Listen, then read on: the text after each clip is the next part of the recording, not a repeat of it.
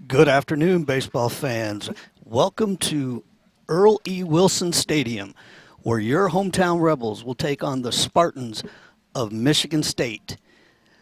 We're looking forward to having two played today, the first being the 1 o'clock start with the second game starting at 45 minutes after the conclusion of the first game. Today you are looking at an absolutely awesome day for baseball. 67 degrees with light breezes blowing left to right. Today will be a beautiful day to play too. Looking forward to everybody peering in and the people watching from wherever they're at. Hope that you'll be able to have a good broadcast today. We're looking forward to really good baseball. Last night, Rebels took the first game of the season and the first game of the series 4-2. As we get ready to get the first pitch underway, let's set the outfield for your hometown Rebels. Starting from left to right, in left field, Austin Krizik. Center fielder, Rylan Charles. Right fielder, Joey Walls. At third base, Diego Alarcon. At shortstop, Giovanni Horvat.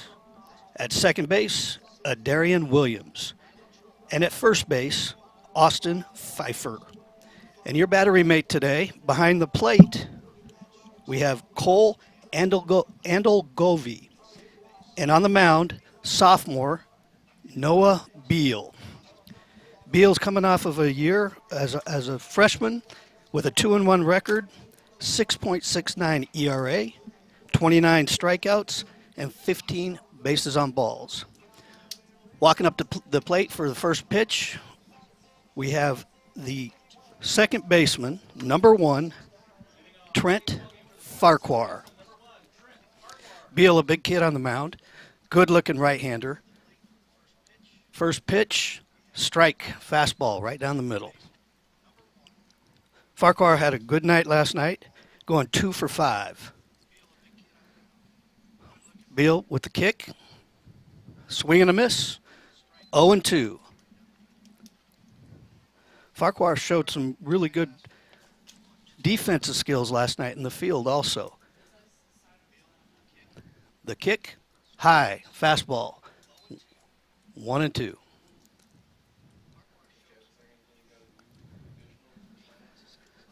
Beal over the top pitch. Kick, little Texas leaguer out into the left field. Austin Krizik makes the catch. That'll be 1 down.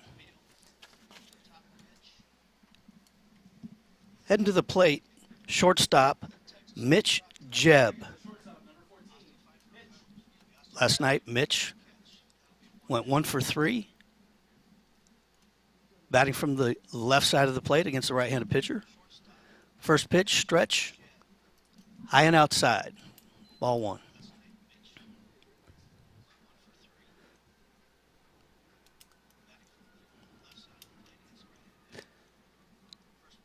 Second pitch, fouled off to the left side, 1-1. These righty-lefty matchups today are going to be pretty interesting as there's quite a bit of different depth into the lineups for both teams. Third pitch, high, 2-1 count. Last night, pitchers were pretty efficient with their pitches. Got a lot of pitches that were looked at, a lot of called strikes. But as the game went on, both starting pitchers found their groove. And it was pretty good to see that even with the first game of the season, things starting to roll for these kids. Okay, that's ball 4. So we have Jebb on first. And walking up to the plate, Zaid Walker, right fielder. Junior. Getting the signals from his third base coach. And we'll walk you through the coaches here shortly. Pretty good lead for Farquhar at first base. No look. He takes off. High throw, stolen base. Farquhar on second base. Ball was high, 1-0. Farquhar had a good lead that time and got a great break on the pitch. Beal really didn't even pay attention to him much, and Farquhar takes advantage. So with one out, Farquhar takes his lead at second. Beal steps off. Coach Stolte walking out, questioning home plate umpire. Not exactly sure what the conversation would be. But as we get a chance, behind home plate, Michael Blinky. First base umpire, Dax Upton. Second base, John Casado. And third base, Alberto Ruiz.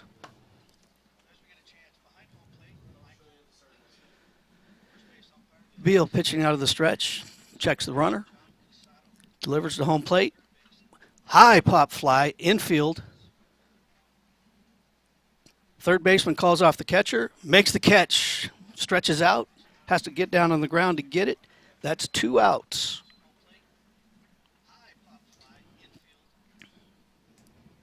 Coming to the plate, batting cleanup, Reese Trahey Jr. Last night, 0 for 3, but good-looking left-handed kid here. No batting gloves, reaches down the dirt, gets a little grip on the bat, steps up to the plate. Beal checks the runner, comes to home plate, outside fastball, ball 1. Beal was good, effective late in the season last year. As a freshman, struggled early, find his groove, but once he went to a good two-seamer, ended up finding some success. Second pitch, inside and low. Trahey backs out of the box, gets the signs from third base. Big lead at second for Farquhar. And the pitch, high, ball 3. This is one of the things that the coaching staff was really working on with Beal this year, is trying to get ahead in the count. At times last year when he got behind, started to stress a little bit, try to overthrow. Pitch, outside, ball 4. So Trahey takes his free pass down to first base. Runners on first and second, 2 outs. Walking up to the plate, left fielder, number 21, Jack Frank. Jack had a great night at the plate last night, going 2 for 4. Frank, a sophomore, big left-handed hitter.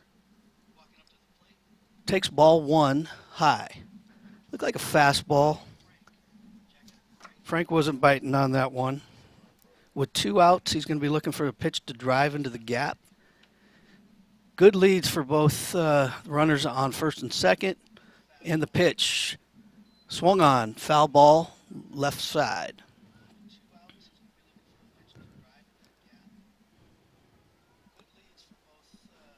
Frank steps back into the box. Beal gets his sign. And the delivery. Slaps one down the left field line. That's going to get out of play into the Michigan State bullpen. Count 1 and 2, 2 outs. Runners on first and second.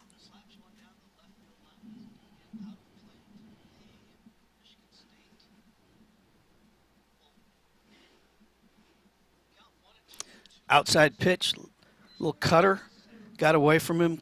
Catcher gets over and makes a good stop in front of the plate.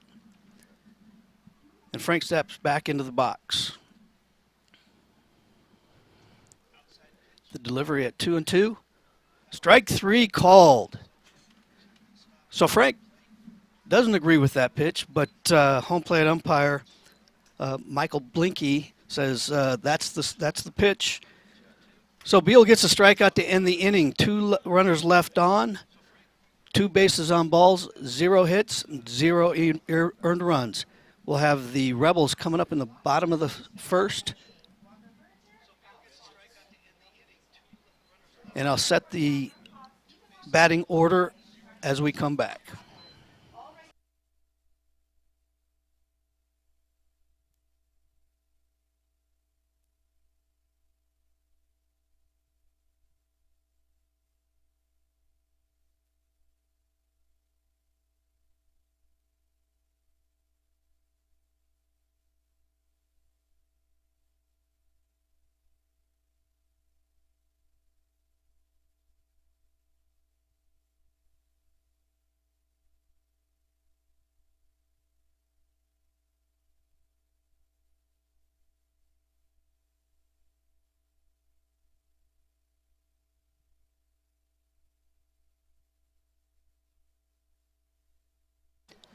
Welcome back to Earl E. Wilson Stadium.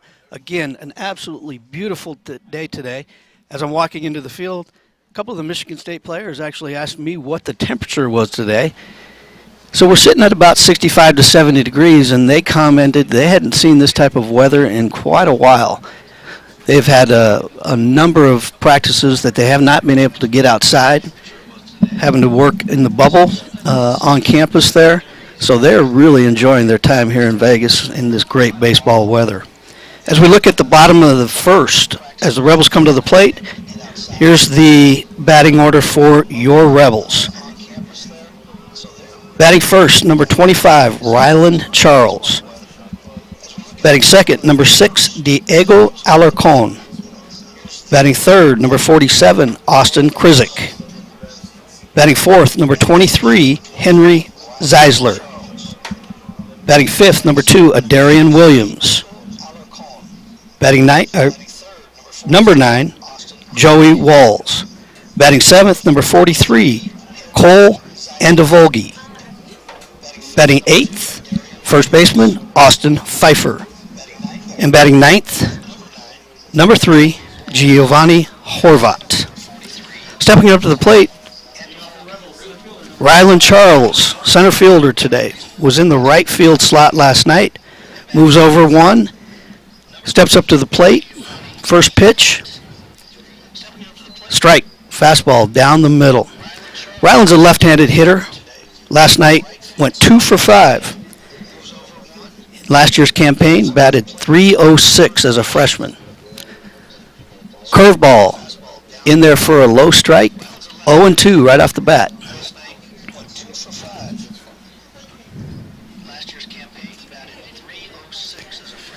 Third pitch, high. Fouled off behind the plate. On the mound today, Nick Powers for the Spartans. Good-looking left-handed kid. High leg kick, delivered to the plate. Strike 3 swinging. Good hook right there, low and away. Ryland Charles was fooled on that one.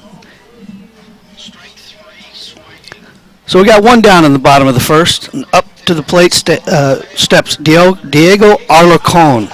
Diego went 0 for 5 last night, which is extremely odd for him. Last year batted .336, all conference. Takes the first pitch high, 1-0.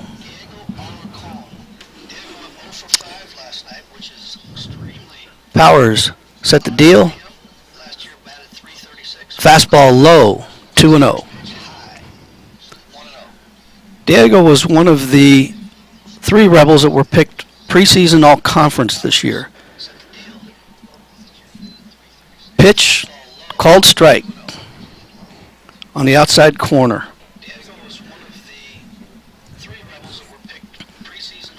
Powers steps towards the plate. Fastball down the middle. Alarcon gets a little bit of it, fouls it straight down to the dirt. 2-2. One out here in the bottom of the first. Outfield playing pretty much straight away. Infield deep. And the stretch. Powers taking a long time. Alarcon backs out. Umpire gives him the timeout. Alarcon steps back in. Powers ready to deal. And the pitch. High fly ball, center field. In play. Caught by the center fielder, Peter On. 2 outs here in the bottom of the first. Up to the plate. Steps left fielder, Austin Krizik. Austin went 2 for 4 last night. The 21 campaign hit .361. Solid player, made an unbelievable catch against the fence in left field last night in the the top of the 9th to save a run. Takes the first pitch, high and away. Krizik, a right-handed batter against the left-handed Powers. Powers comes to the plate. Little cutter on the outside, just outside, 2-0.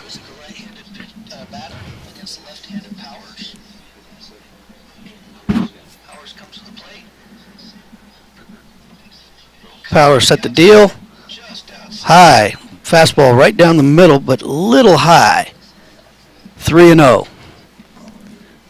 Krisik's a hitter that has the green light and 3-0. Coach Higgins at third base. Takes strike one, 3-1. Krisik's got that body that is just the Kirby Puckett type. Short, stocky, very muscular. Hits a high fly ball to left field. Outfielder drops the ball, gets caught up into the sun. Krizik on his horse, gets all the way to second base. That will be an error on the left fielder, Jack Frank.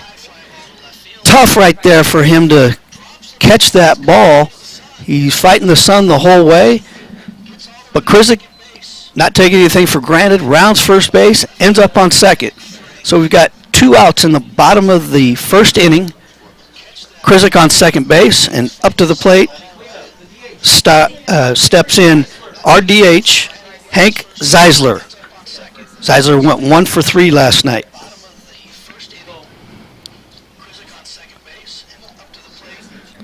Left-handed hitter against left pitcher. Checks the runner, comes home, curveball, strike one. Looked like Hank was keeping the bat on his shoulder the whole time that pitch. Gets the signs from third base coach Kevin Higgins. Powers checks the runner at second. Comes to the plate. Curveball low and away. Count is 1-1. Coaching staff for the Rebels. Head coach Stan Stolte. Third base coach Kevin Higgins. First base coach Mark Shannon. Powers checks a runner. Comes to the plate. Low and outside fastball. 2-1 count. Pitching coach for the Rebels, Corey Vanderhook.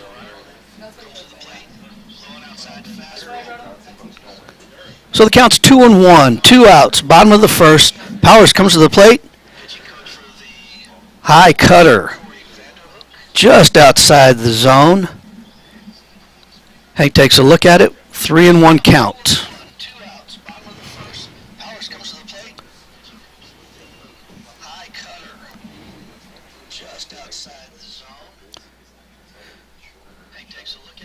Powers comes to the plate.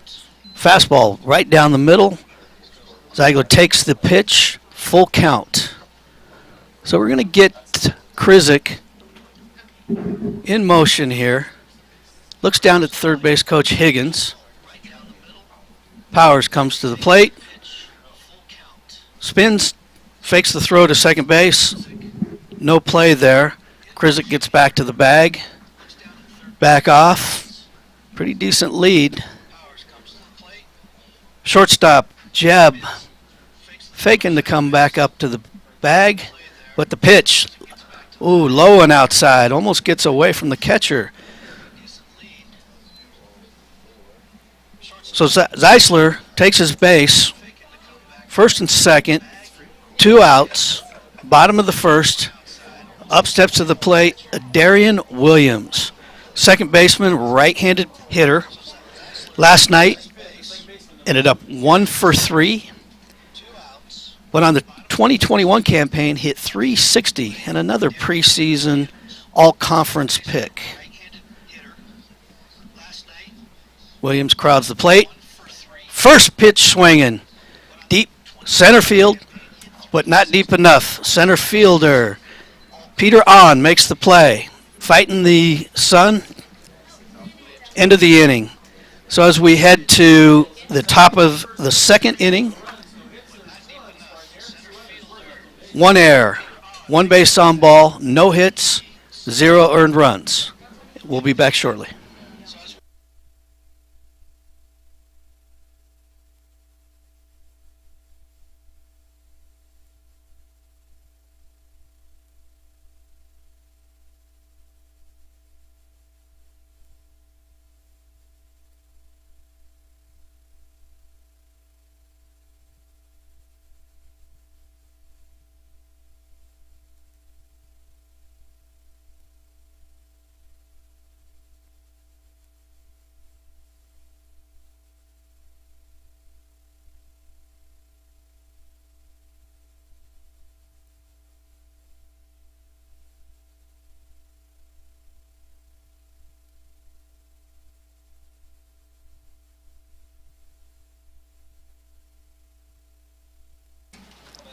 Fans, welcome back to Earl E. Wilson Stadium, home of your UNLV Rebels. As we head to the top of the second inning, looking back last night at the Friday recap, pitching staff did an incredible job for the Rebels last night with Josh Ibarra starting the game, going 5 innings pitched, giving up 5 hits with 4 Ks, 3 bases on balls. Starting the second inning, up to the plate, number 19, Brian Breaker. Bean, first pitch, outside, ball 1. Bean comes to the plate for pitch number 2, low and away, 2-0.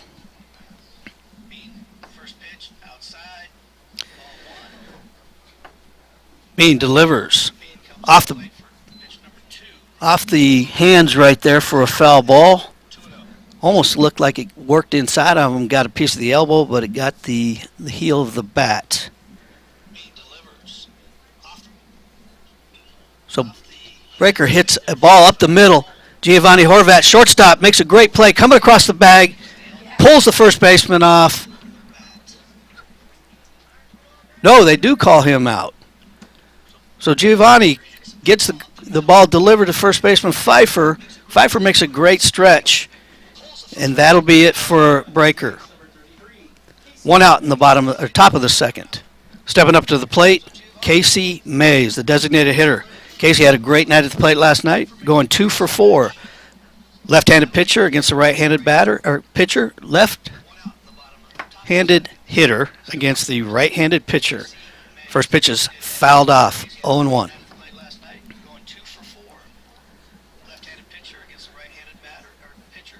Beal, short stretch, delivers, low and outside, 1-1. Then recapping last night, coming into the game for middle relief was Nick Rupp, who had a fantastic game. Mays swings at a high fastball, 1-2.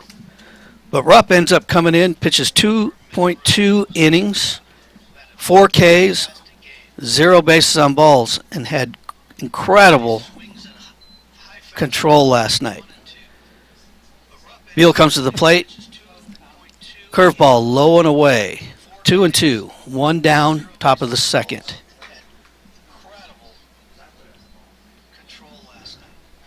Beal delivers.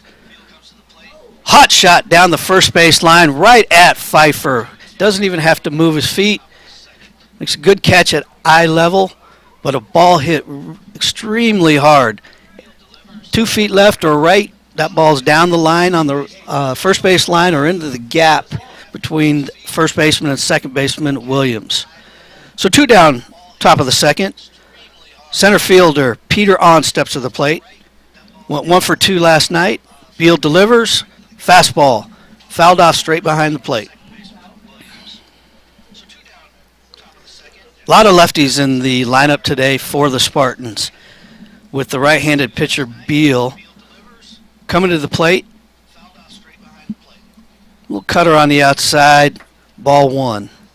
Count being 1-1. Outfield playing shaded to the left against the left-handed pitcher. Third baseman in on the grass. Fastball down the inside corner of the plate, swung on and missed. 1-2, 2 outs. Top of the second inning. Beal set to deliver. Fouled off down the left field line. With 2 strikes, infield backs up a bit. Center fielder moves more towards a straightaway play with the 2 strikes. On asks for time, steps back up to the plate. Beal delivers. Changeup.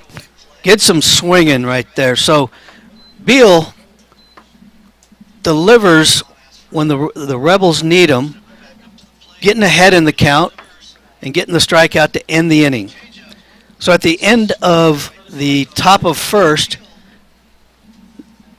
no hits, no runs, nobody left on base. Score is 0-0 going into the bottom of the second. And we'll be back shortly.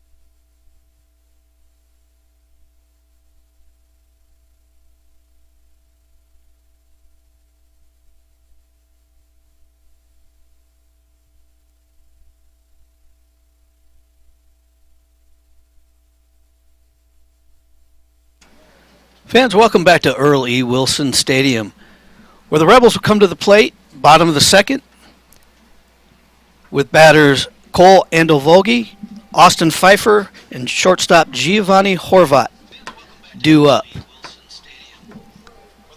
Nick Powers on the mound for the Spartans. It's looked good, had very good control over the first inning. Casey Cole steps to the plate. First pitch swing and fastball. It's a liner into the gap, left field. Center fielder comes up with it. So first pitch swinging, Andelvogi lines into the single, takes a big round of first base, gets back. So runners on first with no outs and stepping up to the plate.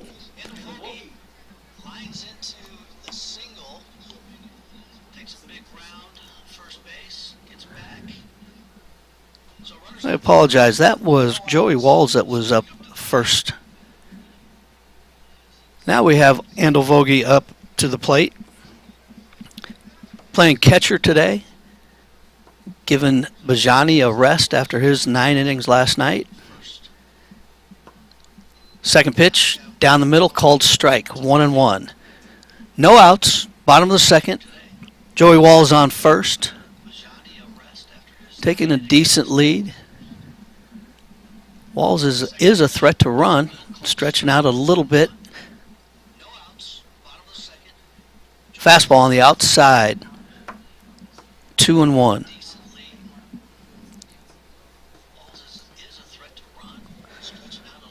Powers pitching out of the stretch, checking the runner. Walls, quick throw to first base. Walls back in pretty easily. Those left-handed pitchers, that quick throw to first, sometimes as the runner's stepping to take the lead, can't catch him off guard. Giovanni Andelvogi,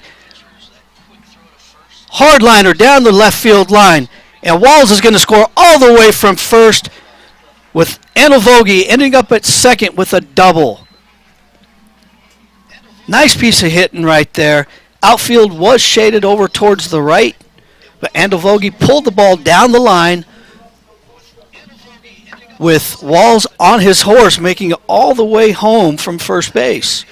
So that big lead that Walls was able to get gave him a jump on that, with Coach Higgins sending him automatically as he rounds second. So Andelvogi, double, no outs, up steps to the plate. Austin Pfeiffer takes curveball, strike 1.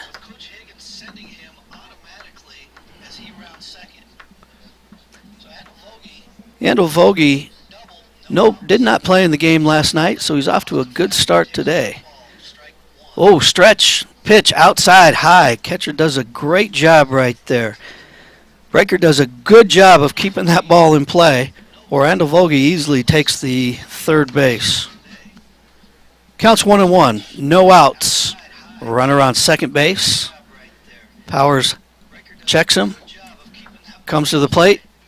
Big curveball right there, slapped out of play to the right side. Pfeiffer went 0 for 3 last night, coming off a .225 batting average in 2021. Big big right-handed batter, first baseman, looking for a big year out of him. Takes a slap at a fastball by Powers, out of play.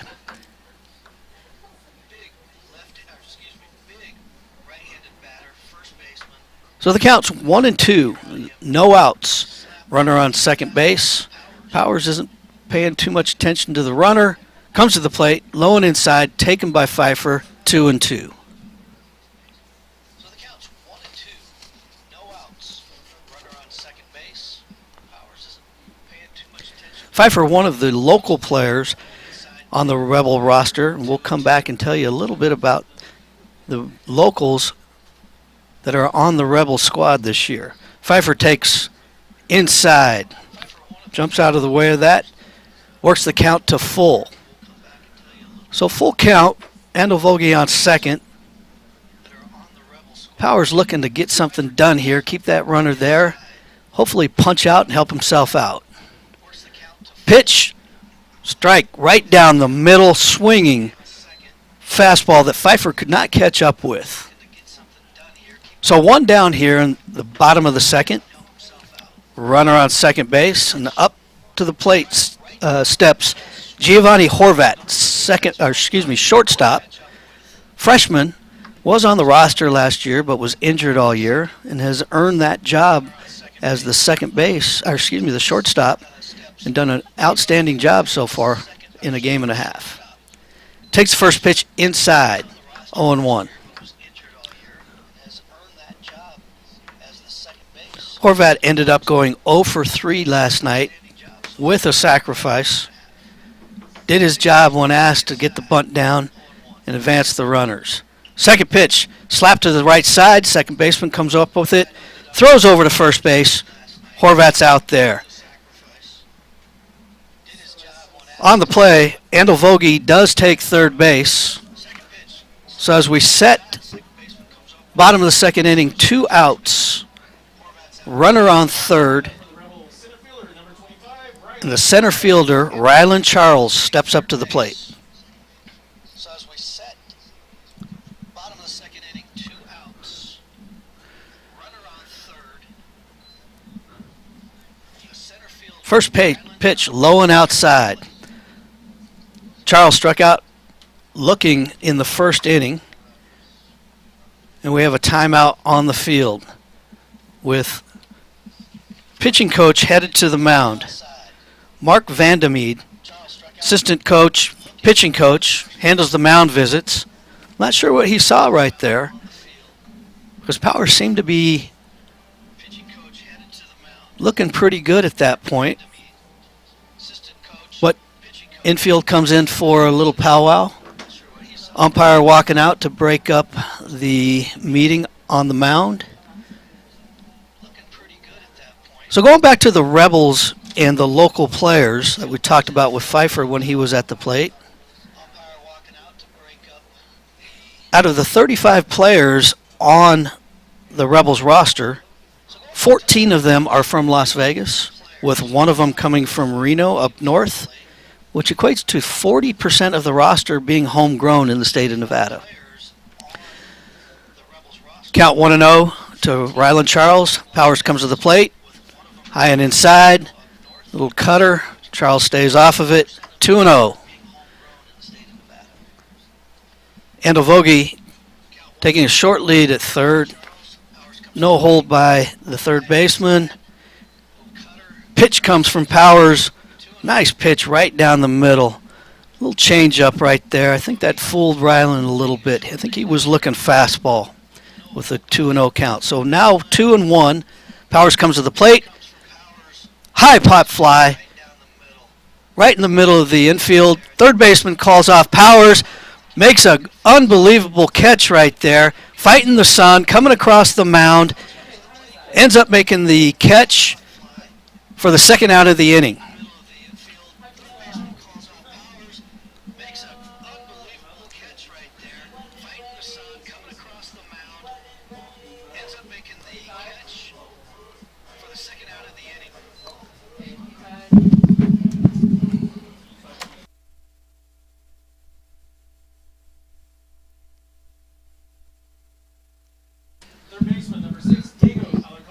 So upon further review, umpires say that third baseman Parker Pilot drops the ball. Andavogi comes in to score, and Ryland Charles heads up, gets all the way to second base. They're all calling that an error, which is hard to believe. That was a tough play right there, battling the sun and coming across the pitcher's mound. Pilot called off the pitcher Powers to make the play, but ended up dropping the ball, which we were blocked from view because every infielder was there trying to make a play. So Diego Alarcon at the plate, count 1-1, inside and low, ball 2. So Charles at second base, heads up running on that high fly ball. He was already rounding first base by the time ball got back into play, and ended up with the second baseman coming to the mound, nobody covering the bag. So we got 2-1 to Alarcon, inside and low, ball 3. So the Rebels lead 2-0 on a tough play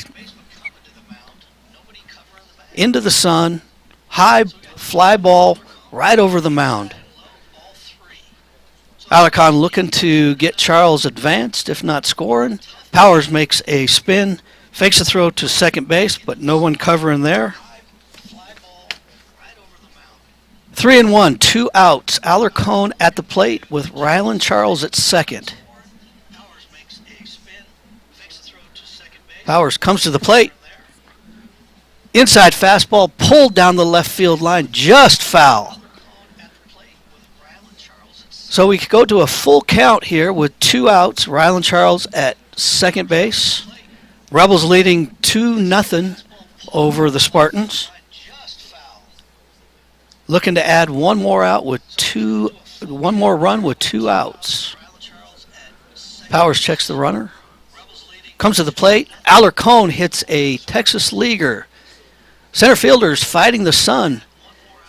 Makes the play for the third out of the inning. But the Rebels do strike with 2 runs on 1 hit, 1 run, 1 error, 1 left on base at second.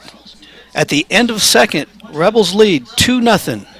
We'll be back shortly.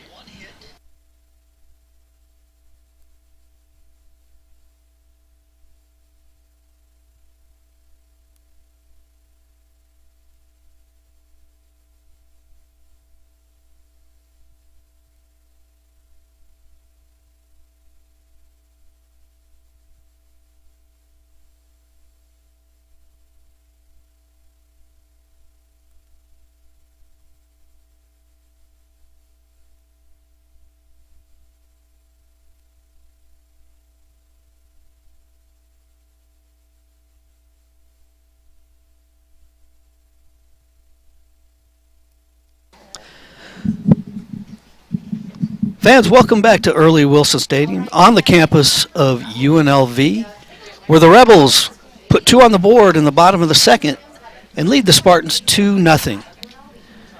Bradley Beal back on the mound for the Rebels. Coming to the plate will be the third baseman, Parker Pilot. Going back on that Rebel local or state of Nevada roster, coaching staff has made a really big effort the last couple of years to keep our homegrown players here. First pitch from Beal, low and inside, but called strike. Pilot steps back up to the plate. Fastball right down the middle, 0-2. So Beal gets up on Pilot early in the count. Infield and outfield playing straight away. Big curveball from the righty. Called strike 3. So Beal, again, when he gets ahead in the count, he's got a great breaking ball and changeup. And not afraid to use that, especially against the right-handed pitcher or right-handed batter. Back to the top of the lineup for the Spartans. Trent Farquhar steps up to the plate. Swings at a fastball, misses, strike 1.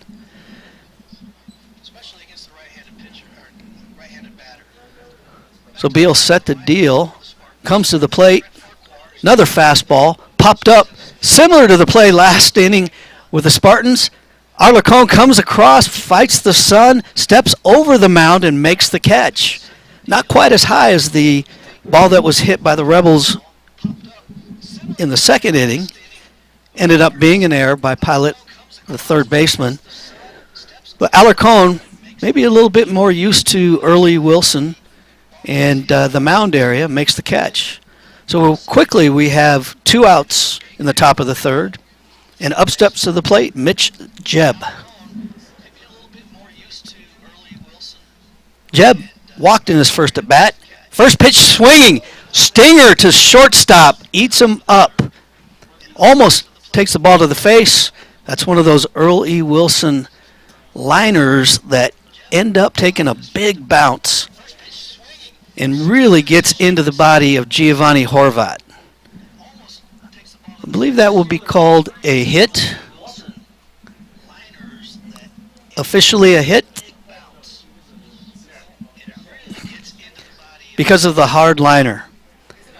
Zaid Walker comes up to the plate. First pitch swinging high, deep left field. That ball is out of here. Walker turns on the first pitch from Beal and puts it almost over the scoreboard here at Earl Wilson, and that was not wind aided. That was just turned on. So Walker, with one swing of the bat, ties up the game with 2 outs in the top of the third inning, and is mobbed by his players coming back to the dugout, and is awarded the gold Spartan helmet for a home run as he gets to the dugout. So kind of the old turnover chain. Spartans have a gold Spartan helmet, which is awesome. Up at the plate, Reese Trahey, first baseman, takes first pitch high and inside, ball 1. Trahey walked in his first at bat, takes fastball down the middle, 1-1. So Walker comes up to the plate, first pitch swinging, puts it over the left field wall, ties this ball game. Beal comes to the plate, changeup. A little early on the swing, Trahey. Beal ahead in the count, 1-2.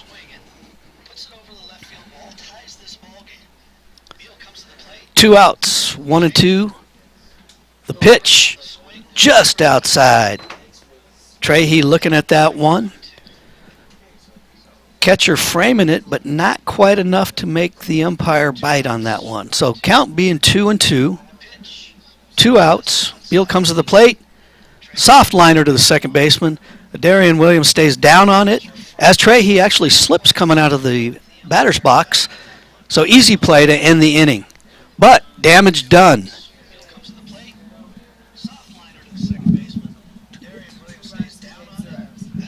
2 hits, 2 runs, no errors, nobody left on base. And at the end of the top of the third, we have a tie score, 2-2, with the Rebels coming to the plate. We'll be back shortly.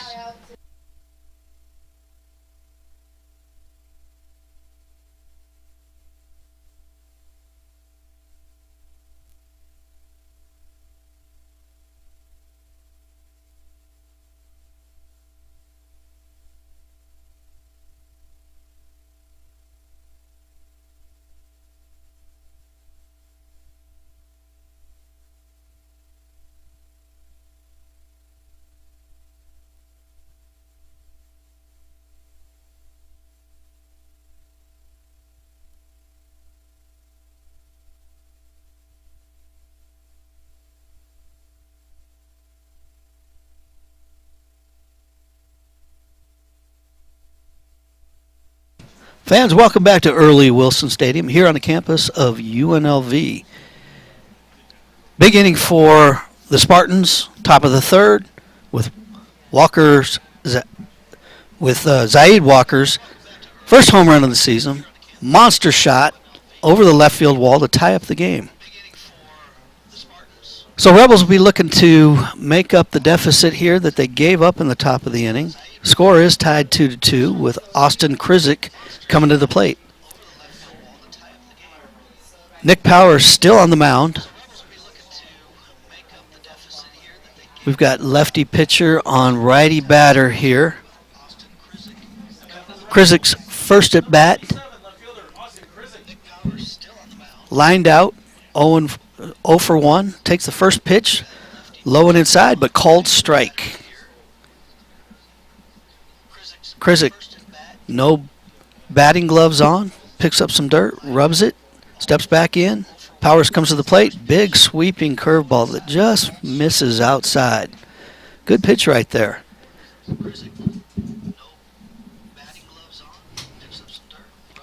Counts 1-1. Powers comes to the plate. Curveball hammered to deep center field. But plenty of room for the center fielder, Peter On, to make the play. So Krizik flies out to deep center. We have one down in the bottom of the third with the score tied 2-2. Up to the plate steps up the designated hitter, Hank Zeisler. Left-handed pitcher takes the first pitch down the middle for a called strike. Zeisler walked his first at bat.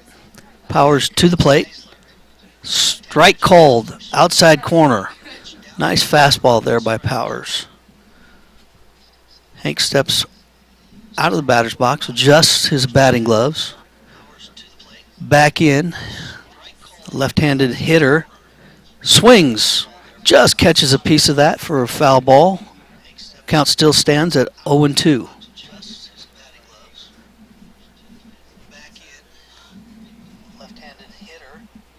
On deck, we have second baseman Darian Williams. Zeisler takes high and inside for the first ball. Count being 1-2, 1 out. Top of the third, tied at 2. Powers comes to the plate. Big sweeping curveball down the line to the first baseman. Flips over to the pitcher. Powers covering the bag and just beats the runner. So nice play by both the first basemen, Reese Trahey and Nick Powers, teaming up to make that tough play at first base. So 2 outs, bottom of the third inning.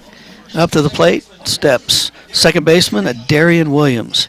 Again, Darian hitting .360 on last year's campaign, looking to build on that success. Takes the first pitch, curveball, strike 1. Darian is 0 for 1. Powers comes to the plate inside. Called ball, 1-1. Powers pitches at a really good pace. Throws low and away, ball 2. Powers isn't wasting any time. He's up there ready to go, regardless of what's going on at the plate with the batters. Comes to the plate. Nice changeup right there. Swung above the ball. Counts 2-2 with 2 outs. Nobody on. Bottom of the third with the score tied 2-2. Powers delivery. Williams hits the ball down to the shortstop. Over across the diamond to first for the out. So Rebels come up with nothing in the bottom of the third. No runs, no hits, no errors, nobody left on base. So at the bottom of 3, the Rebels and Spartans are tied at 2. We'll be back shortly.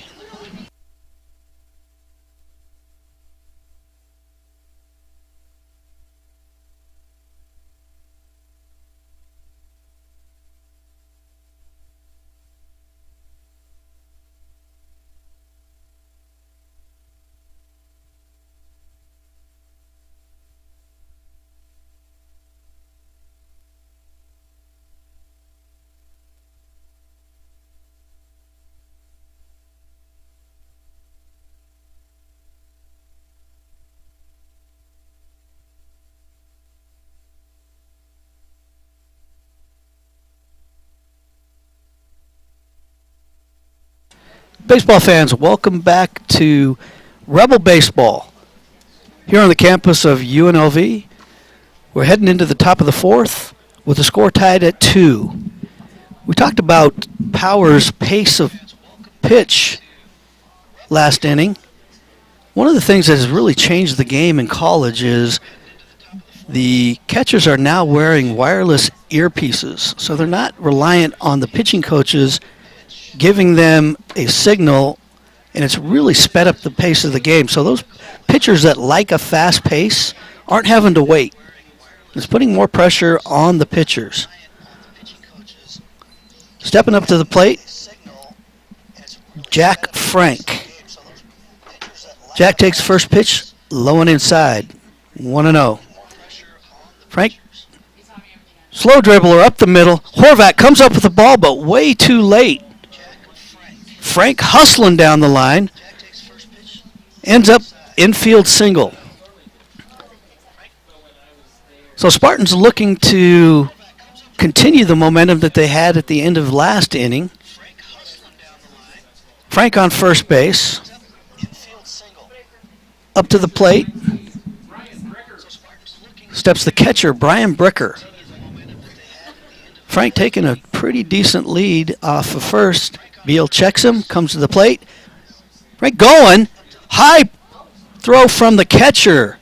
Not a chance. Frank had a great break on the ball right there. And after one pitch, he's on second base with no outs. Bricker looking to advance the runner. Count being 1-0. Beal checks the runner, but nobody covering. Comes to the plate. Inside, strike one. Bricker was looking at that one all the way. Checks over the dugout for sign. Looks like the base paths are being coached from the dugout, not third base coach. Counts 1-1, no outs. Frank on second, and the pitch outside, low and away. Count goes to 2-1. So going back to the wireless mic that the pitching coaches are giving to the catcher for pitches, they're not only getting the pitches, they're setting the infield. So it really speeds up the game, and it's been a real positive thing for college baseball. Beal comes to the plate, high and inside. Bricker takes it. 3-1 count. With Frank on second base, no outs. Beal looking to get out of an early inning jam here with no outs. Comes to the plate, slapped into right field. Caught right there by Joey Walls. Gets the ball back into the infield. Joey makes a good play, running to his left, coming up hard. Makes a pretty tough play look relatively easy. Runners can't advance. So one down, and up to the plate steps Casey Mays. Mays 0 for 1 so far on the day. Left-handed pitcher. Crouch stance. I think he can generate the power there. He's a good-looking kid. Really good-looking upper body. So I imagine the strength comes out of that crouch for him to explode onto the ball. Takes the first pitch, high and inside, 1-0.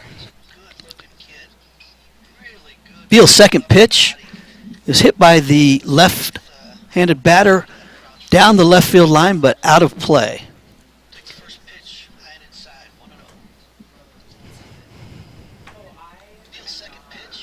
So the count to Mays is 1-1, 1 out. Jack Frank on second base for the Spartans. Looking to capitalize on that hit in the first inning, or first at bat. Second pitch back to Mays is fouled back, straight back, with the count going to 1-2.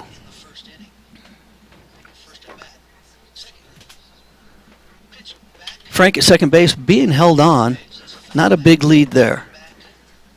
Beal comes to the plate, high. Pop fly into the left field. And Austin Krizik makes a great diving play coming to the foul line. Alarcon had worked his way out towards the left field line, as well as the shortstop, Giovanni. Krizik calls him off and makes a sliding catch for the second out of the inning. So this is just another example of the outfield here for the Rebels. Very, very sound on the outfield defense. Krizik continues to make unbelievable catches. So 2 outs here in the top of the 4th. Runner on second base. Timeout called. Pitching coach Corey Vanderhook headed to the mound.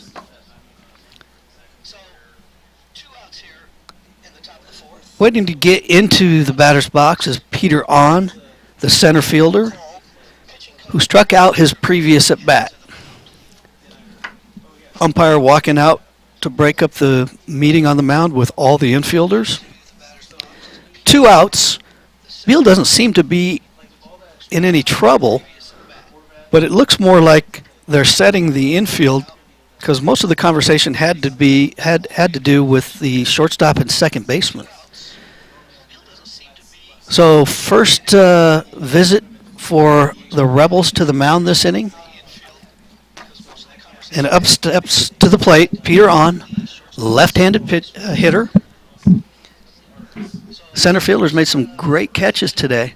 First pitch swinging, ball tapped down the first base line, foul. So quickly Beal goes 0-1 on the count with 2 outs. Jack Frank at second base got a great break on that ball, so if it does get by the first baseman, he easily scores. Beal coming with second pitch in the at-bat.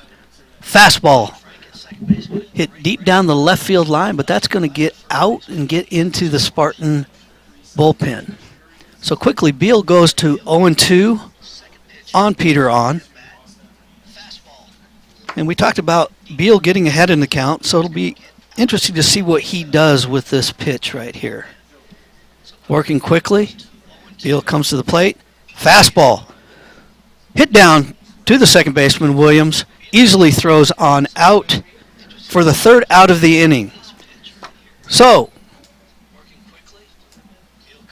top of the 4th inning, 0 runs, 1 hit, no errors with 1 left on base. Going into the bottom of the 4th, we're tied at 2 with the Rebels coming up. We'll be back shortly.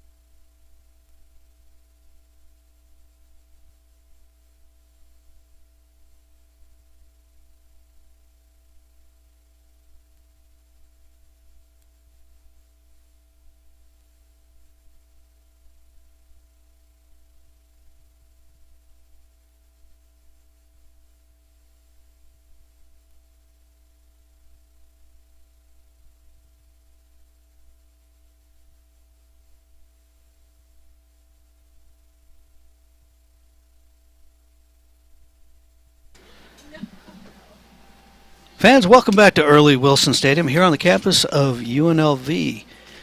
Going into the bottom of the 4th inning, score tied at 2. Dan Dolby on the call here.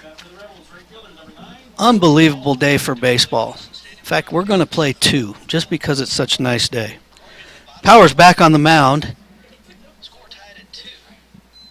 At bat, Joey Walls takes the first pitch, fouled straight behind the home plate. Counts 0-1.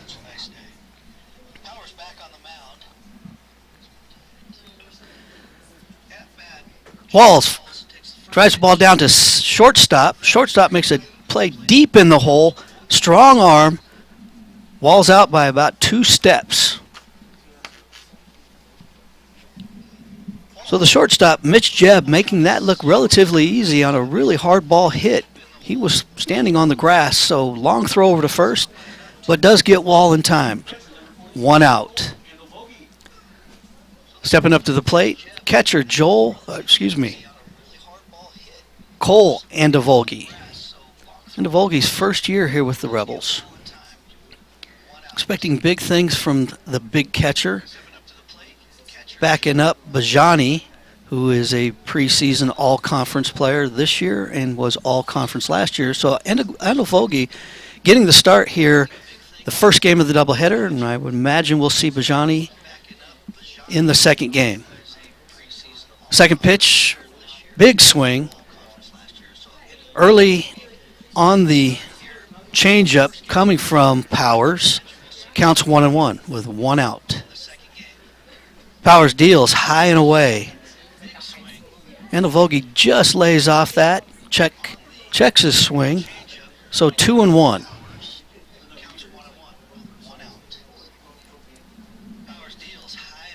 Powers comes to the plate, fastball low and inside. Andavolgi can't lay off that big swing, but a swing and a miss for the count, moving to 2-2, 1 out.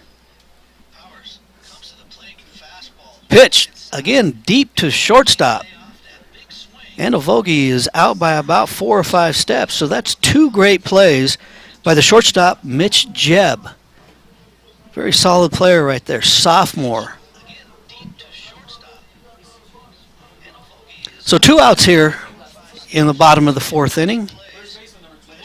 Up to the plate steps Austin Pfeiffer. 0 for 1 in the game. Takes a big sweeping curveball. Nice pitch, called strike. So Pfeiffer hitting from the right side of the plate against the left-handed pitcher. Looking for something to drive here.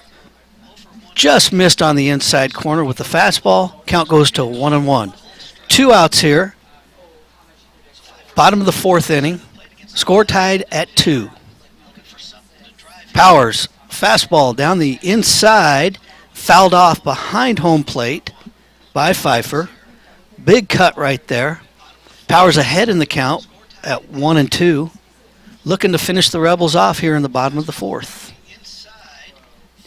Powers pitch, slap down the third base line, gets into the dugout of the Spartans. Stays at 1-2.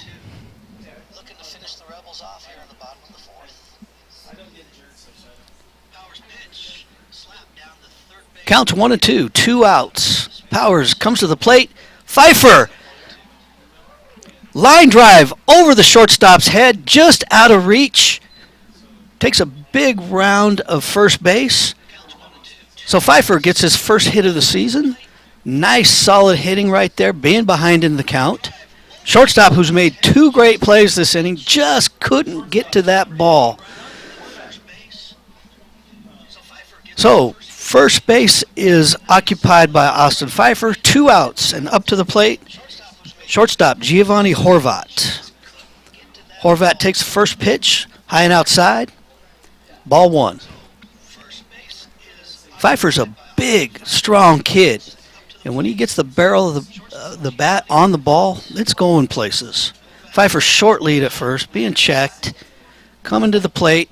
Horvat, swing, foul ball, right field, out of play. So the count evens up at 1s, 2 outs. Pfeiffer at first. Powers looking to get out of this inning with no damage. Giving up a 2-out single. Powers comes to the plate. Fouled directly behind home plate. Powers now ahead in the count, 1-2 with 2 outs. Giovanni winning the shortstop job this year. He's looking for his first hit of the season.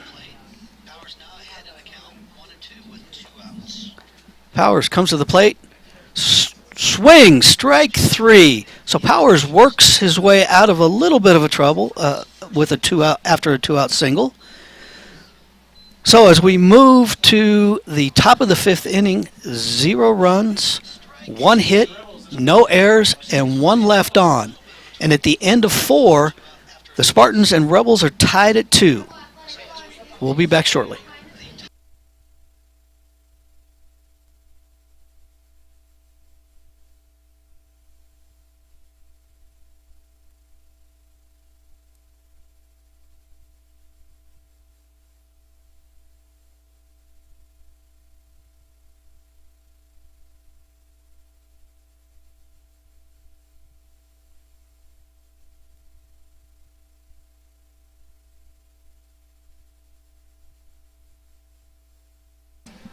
Fans, we're back here for Rebel Baseball.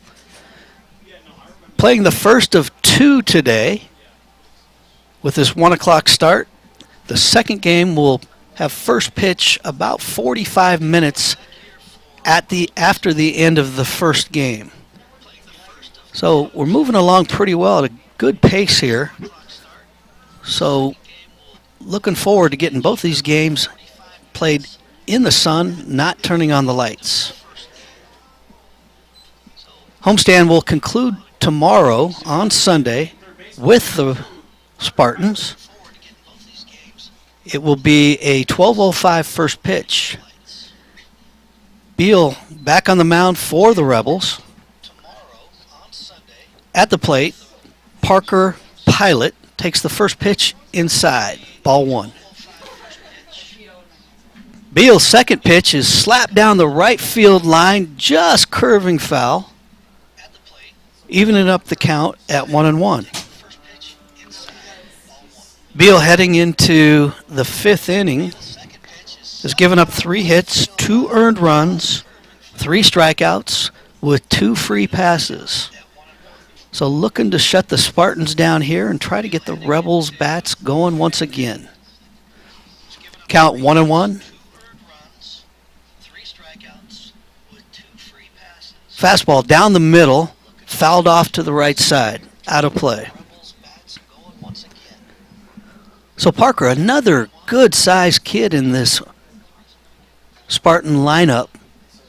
A lot of tall, good-looking guys. Takes high. Ball 2. So the count evens up at 2-2. But these Spartans look like they have spent a lot of time in the weight room. And it's showing with some of the power that they're hitting. This is a very good Big Ten baseball team. Pilot, slow roller down to third base. Alarcon coming across the grass, makes the play, gets the ball to first, 1 out. So nice play by Alarcon. And even though Alarcon has been a really good hitter for the Rebels over the last couple of years, I think his defensive play is very underrated. Very few errors in the season last year, and looking to keep that momentum going this year. Stepping up to the plate, Trent Farquhar for his third at bat. He's 0 for 2 on the day. Third baseman Alarcon playing in. Called strike on the inside corner to even the count up at 1-1 with 1 out. Beal also working at a very fast pace. Comes to the plate. Low and away fastball. Count goes to 2-1. Again, Alarcon playing way in on the grass against the left-handed pitcher. Batter. Farquhar fouls one off over the press box here to even up the count at 2-2. Alarcon now with 2 strikes backs up back onto the dirt. Beal comes to the plate. Fouls one off his foot. That one looked like it hurt. Farquhar hobbling a little bit. Looks over to the dugout. Says he's fine. So the count's still 2-2. 1 out. Nobody on. With the game tied at 2 in the top of the 5th inning. Beal comes to the plate. Rocket down the first base line, but just foul of the bag. That stays another foot inside the bag. That's probably a 2, maybe 3 base hit for Farquhar. 2-2.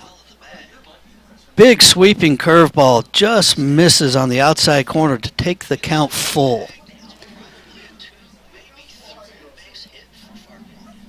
So Farquhar at the plate takes ball 4. Outside pitch by Beal. He thought he had it. But Farquhar gets the pass to first base. So 1 on with 1 out. And shortstop Mitch Jebb steps in. Another left-handed hitter. Made 2 great defensive plays deep in the hole last inning against the Rebels.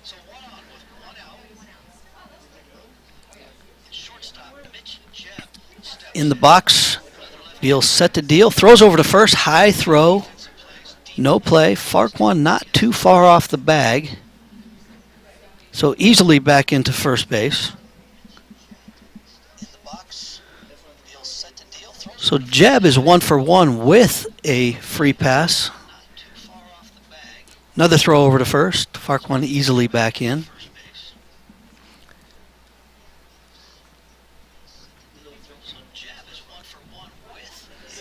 Jeb back into the batter's box. Farquhar takes a little bigger lead this time. Beal checks him, throws back over, high throw. Not even close. Time called with the catcher. Andel headed out to talk to Beal. Looks like they are a little off sync with their plays over to first. They must be thinking that Farquhar is a threat to go because there's been 3 straight throws over to first base. Umpire breaks up the meeting. Must be thinking that Farquhar is a threat to go because there's been 3 straight throws over to first base. Umpire breaks up the meeting. Now we get another timeout with the head coach, Stan Stolte, making a mound visit. So generally when there's just going to be a conversation, Corey Vanderhook, the pitching coach, comes out, but Stan Stolte is going to the bullpen. So we will have a pitching change with Beal getting 4 1/3 innings in, leaving with a tie score at 2s. We'll take a short break, come back and set the relief pitcher for you. You're listening to UNLV Rebel Baseball Radio.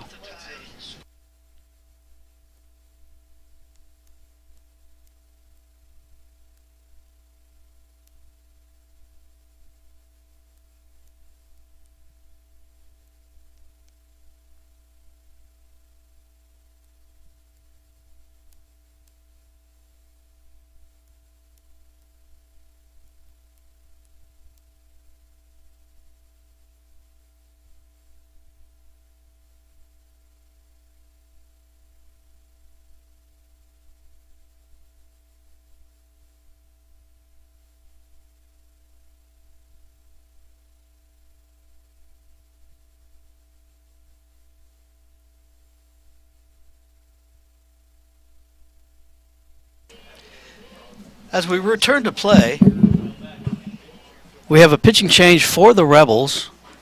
Taking the mound is number 41, Noah Matera. Noah is a sophomore, left-handed pitcher.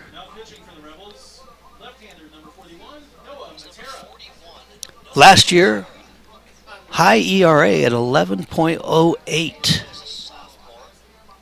Made 8 appearances,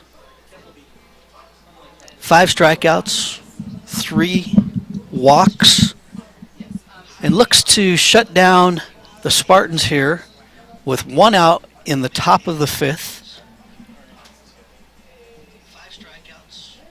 Runner on first base, Trent Farquhar, the second baseman. And Mitch Jebb at the plate. Left-handed hitter, left-handed pitcher. First pitch, low and in the dirt. Counts 1-0. So Matera, compared to last year, has put on some size. I know that the Rebels are looking for him to be that middle guy that can come in and get the shutouts that are needed when the opposing teams have runners on base. So Matera deals,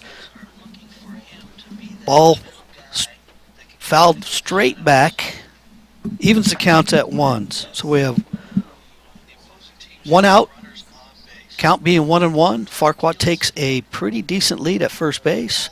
Comes to the plate, hammered into the gap in left center field. Charles over there to pick up the ball. That's going to be a double. They're sending him home from first base, and Farquhar slides in with an errant throw. So Farquhar scores all the way from first base. Third base coach was wheeling him all the way. Very good relay, but an errant throw to the catcher. And Farquhar slides headfirst, safe at home. And Mitch Jebb ends up all the way over to third base with the catcher having to chase the ball back to the backstop. Up to the plate, Zac Walker. First pitch called strike. Walker, if you remember from 2 innings ago, hit a massive shot to left field to tie up the ball game. Takes a curveball check swing, but is called strike. So the count's 0-2, 1 out. Mitch Jebb on third base. Rebels looking to hold him here. Matera comes to the plate. Strike. Just got it. Walker just got a piece of that. Andovolgi had it in his glove, but did fall out. So Walker stays alive at 0-2. Righty batter, left-handed pitcher. Matera comes to the plate. Big bender right there for a swing and a miss. Good pitch right there by Matera. Very much needed to get that second out in the inning. Stepping up to the plate now, first baseman Reese Trahey. Trahey is walked. Left-handed batter takes the first pitch. Curveball in for us, called strike. So 2 outs. Spartans scoring in this inning, up 3-2 for the game. Matera dealing from the left side, outside fastball. That's a ball. Evens up the count at 1s. Outfield playing relatively deep, but straight away. Matera comes to the plate, called strike on the outside part of the plate. That was a fastball, much needed to get ahead in the count. So Matera is ahead 2 strikes with 1 ball, 2 outs, runner on third, and the pitch. Fouled straight back over the press box here. Count stays at 1-2.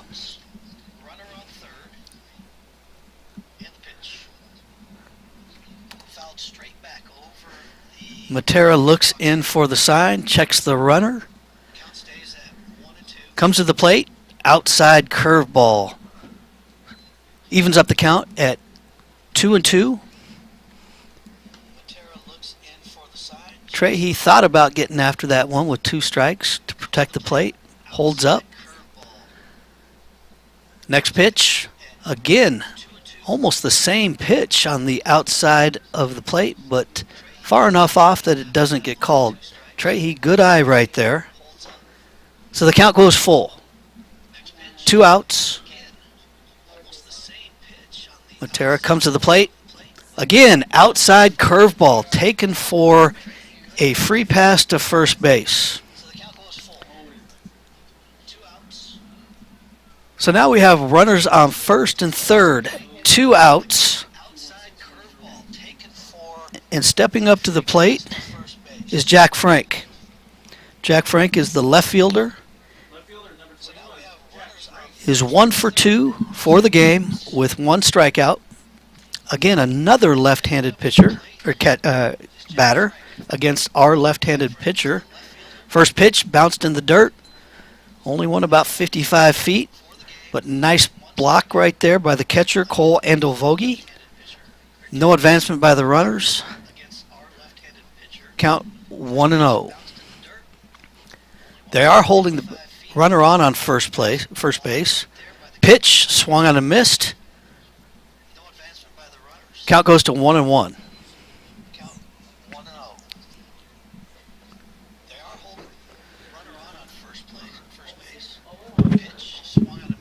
Catcher Andel Vogie giving defensive signs to the infield with second base open. They may be looking at Trahey trying to advance. So the defensive play is set. Frank swings and misses on a slow sweeping curveball. Count goes to 1-2. So, top of the fifth inning, 2 outs. Count being 1-2 to Jack Frank. And the runner goes, and he is let go. So almost a pitcher's indifference right there. He was actually looking to get, he being Trahey, looking to get in a rundown so that the runner from third could advance. But the Rebels weren't biting on that, but it is an easy stolen base to second, so runners on second and third. Outside pitch, it gets away, play at the plate, safe! Mitch Jebb slides just under the tag. So Andel Vogie, ball gets away from him, being in the dirt. Matera covering at home plate, just couldn't get there in time. So the Spartans strike again on a wild pitch by Noah Matera. So the count's 2-2 to Jack Frank. Fastball down the middle, fouled off to the right side. Count stays 2-2. So the Spartans have really kind of ham and egged it this inning.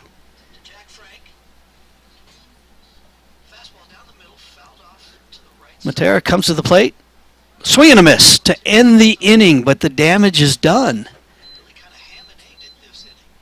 The Spartans of Michigan State score 2 on 2 hits. No errors, but a wild pitch. And one runner left on third. So as we head to the bottom of the fifth inning, the Spartans take the lead 4-2. We'll be back shortly.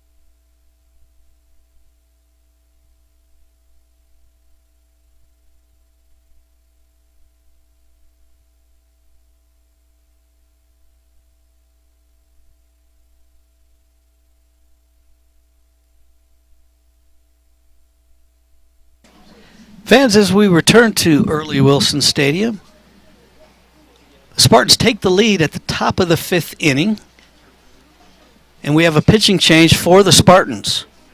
Heading to the mound is number 31, Connor Tomasick.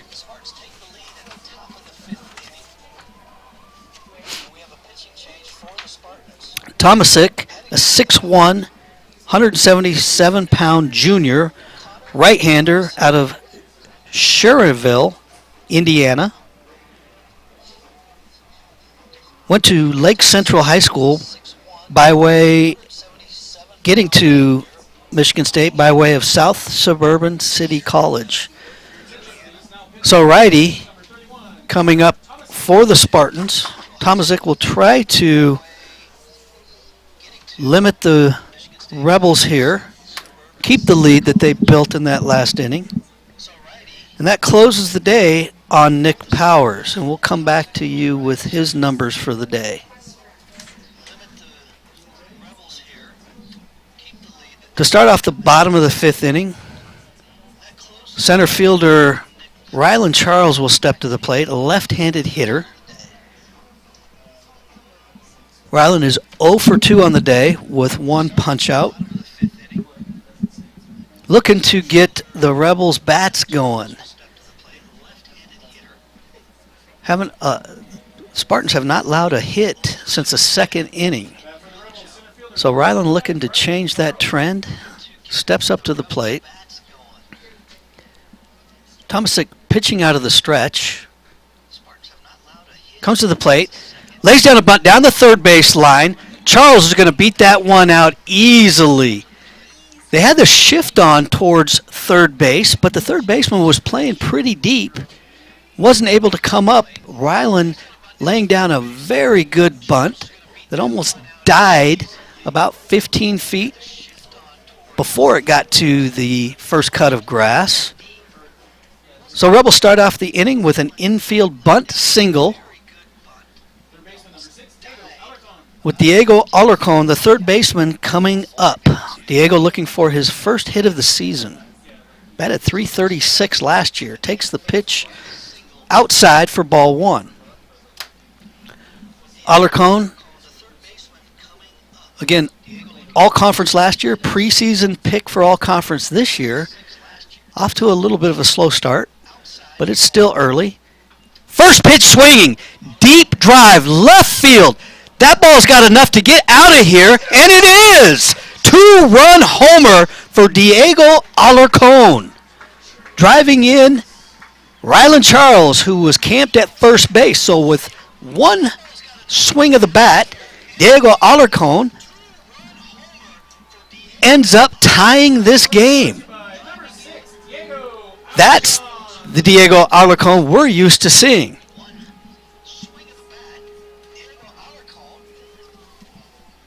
So Tomasick comes in hoping to shut the Rebels down, but gives up a 2-run homer to tie this game in the bottom of the 5th with no outs. Up steps to the plate, right-handed hitter Austin Krizik. Takes high and outside. 1-0's the count.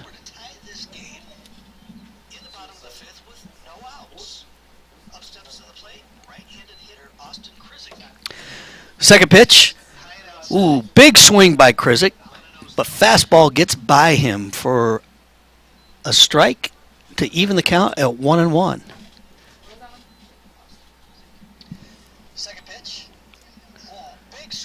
Tomasick comes to the plate. Fouled off down the right field line by Krizik. Makes the count 1-2. Krizik looking for his first hit of the day. After going 2 for 4 last night in the first game of the campaign. Tomasick sets, comes to the plate. Outside fastball. Off the plate. Even the count at 2-2. Tomasick also working at a very fast pace. Looks in. Sets. Kicks. Delivers. Fastball low. Swung on a miss by Krizik for out number 1. So Tomasick, very important to get that strikeout after that home run blast by Alarcon. Settle in a little bit. And now faces the DH, left-handed pitcher, Hank Zeisler. Hank is 0 for 1 with a walk. Sets and slams a ball right into the gap. Center field and right, and he's going for 2. This is going to be a close play. Hank is in there for a double. Great hustle on the base pass by the big man. He's got wheels. He actually had 36 stolen bases in high school.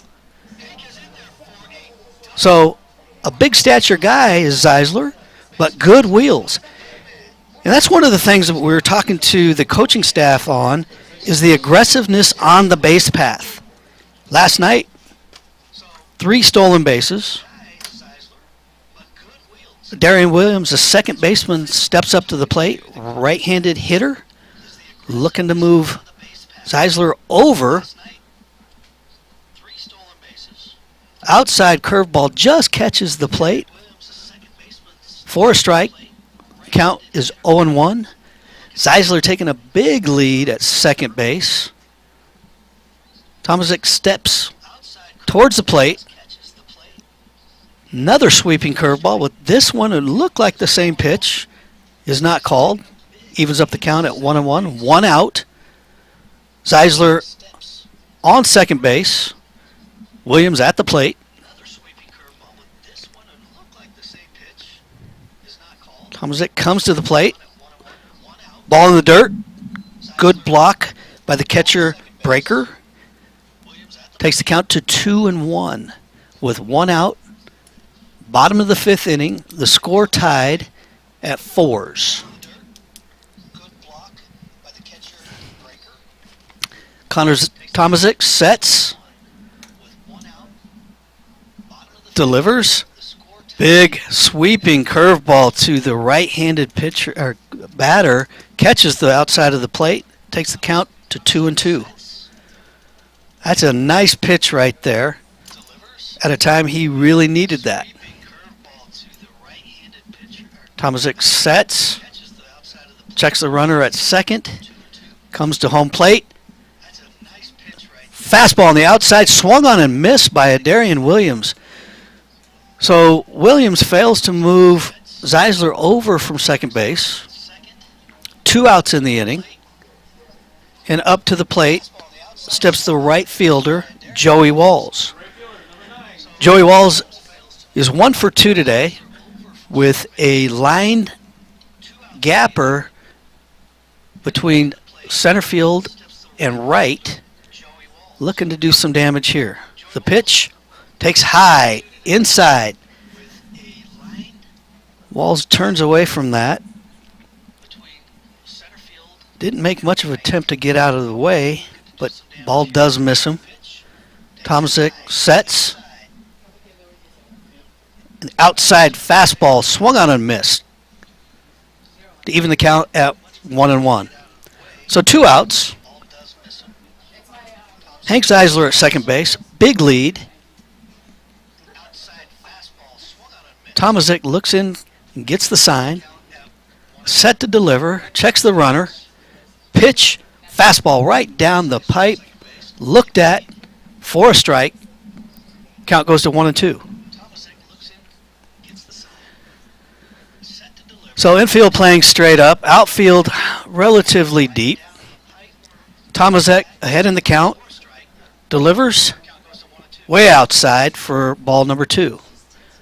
He was trying to get Walls to chase that one.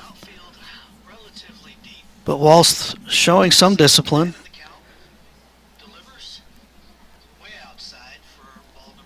2-2 is the count. 2 outs. Pitched by Tomasick. Fastball swung on a miss by Joey Walls to make the 3rd out of the inning. 2 runs on 2 hits, 0 errors, 1 man left on base. And at the end of 5, we have a tie score, 4-4. Your Rebels and the Spartans of Michigan State. We look forward to being back here shortly.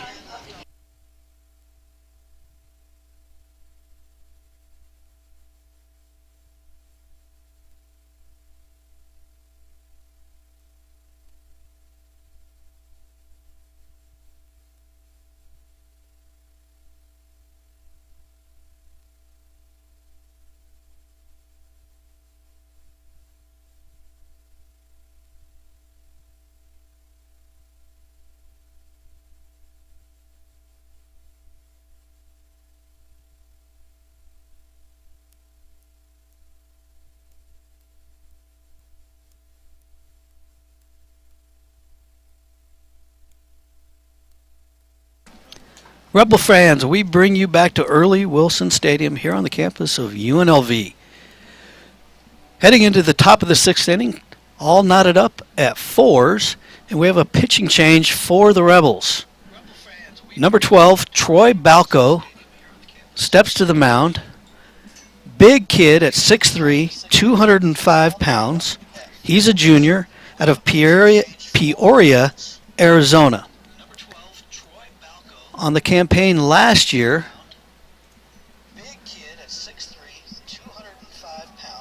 Balco carried an ERA of 3.38, 11 appearances, 21 innings pitched, 22 strikeouts to 6 bases on balls, so pretty good ratio. Big right hand, hard throwing Troy Balco comes in with the score tied at 4, looking to shut the Spartans down in the top of the 6th. We talked about the aggressiveness of the Rebels on the base path. We also saw that from the Spartans last inning, where Farquhar came all the way around from first base, and the third base coach was wheeling him as soon as he rounded second base. So third base coach, knowing the speed of Farquhar, was sending him all the way.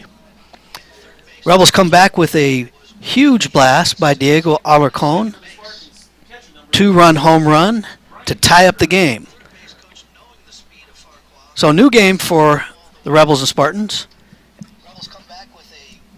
Up to the plate steps up Brian Breaker. Breaker is 0-2 for the game. Breaker is the catcher, right-handed hitter. 0-1 count. Balco comes to the plate, low and away. Ball 1. So the count's down to 1-1 with Breaker crowding the plate to the big right-hander, Balco. And the pitch, good curveball for a called strike. Take the count to 1-2. Balco has pretty much for his career been a middle inning guy for the Rebels. It looks like that is going to continue for him. Coming to the plate, deep ground ball to shortstop, Horvat. Long throw, dug out by Austin Pfeiffer at first for the out. Very close play at first base. But Horvat showing great range and a good arm to get that ball over, but more importantly, Pfeiffer digging that one out of the dirt. So we have one out in the top of the 6th with Casey Mays stepping to the plate. 0 for 2 for the game. Left-handed pitcher. Balco gets the sign.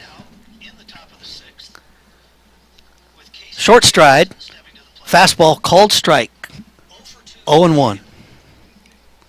So again, Balco trying to find his niche on this staff. He's done a very good job, especially late in the season last year. And the Rebels are counting on him to be a big part of this pitching staff this year.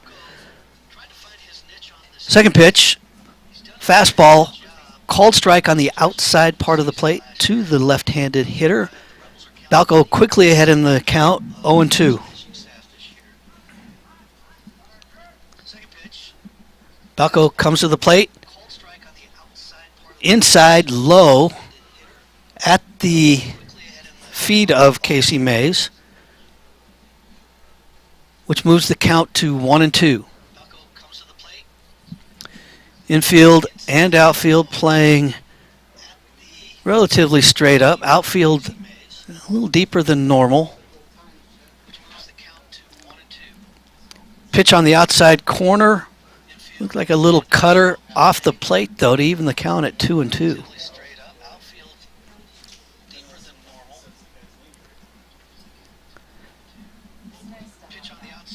Balco gets the sign.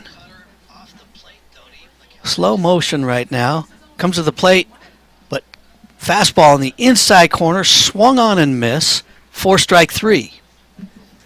So 2 outs in the top of the 6th inning. Balco doing his job so far.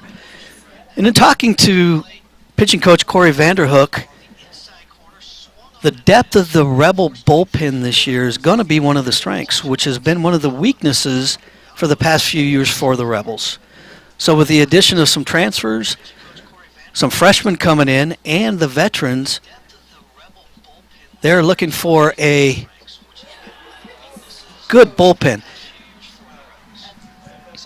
Peter on, goes to lay the bunt, pops it up, And the catcher, Cole Avogoli, makes a diving catch for the third out of the inning.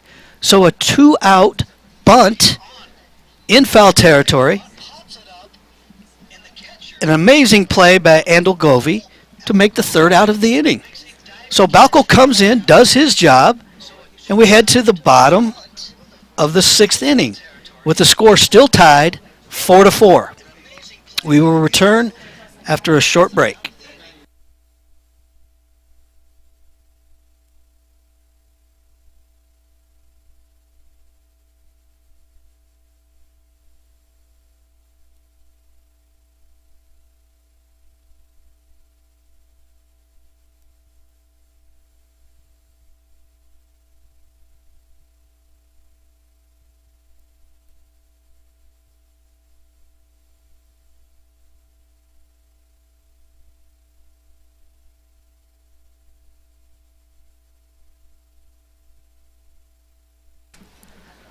Welcome back to Rebel Baseball. Here on the campus of UNLV on a beautiful day for baseball. Hell, it'd be a beautiful day to do about anything outside. With the temperature about 70 degrees with a very light breeze now coming in directly from center field. But not a factor in any of the fly balls so far this game. Connor Tomasick will return to the mound for the Spartans.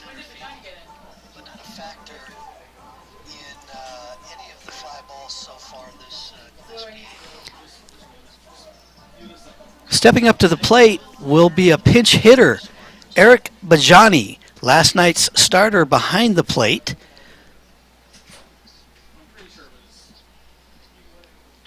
And hammers the first ball he sees right by shortstop. Line drive, base hit.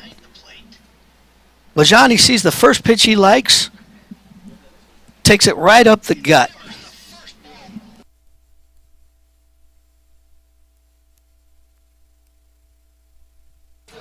So Bajani comes in, most likely will be behind the plate. Base hit, up steps to the plate, Austin Pfeiffer. Pfeiffer takes low and outside for ball 1. Pfeiffer is 1 for 2 on the day with 1 strikeout. Looking to get a little bit of momentum going after a good inning last inning for the Rebels in the 5th. 1-0 the count. Pfeiffer fouls it behind the stands, even up the count at 1-1. Bajani is one of the most consistent players for the Rebels. Even being the captain behind the plate, they count on him to get that bat going. Pitch fouled down the right field line, out of play, counts 1-2.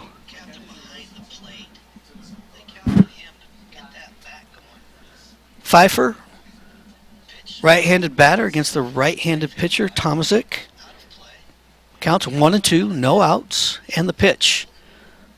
Low and outside, just off the plate. Hard to lay off that one, but Pfeiffer does, and is a called ball for a count of 2-2. Those are ones that are hard to lay off, but Pfeiffer did and benefited from it being just off the plate. Tomasick sets. Outside. Takes the count full. So with no outs, pinch hitter Eric Bajani on first after a line single. Full count to Pfeiffer. No outs. Score tied at 4s. Tomasick sets. Throws to first. No play. Bajani easily back in. Bajani not much of a threat to run. Takes a short lead.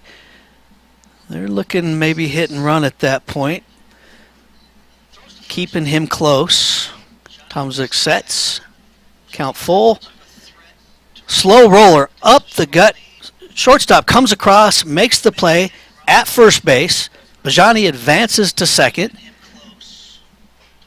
So Pfeiffer gets the runner over. off of a slow roller to the shortstop. And Mitch Jebb had no choice but to go to first base because Bajani had broken on the ball. So 1 out, bottom of the 6th inning.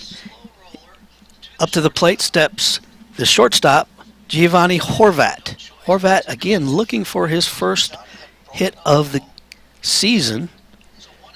Struck out his last at bat. Tomasick comes, curveball on the outside. Catcher reaches across to get it. Count goes 1-0. Struck out his last at bat. Tomasick comes, curveball on the outside. Second pitch from Tomasick to Horvat. Fastball fouled high, but down the right field line, out of play. Count evens 1-1.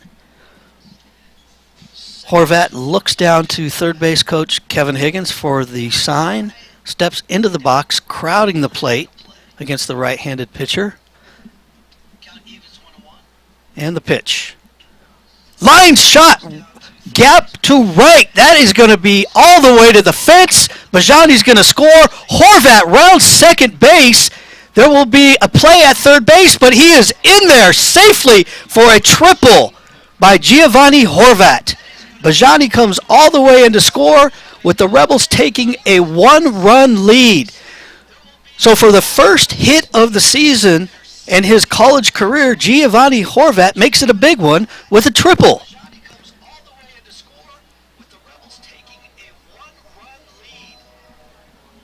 Horvat extremely excited, big smile on his face, talking to third base coach Kevin Higgins. And up to the plate steps up the leadoff hitter, Rylan Charles. Rylan is 1 for 3 on the day. Runner on third, Horvat. Deep shot to center field. Center fielder going way back, fighting the sun. Caught, tagged up Giovanni Horvat at third, and easily comes across the plate for another Rebel run. So Charles does his job by getting the deep fly, scoring the second run of the inning for the Rebels. So going back into the lineup, Pfeiffer did his job in advancing Bajani to second base. And then Charles does his job by getting the sacrifice fly and scoring Giovanni Horvat from third base. Diego Alarcon, who homered last at bat, up to the plate and hits a liner into the gap, left field. Left fielder comes over, makes the play. Alarcon takes a big turn at first base, and the Rebels have another base runner. So Alarcon, after going 0 for 8 to start the season, goes 2 for 2 in his last 2 at-bats. So 2 outs, bottom of the 6th inning. Alarcon at first base. Austin Krizik steps up to the plate, right-handed hitter. Tomasick checking the runner. Comes to the plate. Big sweeping curveball, just misses high. Counts 1-0. Nobody up in the Spartan bullpen at this point. So right now it's Tomasick's game. Second pitch. Again, high. Another curveball.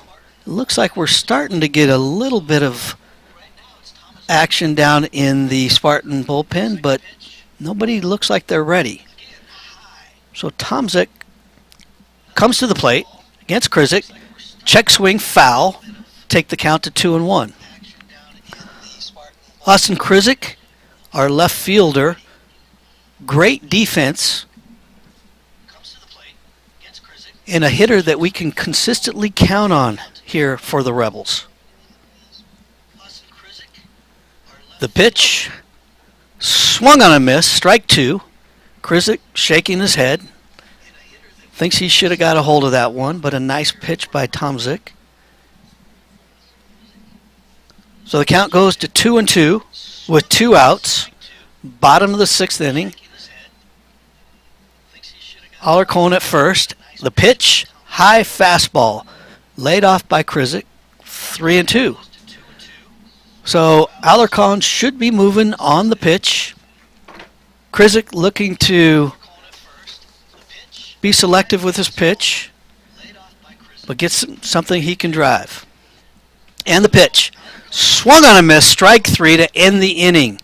But the Rebels do score 2.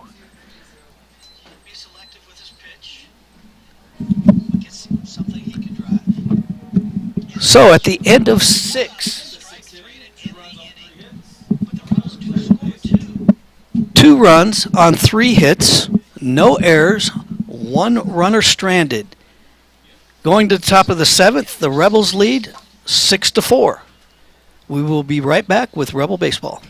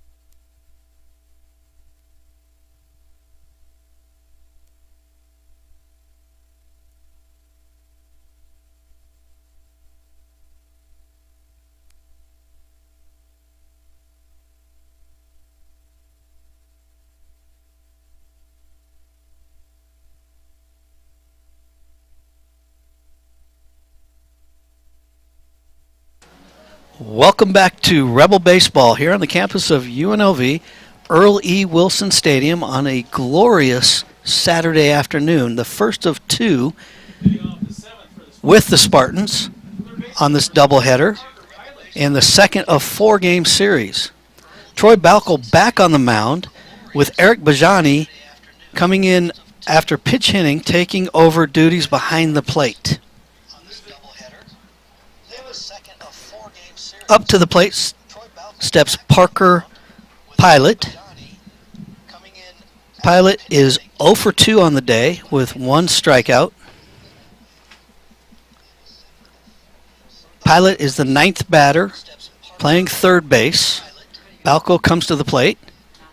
Low gets away from Bajani, all the way to the backstop. Counts 1-0.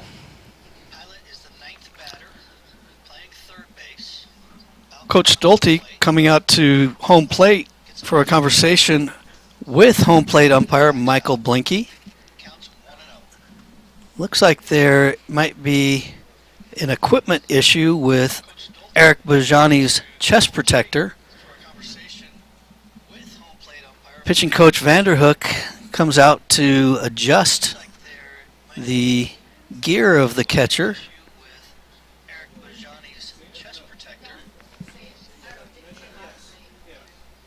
After the Rebels finish with their 4-game series here against Michigan State, the Rebels will be on the road on Tuesday up in St. George playing Dixie State on a midweek game. And then leaving Thursday to play a 3-game series at the Tony Gwynn Classic down in San Diego. 2 games against the University of San Diego and the University of Hawaii. Back to play. Balco, 1-0 count. Throws high and inside. Take the count to 2-0 on Parker Pilot.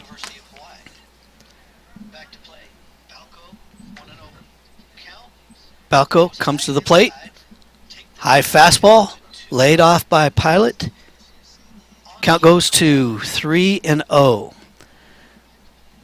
This is where Balco needs to find his groove and not let batters on base with no outs in the inning, but throws high and inside for 4 straight balls.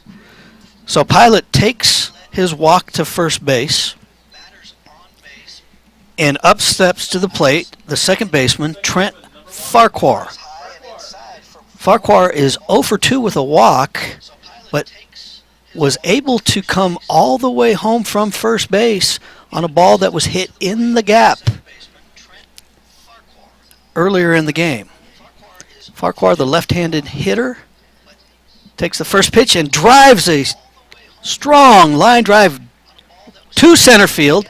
Play at second, no play at third base. Pilot was on his horse, getting all the way to third. Farquhar stopping at second. So the Spartans have something going in the top of the seventh with no outs, runners on first and third.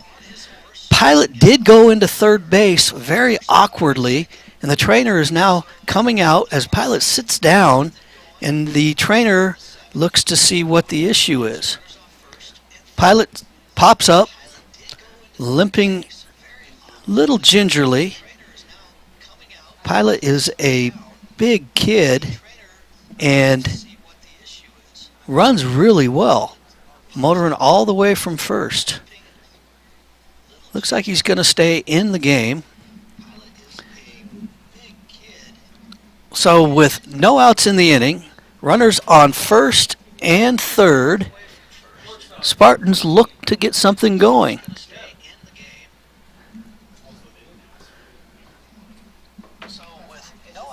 Balco on the mound, pitching to Mitch Jebb, who has 2 hits on 2 at-bats today. The left-handed hitter takes outside for ball 1. No activity down in the Rebel bullpen at this point. Rebels lead 6-4. No outs, top of the 7th. Runners on first and third. Balco sets, glances over at first. The pitch taken outside. Fastball just misses off the plate. So Balco quickly goes behind in the count, 2-0. So Jebb has a really good chance right here to see a good pitch at 2-0 because Balco does not want to put another runner on base freely. The pitch outside. Balco having a hard time finding his zone right now. And Alarcon comes over to talk with Balco to make sure that he understands that he needs to throw strikes right now. Alarcon, one of the captains on the team, taking it upon himself to go over and give Balco some words of encouragement. So 3-0, no outs, runners on first and third. Jebb takes ball 4 high to load the bases. So Balco struggling after a good inning previously, and up to the plate steps an extremely dangerous hitter in Zaid Walker, who hit an absolute bomb in the third inning, and has bases loaded with no outs. Rebels call time. Pitching coach Corey Vanderhook making his way out to the mound, have a conversation with Balco. There is activity in the Rebel bullpen. We're trying to get a number on that pitcher getting his warm-up going. It looks like we're still having a hard time.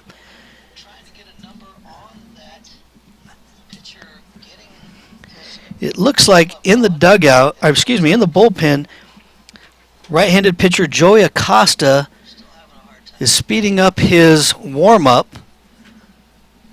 but no change with Coach Vanderhook heading back to the dugout.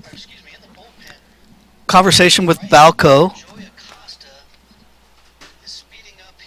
Not a lot you can say to him at this point other than we need to throw strikes.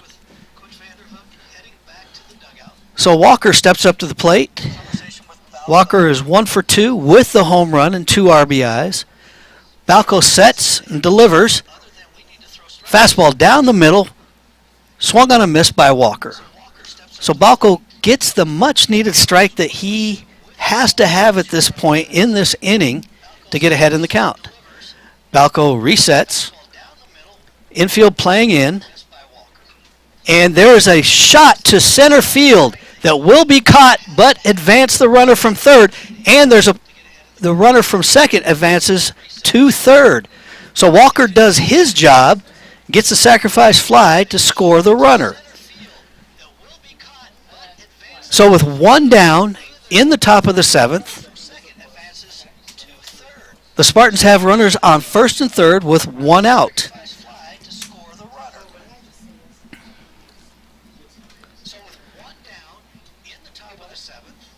So the Spartans have cut the lead down to one.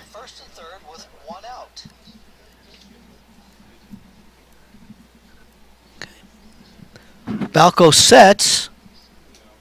So the Spartans have cut the lead down to one. And number 15, Reese Trahey at the plate, scores around a bunt, pulls back. The count is 1-0. So Balco did get ahead in the count, but gave up a fastball that Walker took deep to center field, was caught, but advanced two runners, one scoring. Balco comes to the plate, high and inside, 2-0.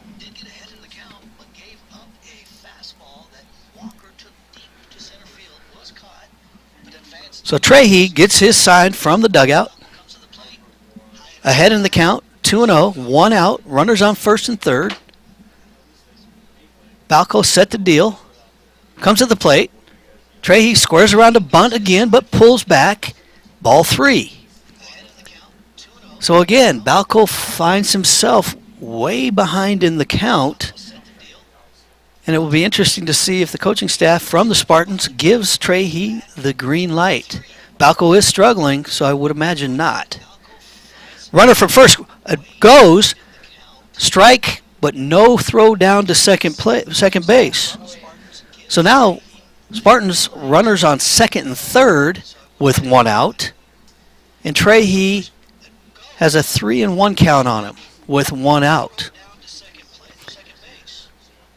Balco needs a pitch here, comes to the plate and overthrows in the dirt.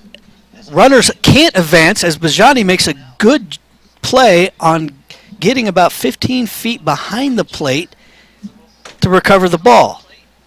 Balco was covering at home, but that is a walk to Trahey, which loads the bases. Coming up to the plate, number 21, the left fielder, Jack Frank, who is 1 for 3 on the day and has punched out twice. So Balco hoping that he can limit the damage here with bases loaded and one out. Balco comes to the plate. Big curveball, low, taking for a ball. 1-0 on Jack Frank. Balco has no open bases here, so needs to take care of the batter at the plate. Swung on a missed. Outside cutter. Count goes to 1-1. Infield, third baseman playing in towards the grass. Outfield set. Straight away. Pitch low in the dirt. Count goes to 2-1.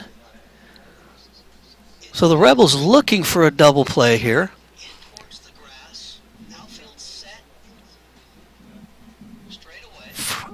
Frank at the plate.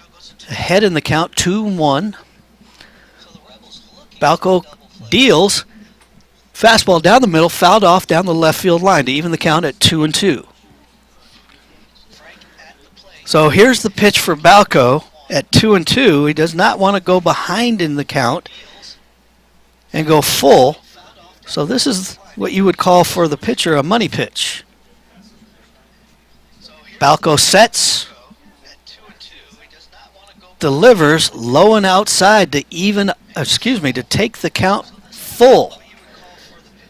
So with one out, bases loaded, full count, Jack Frank at the plate,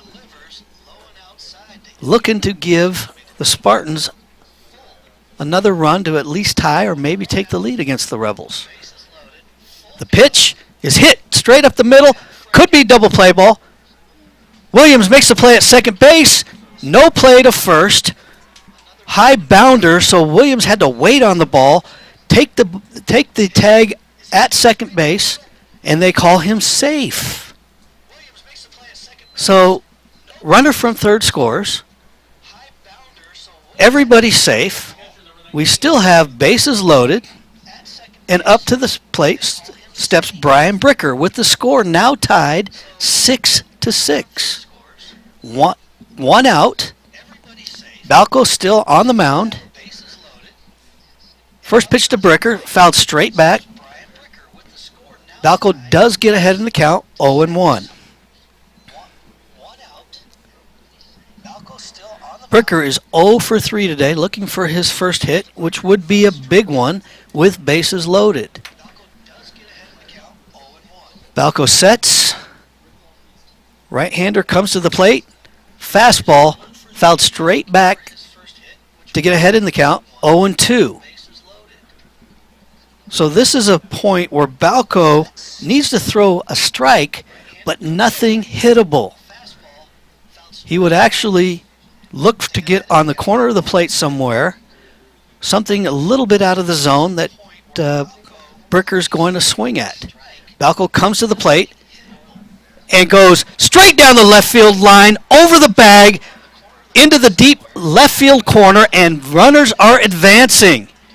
And that's going to clear the bases. Bricker comes up with a 3-run double on an 0-2 count.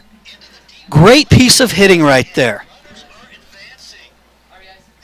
So the Spartans are putting up a crooked number here in the top of the 7th. Balco had an 0-2 count, and Bricker did a great job of hitting an inside pitch right down the line, just out of the reach of Diego Alarcon to clear the bases. So Balco is still on the mound. Casey Mays steps up to the plate, 0 for 3 on the day. Fouls one straight back off a fastball. Count 0-1. Still a little bit of activity, but it looks like the pitchers in the bullpen have sat back down. So right now the coaching staff looking for Balco to dig himself out of some trouble, with the Rebels trailing 9-6. Fastball, right back to the pitcher Balco. Cleanly handled, thrower to first. Runner advances to third base, but that's the second out of the inning. So Balco does a good job of fielding the ball, helping himself out, getting the out. Now there's 2 outs in the top of the 7th, with the Spartans leading 9-6. Spartans have 9 runs on 6 hits. First pitch to number 16, Peter On, is a strike. Count 0-1. Very important for Balco to not let this run score from third to keep this game within reach. Inside, just misses On for ball 1. Counts 1-1. 2 outs in the inning. Top of the 7th. Balco set. Comes to the plate and gets an outside fastball called strike to take the count to 1-2. So On looking to score the runner from third base. Balco looking to get that third strike and get out of this inning. Big sweeping curveball, swung on a missed by On for the 3rd out of the inning, but the damage is done. The Spartans put up 5 in this inning.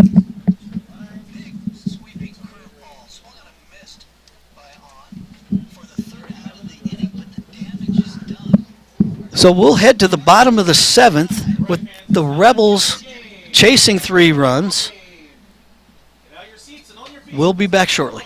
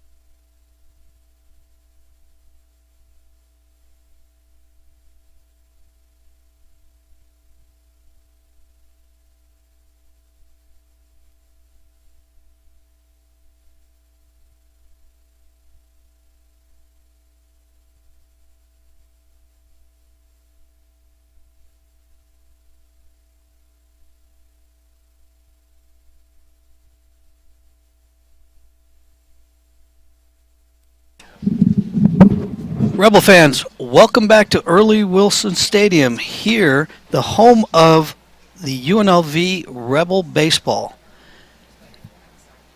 Spartans come up with a big inning in the top of the 7th, scoring 5, taking the lead for a 9-6 advantage heading into the bottom of the 7th. So the Rebels are going to be looking to get their bats going, which really hasn't been a problem. Just one bad half inning on the mound for the Rebels, giving up the 5. Stepping up to the plate is the DH, Hank Zeisler, a left-handed hitter against the right-handed pitcher, Tomasick. Called strike. Tomasick gets ahead in the count, 0-1.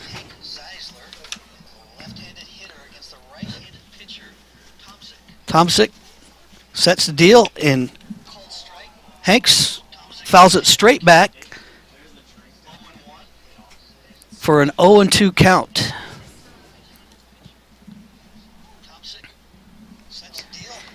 Hank is 1 for 2 on the day with a free pass. Going to be looking to protect the plate here with the 0-2 count. Inside fastball swung on and missed by Zeisler for the first out of the inning.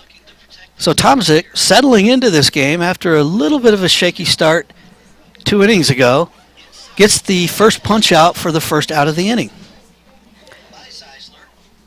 Up to the plate, second baseman Darian Williams, looking for his first hit of the day. 0 for 3 at this point, takes a high inside fastball for a ball. Count goes 1-0. 1 out with the Spartans leading 9-6. Darian, big cut on a low fastball. Darian was looking to drive that ball deep, but couldn't catch up with Tomasick's fastball. Count goes 1-1. The pitch, high pop fly down the right field line, stays in play, and the first baseman, Reese Trahey, reaches over the fence and makes the catch for the second out of the inning. He made up a lot of ground, working towards the Rebel bullpen, reaches over the short fence and makes the play. So outstanding catch by Reese for the second out of the inning. Joey Walls steps to the plate, the right-handed hitter, who was 1 for 3 on the day, looking for a 2-out rally, takes the first pitch outside and high for ball 1.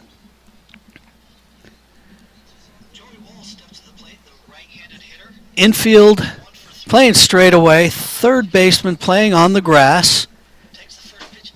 Inside pitch just misses the shoulder of Walls to take the count to 2-0.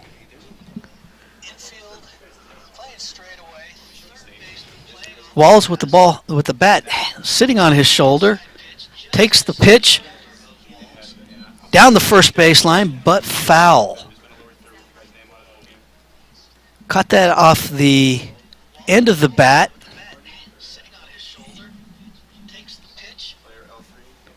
So the count goes 2-1. Tomasick deals. Fouled back by Walls. Count goes 2-2. So Walls looking to get something started with the catcher Eric Bajani on deck. Pitch swung on and missed. Strike 3. Tomasick dealing at this point in the game. Third out of the inning. Nothing on the board for the Rebels. And at the end of 7, it's the Spartans 9 and the Rebels 6. We'll be back for the top of the 8th shortly.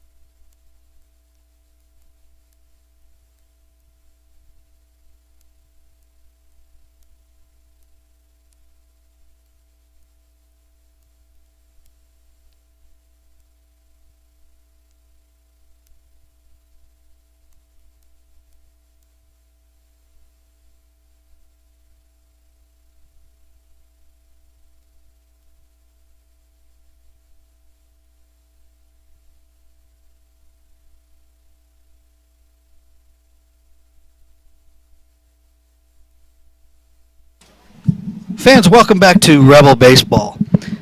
Spartans of Michigan State lead your Rebels 9-6 heading into the top of the 8th inning, with the Rebels having a pitching change. Sophomore Braxton Bruschke, a left-handed pitcher out of Mesa Community College, making his debut as a Rebel pitcher. They have high hopes for this young man.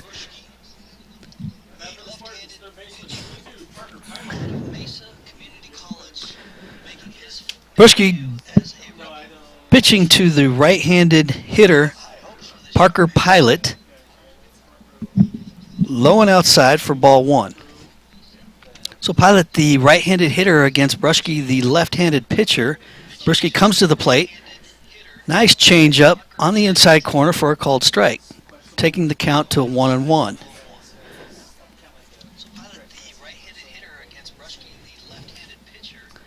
Bruschke comes to the plate.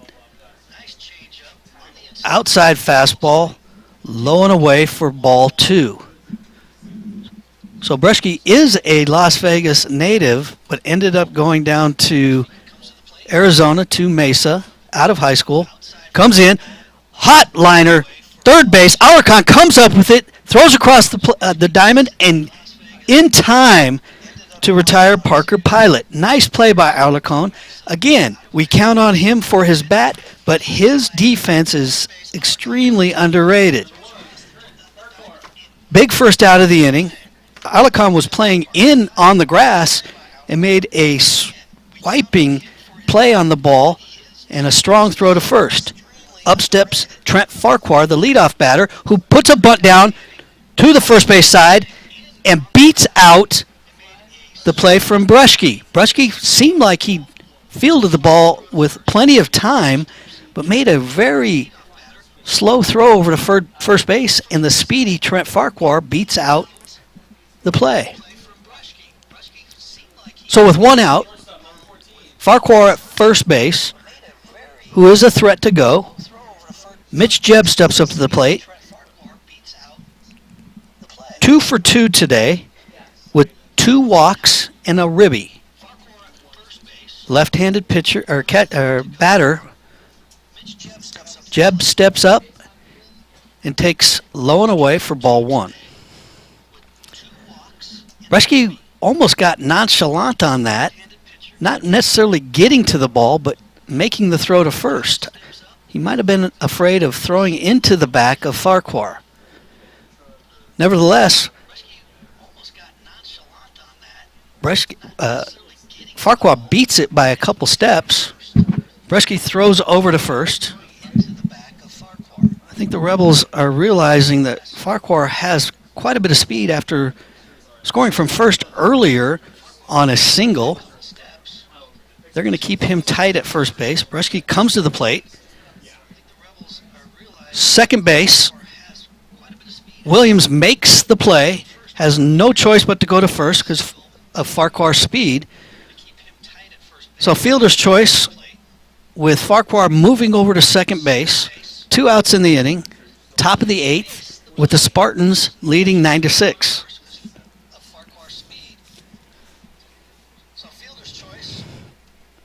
Braxton Bruschke on the mound, the big left-hander, facing Zaid Walker, who homered earlier in the game. Right-handed batter, takes on the outside corner, strike one. So Walker is 1 for 3 with a sacrifice and 3 ribbies. The right-hander takes the pitch, swings, liner down to third base. Alarcon comes up with the ball across the diamond for the out at first base. No damage after the bunt single by Farquhar early. Third out in the inning.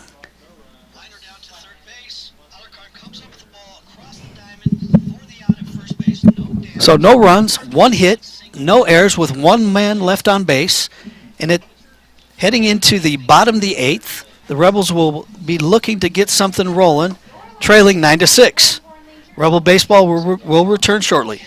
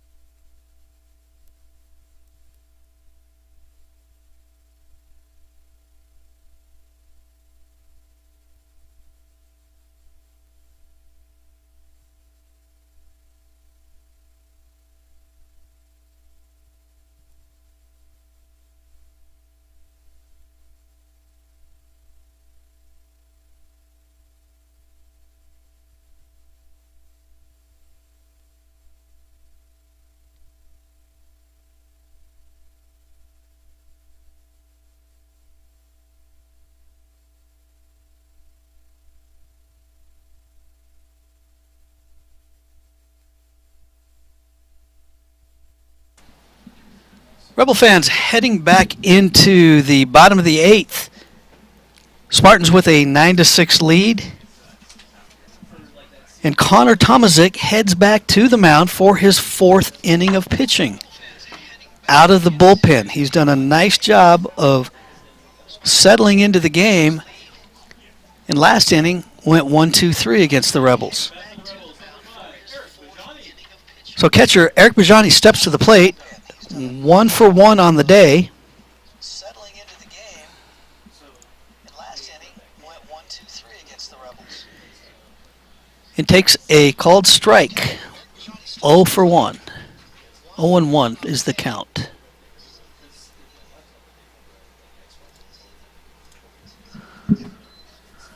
Takes another pitch on the outside corner for strike 2.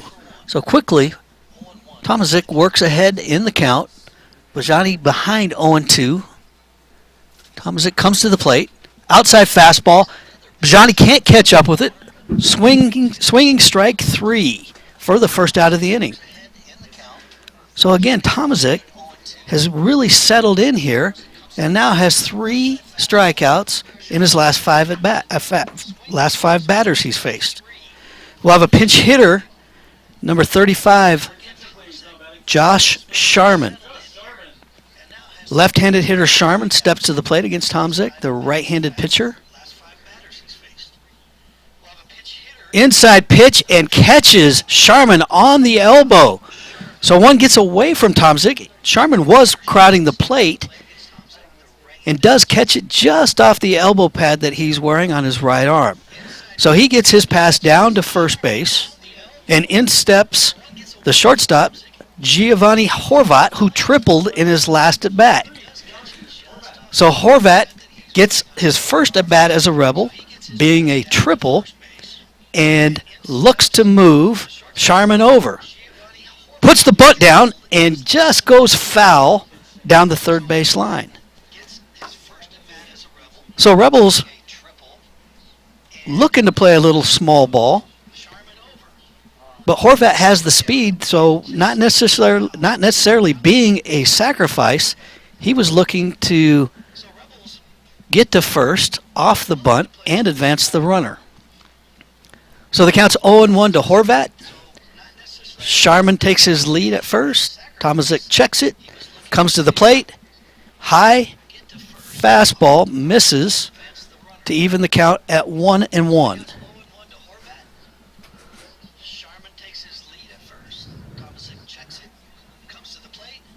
Tomasick looks in, gets the sign, comes to the plate on Horvat, outside, fastball. Count goes 2-1. There is some action going on in the Michigan State bullpen. Looks like a right-hander. Tomasick comes to the plate. Horvat takes a strike. Outside corner, fastball to even the count at 2-2. So Tomasick looking to punch out another, which give him 4 out of the last 6 batters that he's faced. Horvat looking to drive something here. Fouls one back over the screen. Count stays at 2-2. Horvat getting the signs from third base coach Kevin Higgins. Steps back into the box. Sharman takes pretty decent lead over at first. Gets checked by Tomasick. Comes to the plate. Fouls another one off. Down the right field line, out of play. So Horvat at least getting the pitch count up on Tomasick, but looking to get something in play. So Rebels down 9-6. 1 out. Runner on first. The pitch outside. Tough one to lay off, but he does and gets the ball. So full count to Horvat. Sharman on first base with 1 out. Tomasick gets the sign, comes to the plate, and Horvat hits a little blooper over the shortstop's head for a single. Sharman advances to second base. Horvat has his second hit in a row. So the Rebels show a little life with 1 out in the bottom of the 8th. Runners now on first and second with the leadoff batter, Ryland Charles, coming to the plate. Michigan State takes a timeout. Catcher heads to the mound. Umpires walking out. Looks like we may have a pitching change. But they decide to stay with their guy, Tomasick. So first catcher visit to the mound of the inning. There is a right-hander up in the Michigan State bullpen. We can't get a number at this point. But Ryland Charles steps up to the plate. Runners off first and second with 1 out. Tomasick, the right-hander against the left-handed Ryland Charles. And Charles pops one up. Infield fly rule called. Third baseman drops the ball, but with the infield fly rule called, batter is out. No advancement with the runners. So not the at-bat that Charles was looking for. Making the second out of the inning. But runners still on first and second. Horvat on first. Sharman on second. And Diego Alarcon to the plate. Alarcon does have a 2-run home run this game. And we'll get a timeout with the pitching coach making a trip to the mound. So Mark Van Amede, assistant head coach, pitching coach, who does the mound visits, out for a powwow with Tomasick and the entire Spartan infield.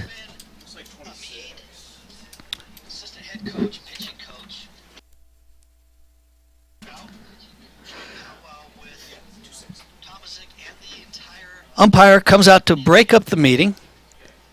Second visit to the mound by a Spartan this inning, so the next visit will be an automatic pitching change.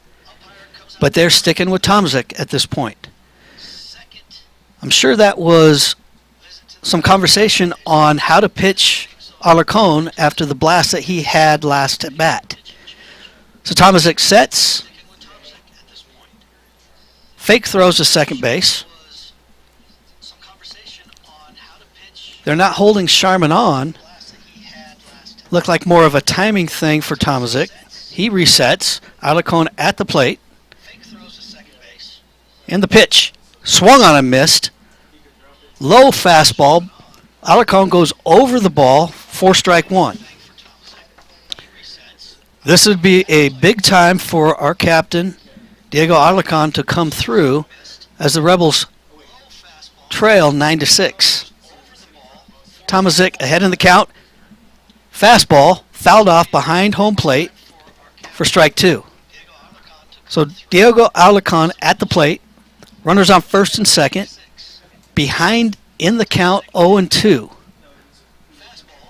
Josh Sharman on first. Giovanni Horvat is on first. Josh Sharman on second. Speed on the base paths. So something in the gap may score both of them. The count fouled back straight behind the plate. Keep the count at 0-2. So being a veteran batter that Diego is, He's not going to give up anything close. He's going to take his hacks. If he has to foul the ball off, so be it. He's looking for the pitch that he needs to drive the ball. And being a veteran, he can do that. Tomasick sets, comes to the plate, low and away. Good eye by Alarcon. The count goes 1-2 with 2 outs. Runners on first and second. The Rebels trailing 9-6 to Michigan State. Shadows starting to creep in behind home plate at this point. So it may be a little difficult for the batters to pick up the ball coming out of the sun into the shade. And that's the way that the sun sets over the early Wilson Stadium here at UNLV. Alarcon steps up to the plate, behind in the count 1-2. A set, pitch, fouled off behind home plate. So Alarcon hanging tough, fouling off the last 3 pitches, looking for the one that he needs to drive the ball. Counts 1-2. Big leads by both Horvat at first and Sharman at second. Tomasick sets, checks the runner at second. No hold there. Outside for a ball. Evens the count at 2-2.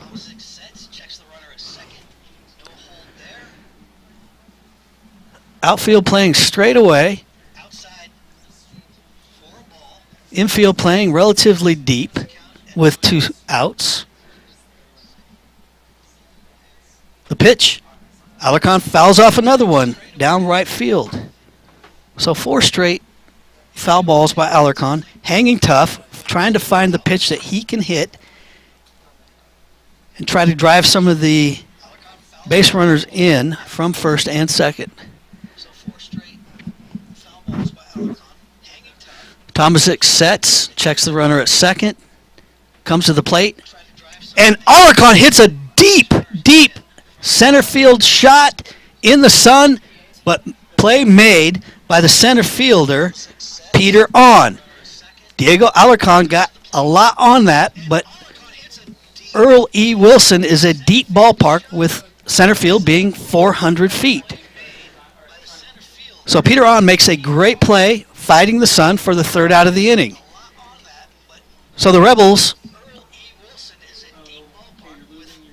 get 1 hit, no runs, no errors, strand 2, and heading into the top of the 9th, trail the Spartans 9-6. We will return shortly.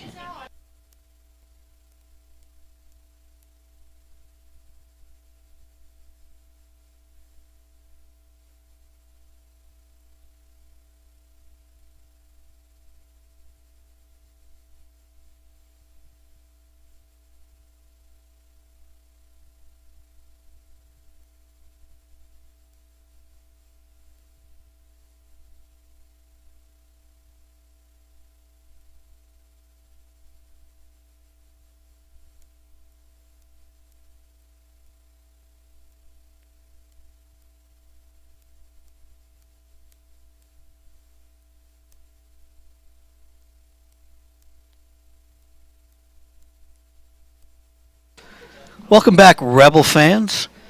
Here at UNLV, the Rebels trail the Spartans of Michigan State 9-6, heading into the top of the 9th inning. Braxton Bruschke comes back to the mound for the top of the 9th.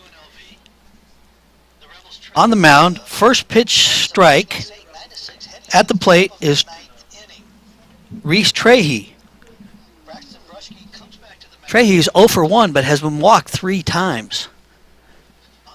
Big curveball from Bruschke for a called strike.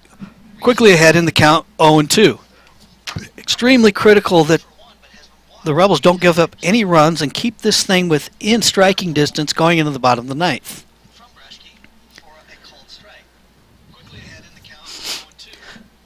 Bresky squinting into the sun, makes the pitch, makes a curveball down to first base, and Bresky can't get to the first base in time. Hank makes the throw to Bresky, but Trahey beats the throw. So 0-2 count.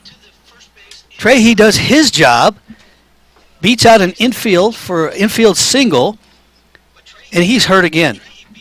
He was hurt earlier at third base, and now looks like he is struggling after beating that throw from from Hank Zeisler. Bresky just couldn't get there in time.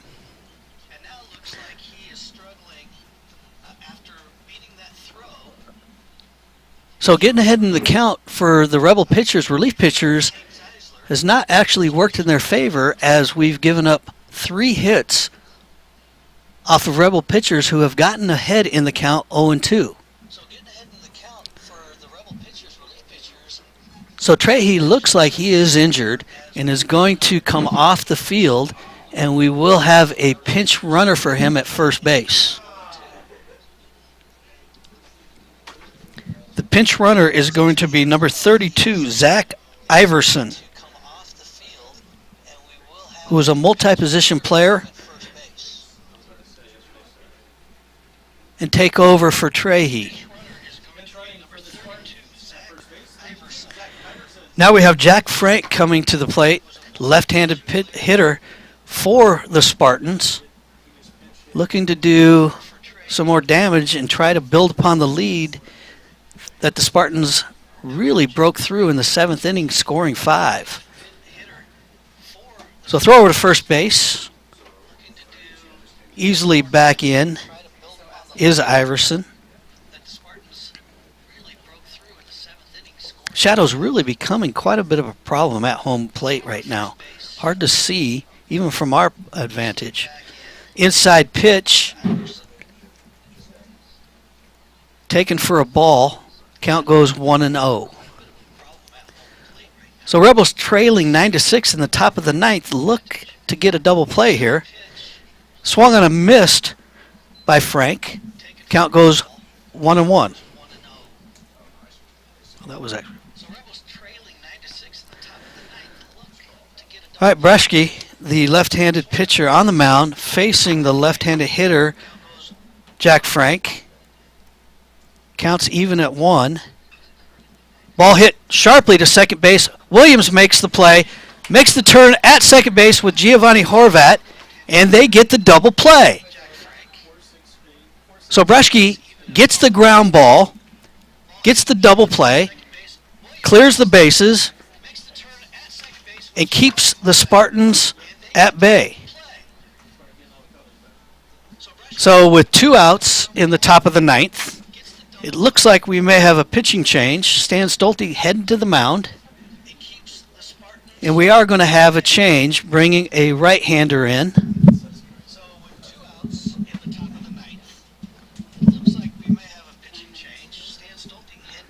Trying to catch the number. The pitcher coming in has his glove over his number as he trots in. And it looks like number 20, Ty Pullman. The junior right-hander comes out to take his warm-up pitches on the mound, ending Braxton's day, not giving up any runs in his 1 2/3 inning of pitch.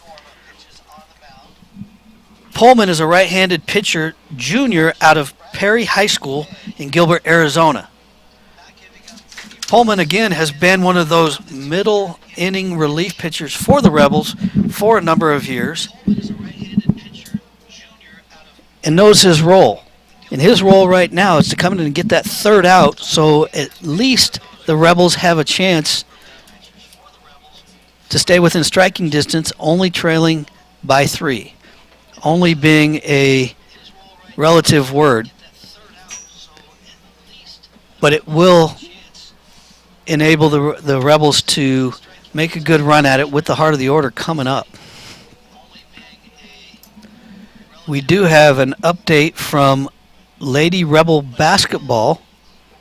Lady Rebels, which moved to 22-4 on the season, win 104-63 over the San Jose State Spartans.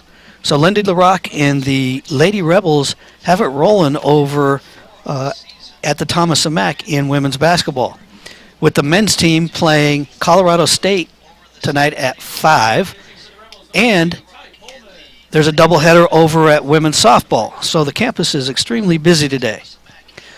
Pullman sets against Brian Breaker, takes the first pitch inside for ball 1.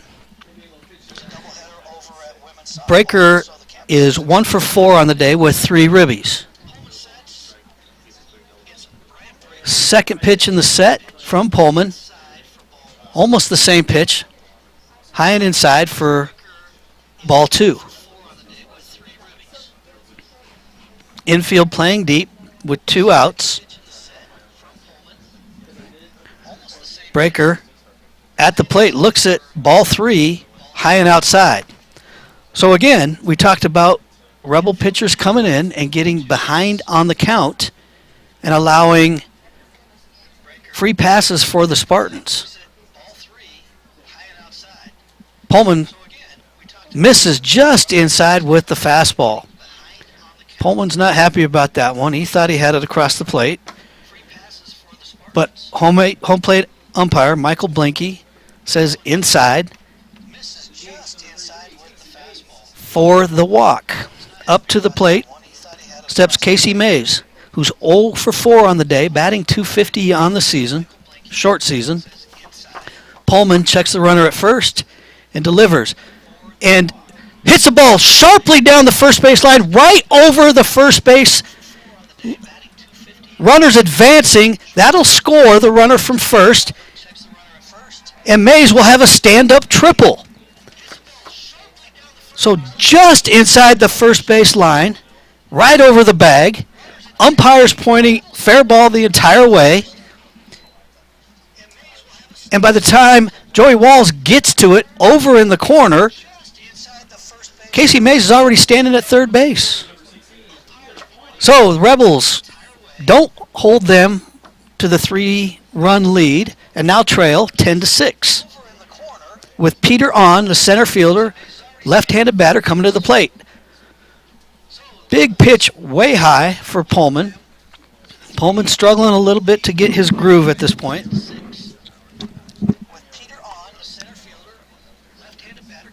Second pitch in the set. Pullman again high. Count goes 2-0 with 2 outs. Runner on third. Spartans 10, Rebels 6. Again, high and outside from Pullman. Seems to be a little bit frustrated right now. Can't find the zone. And at this point, the Spartans are keeping their bats on their shoulders. Inside, ball 4. 4 straight pitch walk handed by Pullman over to the Spartans.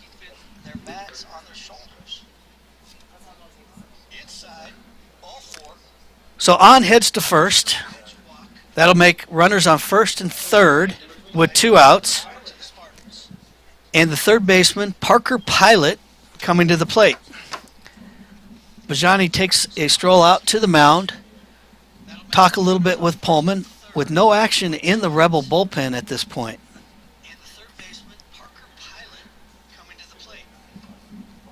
So the worst case scenario for the Rebels is playing out, giving up 1 run to make it a 4-run deficit with runners on first and third, and Pullman having trouble finding the plate.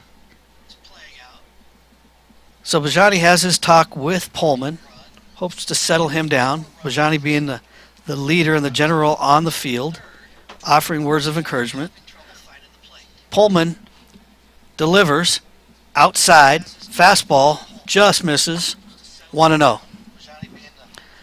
Pilot is 0 for 3 on the day with a walk and a strikeout.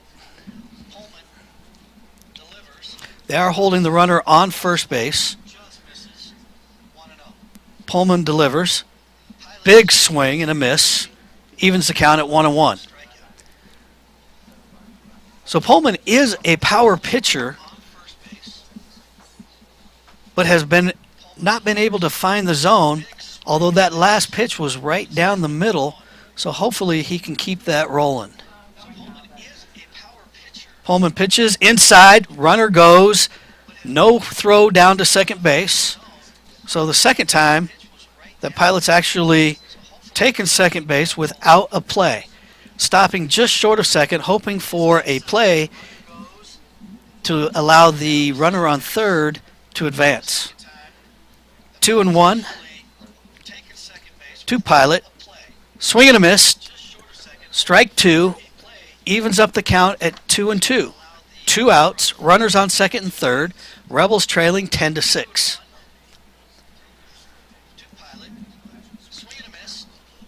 Pullman gets the sign. Sets.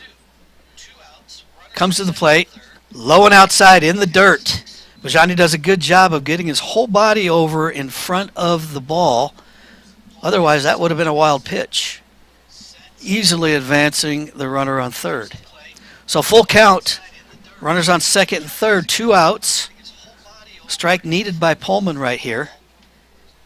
Swing and a miss. And Pullman gets his strikeout that he needed.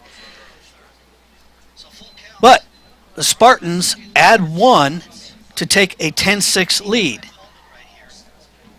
1 run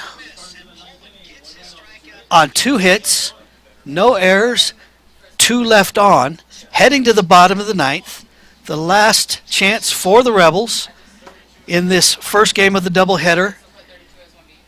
We will return shortly.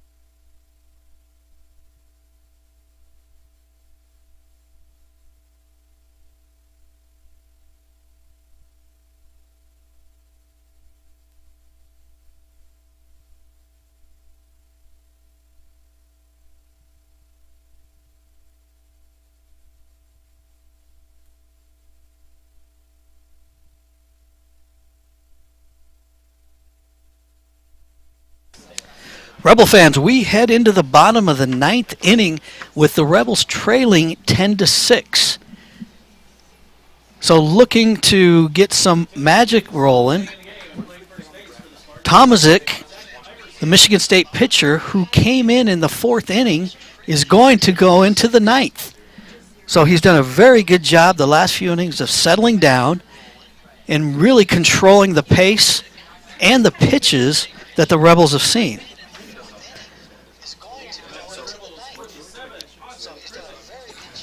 Coming up to the plate is the left fielder, Austin Krizik, just looking to get something rolling. Base runners are what the Rebels need at this point. First pitch is high and inside for ball 1. Krizik is a power hitter, but is also somebody that can get a ball into a gap and roll for extra bases. Second pitch in the set is strike, called low at the knees to take the count to 1-1. Krizik, a local product out of Centennial High School, looking to extend this game, takes inside, fastball for a ball, making the count 2-1. Infield playing straight away, as is the outfield. Krizik does spray the ball all over the field, takes a pitch, and a ball in deep into the shortstop, makes a strong throw over to first to get Krizik by a step. So again, Mitch Jebb has made some gems of plays deep in the hole. and has a strong enough arm to get the runners at first base. So 1 down in the last of the 9th for the Rebels, trailing by 4, and up to the plate steps the designated hitter, Hank Zeisler. Left-handed pitcher takes a curveball for a first strike, taking the count to 0-1. Zeisler is 1 for 3 with a base on balls and a strikeout. Looks at the outside pitch, stays off of it, evens the count at 1-1. In the short season, 2 games, Zeisler's hitting .333, looking to best that number, keep the Rebels alive. Outside pitch just catches the black on the plate for a strike. That wasn't the pitch that Hank wanted. Laid off of it, but takes the count to 1-2. So Tomasick ahead in the count. Deals. And Zeisler hits a foul ball over the press box to keep the count at 1-2.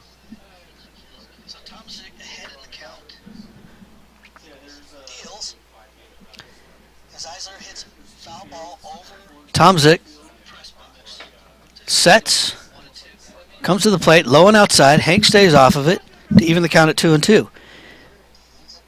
So Tomasick has given up 7 hits and 4 runs, but in the last 3 innings has settled down and now has 7 strikeouts. The pitch high for ball 3. Full count.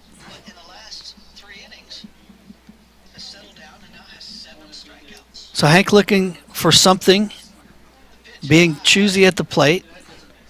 Can't take a bad hack, but got to swing at the close ones. The pitch inside, slow roller to shortstop, strong throw over to first, just gets Hank at first for the 2nd out of the inning. So again, the shortstop, Mitch Jebb, has played wonderfully today and has made some great plays with his glove and with his arm. So Rebels down to their last out in the bottom of the 9th, trailing 10-6, and up steps the second baseman, Darian Williams. Williams, the right-handed batter, 0 for 4 on the day, takes the first pitch for a called strike. Connor Tomasick has absolutely thrown a gem here in the last 7 innings. Williams fouls off the second pitch to take the count to 0-2. So the Spartans looking for one more strike to end this ball game.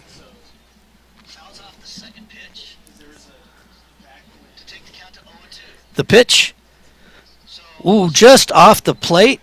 Williams stays off of it. Tomasick wants that for a called strike, but doesn't get it. Count is 1-2. 2 outs. Rebels trailing 10-6.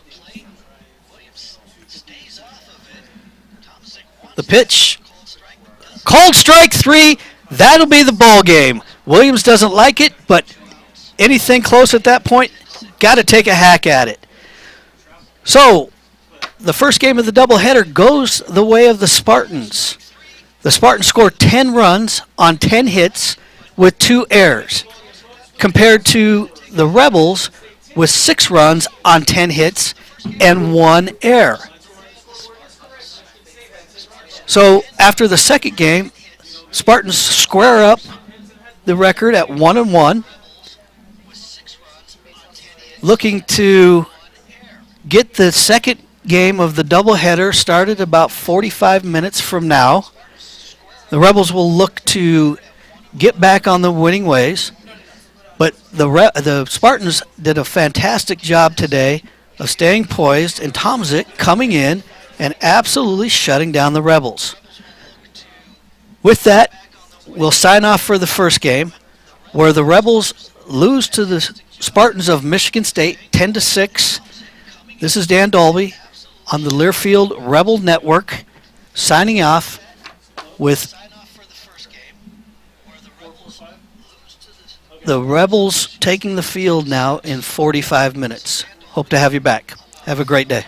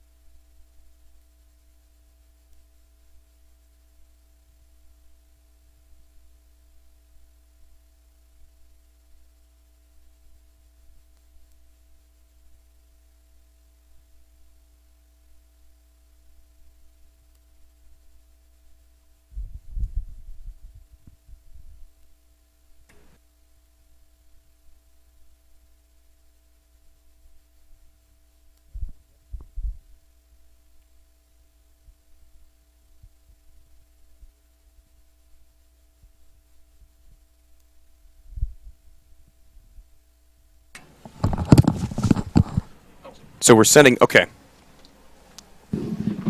Check 1 2. Okay, so I can hear myself.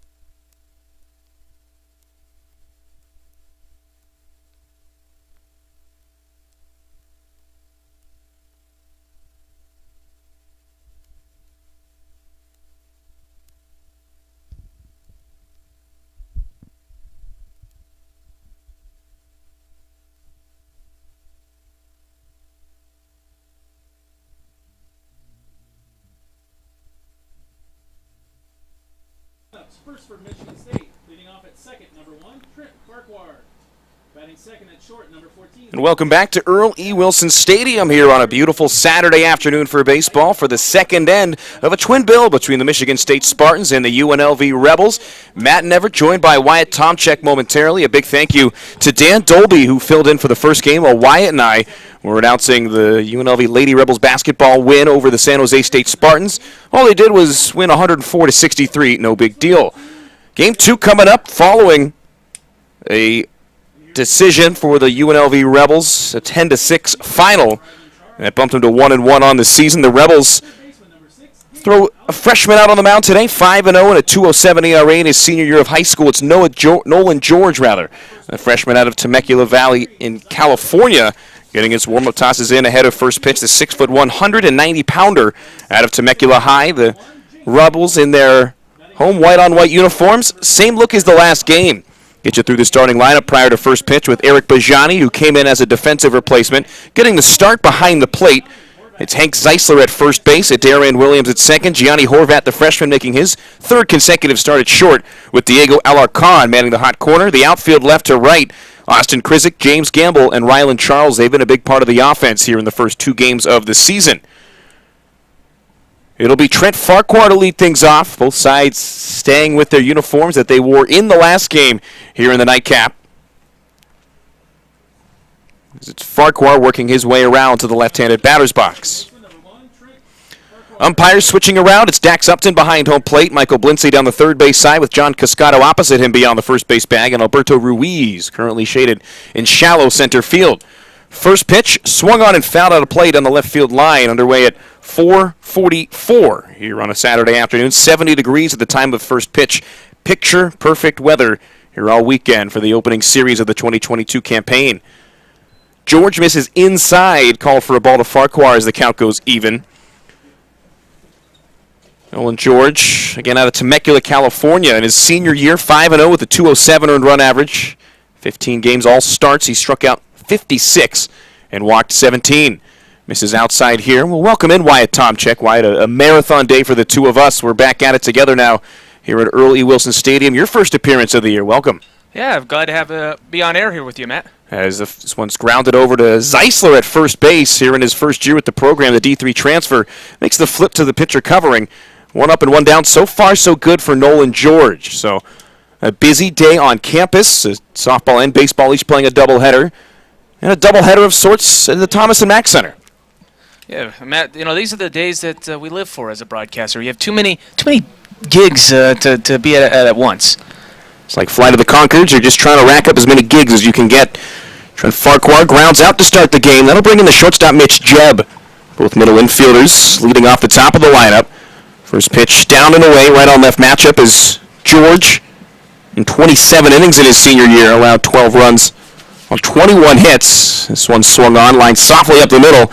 That'll drop in center field for a base knock ahead of James Gamble. So Jebb gets the Michigan State Spartans the runner on base here in the top of the very first inning. Yesterday, I was with you for the 4-2 win as UNLV got the win in their first contest of the year.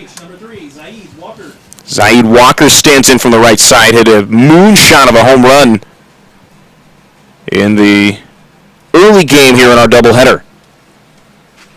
Walker, the speedy outfielder, swings, grounds it up the middle. A roar off the top of the mound goes right to the second baseman, Darian Williams. Steps on the bag himself and throws to first. A lucky bounce right to the chest of Darian sets up the double play to end the inning. So the one-out base hit is wiped out. The Rebels due up for the first time when we return. Bottom 1 coming up from Earl E. Wilson.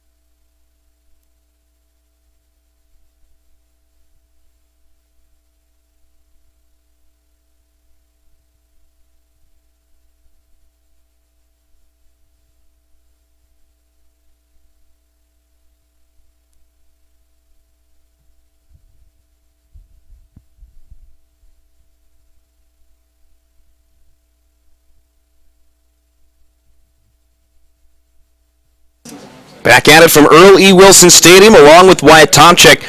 I'm Matt Never. Wyatt, this season expects to be a good one for the UNLV Rebels, picked to finish second in the Mountain West in the preseason coaches poll. We'll touch on that throughout the entirety of the broadcast because it's a team that you're familiar with. It's a team that is returning 7 of the 9 starters really at many of the key positions, and a lot to like. We'll get to that in a moment with Ryan Japaniak getting the start. A freshman out of Woodhaven, Michigan, 6'3", 221, big-bodied right-hander, making his first collegiate start. 3-man shift on the right side of the infield as Rylan Charles, left-handed batting right fielder, stands in. First pitch is in for a called strike. Charles, followed by the third baseman Diego Alarcon, with Austin Krizik bumped up to the number 3 spot in the lineup and is playing in left field for the second consecutive game. First 3 batters of Stan Stolte's lineup as Charles shoots one foul out of play beyond the left field fence. Hank Zeisler, the first baseman, batting in the cleanup role with Darian Williams playing second, hitting 5th. James Gamble in center field batting 6th with Eric Bajani catching, batting 7th. It's Jason Sharman serving as a designated hitter with Giovanni Horvat rounding out the lineup and playing at shortstop. Count 0-2 to Rylan Charles. The time is called, and why we call it a handful of Charles's biggest games last year. He really was one of the key factors for this team down the back stretch of the 2021 season. Yeah, it's always big, when you get a freshman to be able to, come in and take control. That's always kind of the key when we start these early seasons. Who's out of this recruiting class is going to come in and, be like that wow factor that you didn't really quite expect. Yeah, Charles hit a .306 batting average last year, 9 RBIs along with 5 doubles. Fights this one off, laid around on the heater from Japaniak, spelled Szzepaniak. Charles, so far in the series, heading into game 3 of 9 with a double and an RBI. Scored the season's first run in the 4-2 win yesterday. Japaniak bounces a curveball in. It's the catcher Christian Williams making his first start of the series behind home plate. The 6'7" first baseman Brock Vredenberg still battling with the sun as it sets behind home plate. The lights are on, not doing much of the lighting duty as of yet. Right-hander deals inside as Charles backs away. Trent Farquhar and Mitch Jebb, the second baseman and the shortstop, respectively, both on the right side of the infield in the shift. It's Dylan Kark at third. The outfield left to right, Casey Mays, Peter Ahn, and Jack Frank. Count 2 balls and 2 strikes to the Rebel leadoff batter. Pitch swung on, hit on the ground, right to the third baseman in the shift. It's Kark, grabbing, setting the feet, firing a bit low, but in time for the first out here in the bottom of the first. We mentioned the preseason accolade, if you want to call it that, for the Rebels, but who's ahead of them? It's their heated rivals from the northern part of the state. No, it's Nevada. Oh, Reno, my fault, my apologies. Yeah, Nevada picked to finish first. UNLV, a couple of first place votes shy of usurping their in-state rivals. But those matchups are going to be intense this year. They're always intense, the Silver State rivalry, but this year a little bit extra. Yeah, you got to love having, a rivalry game, and you're also near the top in the conference. It just adds a little bit more to the games. I mean, as a broadcast announcer, Matt, you live to have, those are the games that you have fun prepping for. You get a big crowd on hand. You get a great atmosphere, which may not sound like it, but the announcers like that too. Oh, yes. It adds to the ambiance. Since last year when we were calling games with no fans in the stands, I'll tell you what, that was one of the big things that I was so glad to have back this year. Diego Alarcon watches just outside. Japaniak had the strikeout strut going.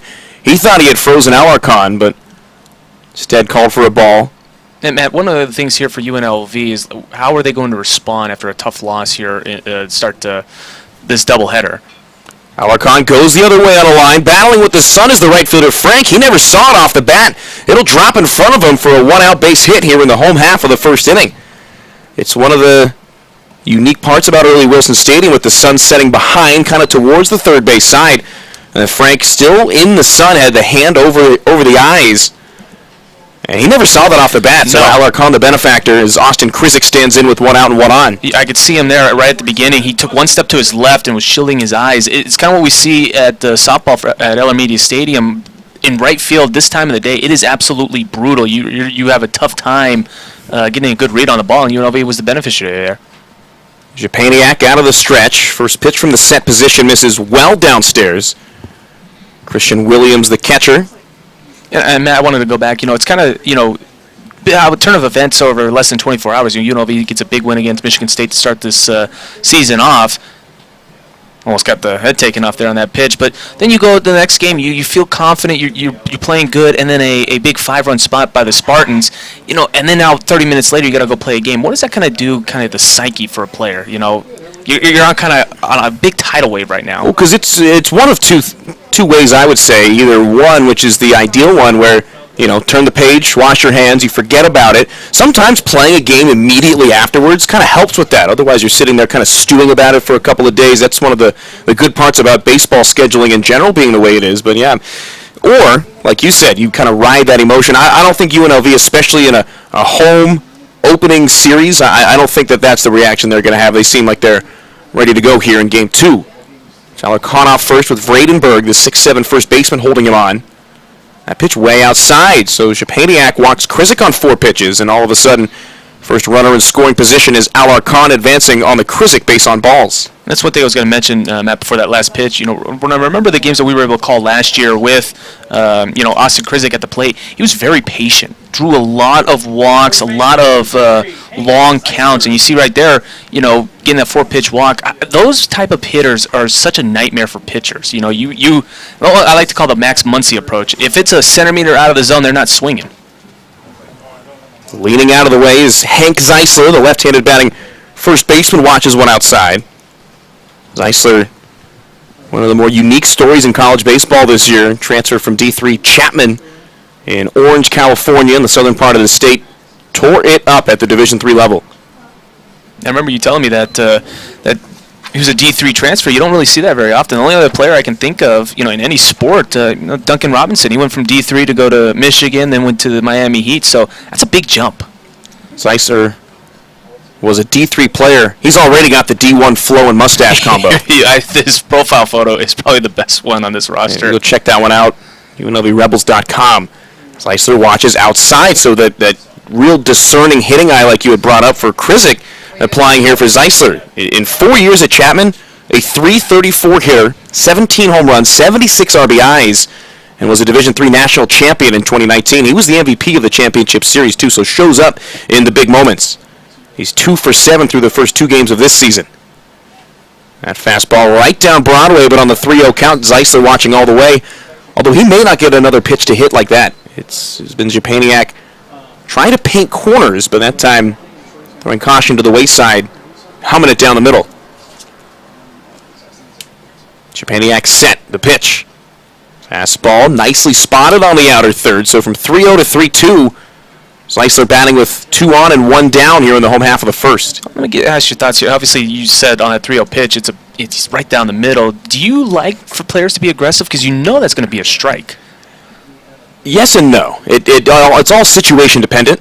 As Zeisler hits one well out of play down the left field line for a foul ball. In this kind of a situation, I don't necessarily hate it because it's the first inning, no score. You've got runners on base, so being patient, especially against a young freshman starting pitcher in his first collegiate start, you want him to throw more pitches. So you'll take a pitch, you'll give up the strike for looking down the line.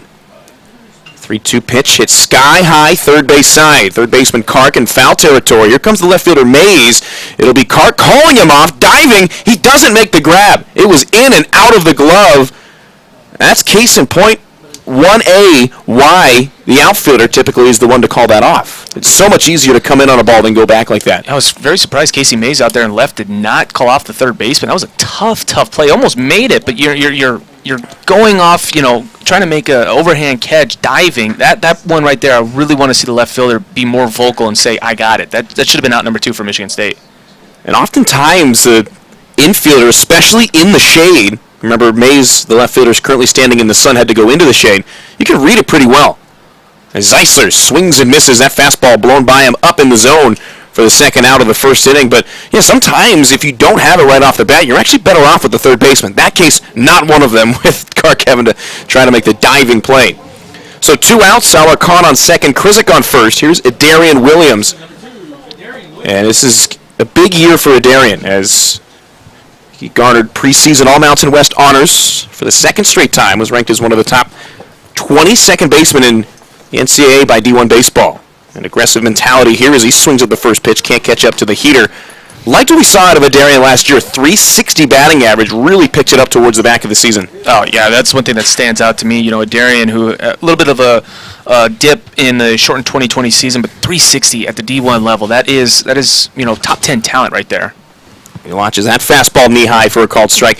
It was him and Ryland Charles doing the majority of the big bopping at the end of the season. Alarcon really turned it on as the Rebels finished with a team batting average of over 300 last year. It was one of the best hitting seasons in program history. His pitch way upstairs as Adarian backs out.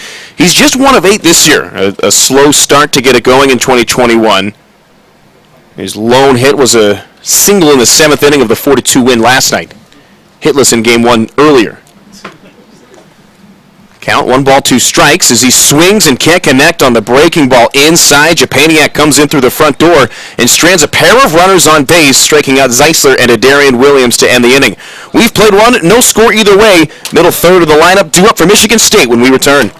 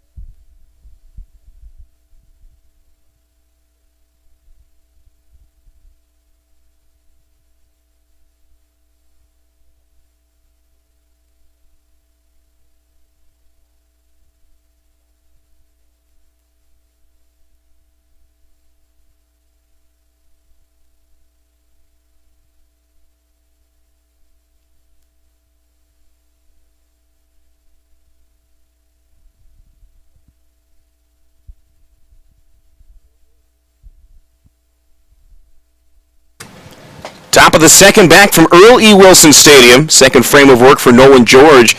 Begins with a fastball, called for a strike at the knees to the left-handed batting right fielder Jack Frank. The Rebels threatened in the home half of the first, but back-to-back strikeouts from Zeisler and Williams. Set down the side in 5 batters. Sliding to his right is the second baseman Adarian Williams. The throw to first is going to be late. That's a tough play as Williams had to try to get in front of it, but couldn't recover in time to make the play. And the leadoff man reaching Jack Frank, giving credit for a base hit. That's a tough play there for Adarian. Obviously, not the way he wanted to end at the bottom of the first inning, striking out, and then there to start the second, ball bounces off. So, obviously, for the junior who had a lot of praise coming into the season, obviously not the start that you want here, but we'll see what UNLV can do with Nolan George dealing with runners on the base pass. He did get a double play back in that first inning. First pitch swinging is the left fielder Casey Mays, who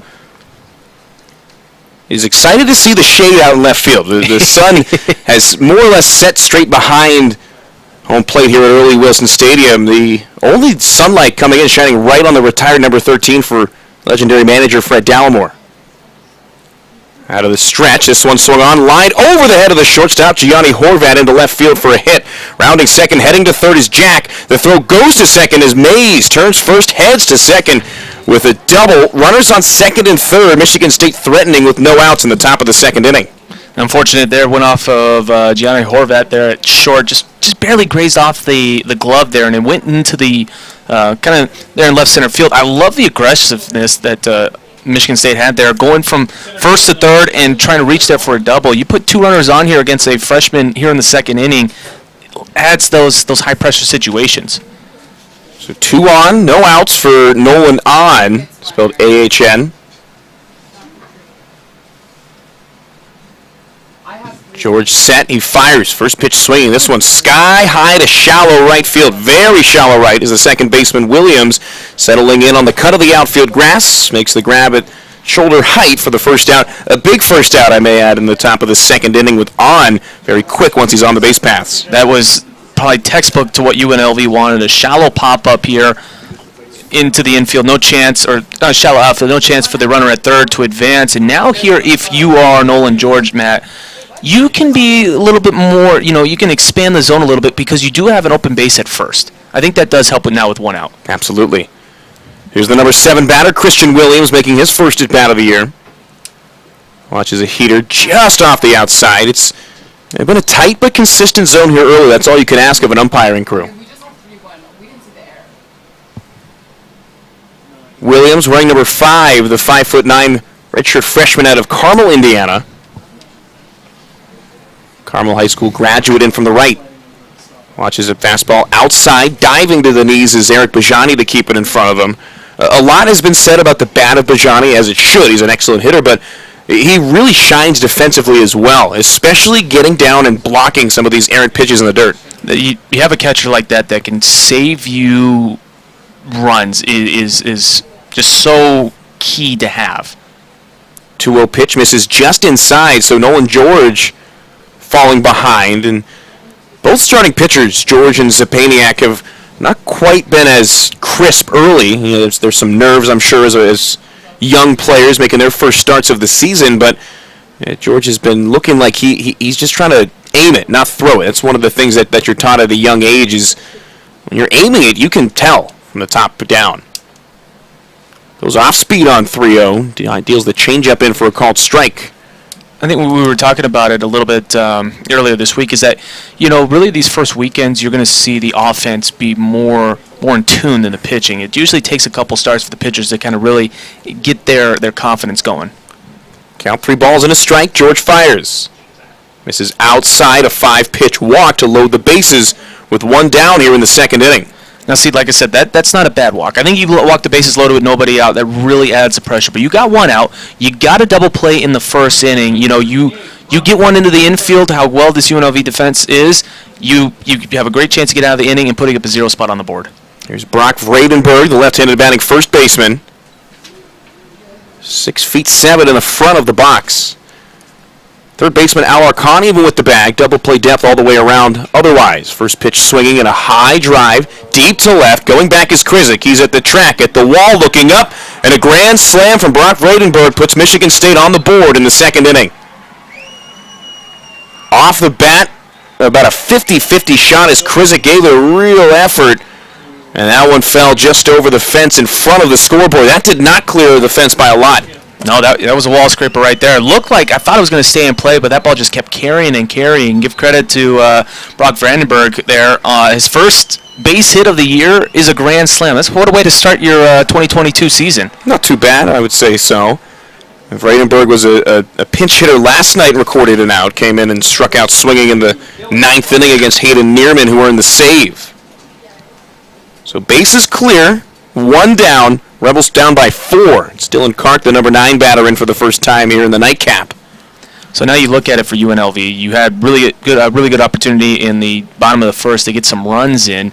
Strike out with the Darian Williams as there's a drive again. Yeah, Kark drives one to center field. Back is Gamble, turning around, backpedaling, tiptoeing onto the warning track, and able to make that grab any other part of the yard, and that's a very much interesting play. And then one thing here we've mentioned before about Early Wilson Stadium is that when you get a home run here, it's a legit home run. You're not gonna. There will be nobody robbing you of an extra base hit. Yeah, those fences are tall. They are long, and 335 down the lines means big dimensions. A lot of outfield play, a lot of doubles and triples here in Early Wilson Stadium. Here's the 7th batter of the inning. It's Trent Farquhar watching back-to-back balls high. So George was able to get the batter immediately following the Vredenberg grand slam, and he was able to get Farquhar to ground out to first to lead off the ball game. Fastball high, but in the zone, called for a strike, and The zone for Farquhar, maybe a bit further down, only standing 5'8", shortest player on the Michigan State starting lineup. Takes another pitch high as George misses. And then that was kind of recapping there, with obviously with UNLV striking out with runners in scoring position. Then you get in this inning here, get a runner on an infield hit, then a walk. It's just like you don't want to put too much traffic on those base paths. Farquhar hits a line drive right to the chest of the left fielder Austin Krizik, who makes the grab, but the damage done. In the second inning, 4 runs on 3 hits, including a Brock Vredenberg grand slam, and the Rebels with some work to do offensively. James Gamble leads things off with UNLV trailing Michigan State 4-0.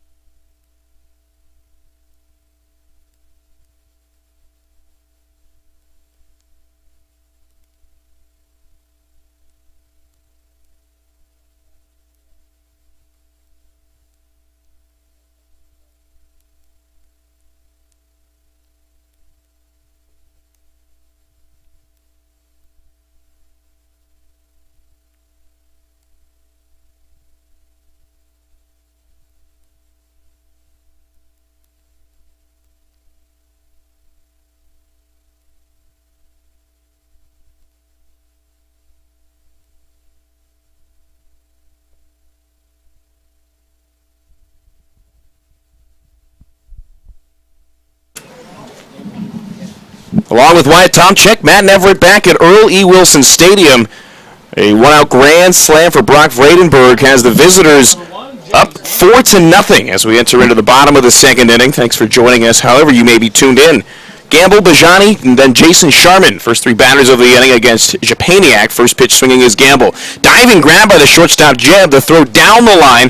Pulls Vredenberg off the bag. Tried to apply the tag, but Gamble, as quick as they come in college athletics, he's able to beat it out on what will be ruled an infield base hit. Gamble's 3rd hit of the season already. And you look at it for Jeb, a really good play.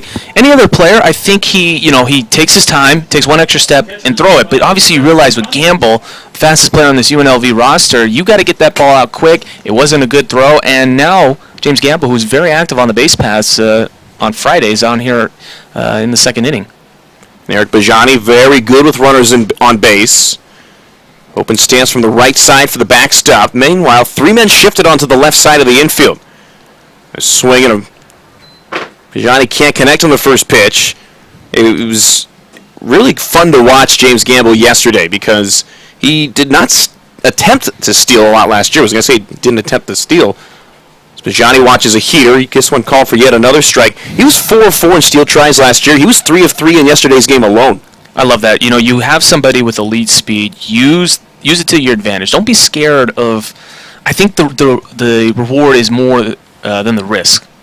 Especially for a guy like Gamble, not only just raw athleticism and pure speed, but a great first step and great instincts. And you can take advantage of some of these young pitchers early in the season. Catch some of them napping. The young pitcher, Japaniak, throws over to first base. Back in head first and safely is Gamble. I was about to say, Matt, if he got tagged out on first on a pickoff, that would have been the ultimate announcer's jinx right there. It's like they're listening. Bajani, 1 of 6 heading into this game. Came in as a defensive replacement in game 1. Takes a called strike 3. That fastball outside froze him. Japaniak working up and has 3 strikeouts here through the first inning and a third. So Gamble remains on first. Here's Jason Sharman. Sharman, the older of the 2 brothers on the roster, Desert Oasis High School graduates. Jason, the junior. He'll bat from the left side here with 1 out and 1 on in the second inning. Back to a normal defensive alignment. 2 men on each side of the infield as Sharman takes outside. One thing we've noticed early on is Michigan State not afraid to shift to either side with regularity. I saw more shifts to the left side of the infield yesterday than in a long time as Gamble's back in safely on the pickoff. I was going to say, obviously, you see how, what Major League Baseball does, and it kind of takes a little bit to trickle down. You don't really see shifts a lot in college baseball. Obviously, the games that I've called, this is the most I've seen a team do it, and we're only in the second inning. They're definitely starting to more. There's another pickoff is late to first. The analytics side of it has definitely matriculated its way down to the college game, and the pre-scouting that these teams do on each other now, especially in conference play when you get into the late part of the schedule, is just so different than it used to be, even 10 years ago. This one's popped straight back from Sharman. Obviously, one of the big things about big arguments in baseball, should we ban the shift or not? I don't think there's a good way to litigate that, honestly. That's my big thing with it. I don't think there's a way where... Let me tell you, it's really annoying in MLB The Show when I just hit a beautiful ground ball and it goes right to the guy in shallow right field. A bunt drop down the third base side rolls foul. Sharman trying to catch the defense, especially the third baseman Kark napping, but kind of pushed it. You want to catch it with the bat. Sharman went out with it like he was trying to slap it. You see a lot of the slap hits in softball. This is going to be a really exciting season for both the UNLV baseball and softball teams. Both picked to finish within the top two of their conference preseason. Yeah, softball tied for first, but they had the tiebreaker with more first place votes. Really excited for them. Head coach Christy Fox and her program have really done a fabulous job since she's got here from day one. They're just trying to get over that hump, just like this UNLV baseball team. Just get over that hump and finally put that full season together where you're Mountain West champions and you get to go play in the NCAA tournament. Just like what we're seeing with the UNLV Lady Rebels we had today. Yeah, Wyatt and I are all over campus normally, but especially this weekend. For those uninformed, who were the top 2 or 3 players to watch out for in the UNLV softball team? I think you look at Mia Trejo, Denise Armendaris, and Maddie Schmidt on the offensive side. The pitcher for UNLV, Jenny Bressler, is an absolute ace. She, senior from Canton, Michigan, has been, she's pitched like a senior since day one, and the hitting that they have, they return so much. I mean, you look at it for baseball, just that extra year due to the shortened season back in 2020, we have a lot of super teams. They're keeping a close eye on Gamble at first. He's back in safely once again.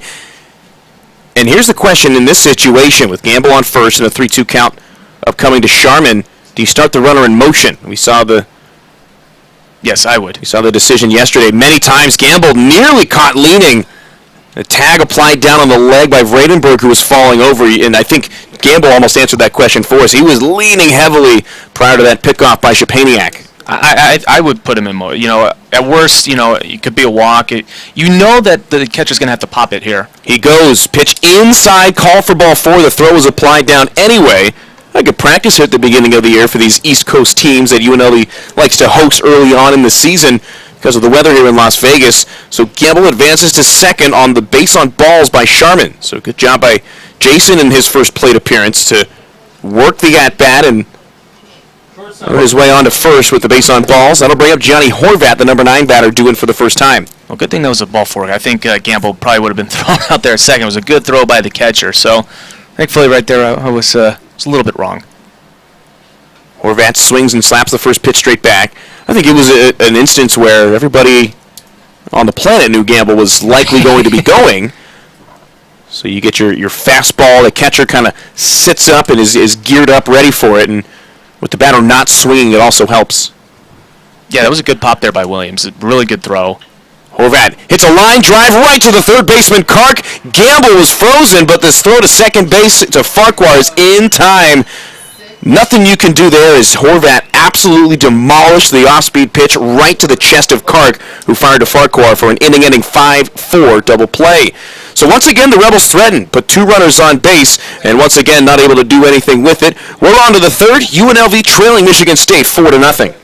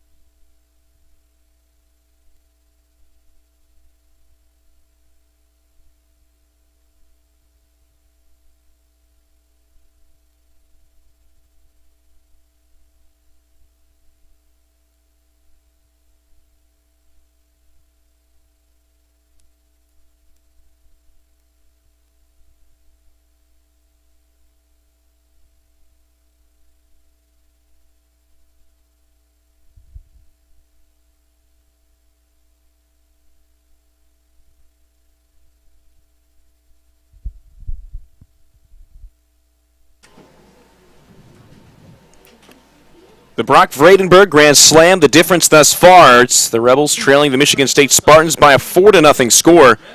Leading off here in the top of the third for the visitors is Mitch Jebb. Pleasure to have you with us. Matt Everett along with Wyatt Tomczyk here. Second game of the day, third game of a 4-game set between Michigan State and UNLV. As the third inning of work for Nolan George begins with a changeup missing outside to the left-handed batter. Jebb singled back in the first and was wiped out as part of a 4-3 inning double play. It's this one on the ground, right to the shortstop, Giovanni Horvat, who goes down to a knee. A high throw, but in time. Great stretch by Hank Zeisler as well. Bearing down on him was Mitch Jebb, and a 6-3 ground out gets the third inning started. Yeah, real unfortunate there, Matt, to end the inning. UNLV now twice that they've gotten runners on the base paths there. Got a strikeout with the Darian Williams in the first, and then just really one of those right at 'em balls where, James Gamble, you're going on contact. That looked really good. A good play by the shortstop, though, to get him out. Zaid Walker takes a... Or third baseman, sorry. Either or. And Walker takes the called strike. It was a scenario where Gamble wasn't even necessarily going, but he froze, which is what you're supposed to do. He had a great secondary, though, so he was far away. As Walker swings, lines one into the gap in left center. This is going to trickle all the way to the wall for an easy extra base hit for Zaid Walker. He's got the extra base hit power going in this series, and especially today. Long ball home run in the first game, and then a one-out gap shot double here in the third. And now you start to think here for Stan Stolte and his team.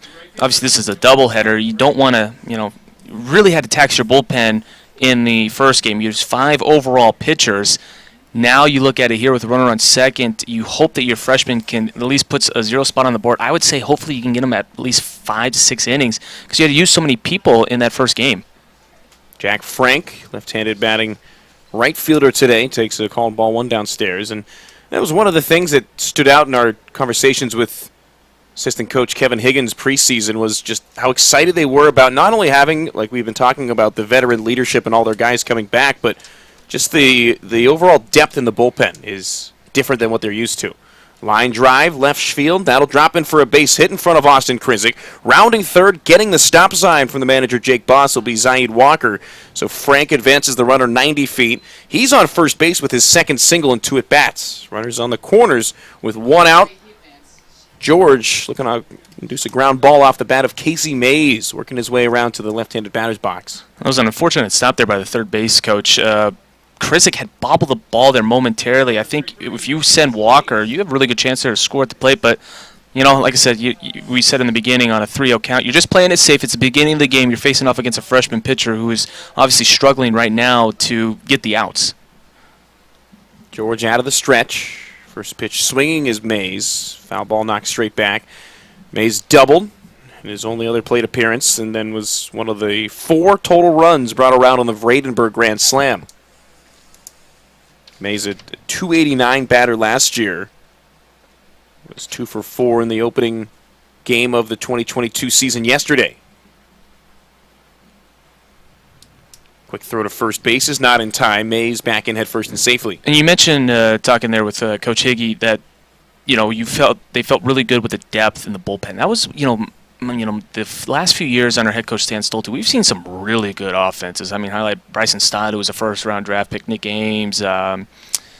Jack Thomas Wold, who was a great first baseman last year for UNLV, they had the hitting, but they would just get into these certain situations in Mountain West tournament time where they had to play the elimination game, and they're just throwing guys out that they just have the confidence at, and they just would run out of steam. So I think that's good to hear that they have the pitching depth. Runner fakes a steal from first. It's a foul ball knocked straight down through the legs off the bat of Casey Mays. Yeah, as much fun as it sounds, you can't play every game 12-10. You get burned out eventually, both offensively and defensively. So it's probably so deflating, when you get a game where you score, 8-10 runs, you feel like you should win every single time, and it's like, man, we're having to go toe-to-toe here. It's so tough as an offensive player. Count, no balls and 2 strikes. Quick throw to first base. Back in standing is Frank. Yeah, the one series that stands out to me, I'm sure those that were at some of these games last year remember that Washington State series where every game was 20, 30 total runs scored, 4+ hours. That was kind of a microcosm of some of the bullpen struggles a year ago. Changeup outside. George just doesn't seem to have the finish on those changeups. It's a lot of times a developing pitch for even a collegiate athlete, but that changeup's a really tough one to develop because of how much contact the hand has with the ball. So much can go wrong. 1-2 pitch, laced into center. Gamble heading over into the right center field gap. He makes the catch, retiring the second out of the inning, but tagging up from third and scoring without a throw will be Zaid Walker. Score that one, a sacrifice fly to center in your scorecard at home as Mays earns his first RBI of the game and moves the Michigan State lead to 5-0 here in the top of the third inning of Game 2 today. Yeah, unfortunately, Gamble didn't get a good read on that one. He broke in first and then had a step back and then slipped and fell before he went to go throw it. I don't think he was going to have a chance, but it was didn't have the best route there on that fly ball. Yeah, that was one off the bat that you knew was going to be deep enough. He really stung it, but it was almost right to a speedy Gamble in center. Prior to the first pitch to Peter On, a quick snap throw to first sends Jack Frank back in diving. On popped out to a Darian Williams just behind first base for the first out of the second inning. Stands tall in the left-handed batter's box. Outfielder swings and hits a foul ball out of play down the left field side. I think now, Matt, you look at it for UNLV. We mentioned they've had 4 base runners on the base paths in the first 2 innings. They got to find a way to get some runs here in the third. Try to get this momentum back. Obviously, you're deflated after blowing a lead against Michigan State to start the day off. Now you're down 5-0. You're in danger of having this game get really ugly. Another throw to first. They're really keeping a close eye on Frank. He's back in head first and safely. Frank, 3 steals and 5 tries last year. He had an absolute tank of a home run in the 5th inning yesterday. Cleared the right field fence in a hurry and nearly took out the 335 club. Runner goes. 0-1 pitch is called a ball outside. Throw down is there, but Giovanni Horvat was a bit late. The shortstop with a late break. It is the shortstop's ball there with the left-handed batter up. Yeah, that was a really, really late break. It was a good throw by Bajani, right on a line. If Horvat, is able to break when he's supposed to, I think they get the runner out there. That was kind of surprising. Do you think you kind of got confused that it was a left-handed batter? I mean, I think Frank just took everybody by surprise. I mean, I don't think that after all those pickoff attempts they were expecting him to go. He had a shortened lead. That was one swung on and missed. Pitch in the dirt will advance the runner. They're going to say no foul ball is on. Took a swing and miss. And that ball took a weird bounce off the knee guard of Bajani and went back out into the infield. So that'll be a stolen base to move Frank to second and then a wild pitch to move him to third. Everybody deep in the infield with 2 down. Here's the 1-2 pitch. Swung on, ripped but foul. He pulled it down the first base side and the UNLV bull out to retrieve. Going to be keeping an eye down there as George laboring to get third inning in his first college start. 5-0 Michigan State on top. 5 runs on 5 hits, nothing on 2 base hits. Pitch back our way. To the screen it goes. Of course, Wyatt and I were both on separate. We'll add of the San Jose State loss to the UNLV earlier this afternoon. Wyatt on the radio. I was on Cox Yearview, the local feed. Action right now against Colorado State. Checks the swing. It's a called strike 3. Peter On set down on strikes. It's the first punch out for Nolan George of this. Does give up another run. Michigan State with a run on 2 hits, including a Zaid Walker double and a Casey Mays sacrifice fly. Bottom of the third coming up. Top of the UNLV lineup when we return. It's Michigan State 5, UNLV 0.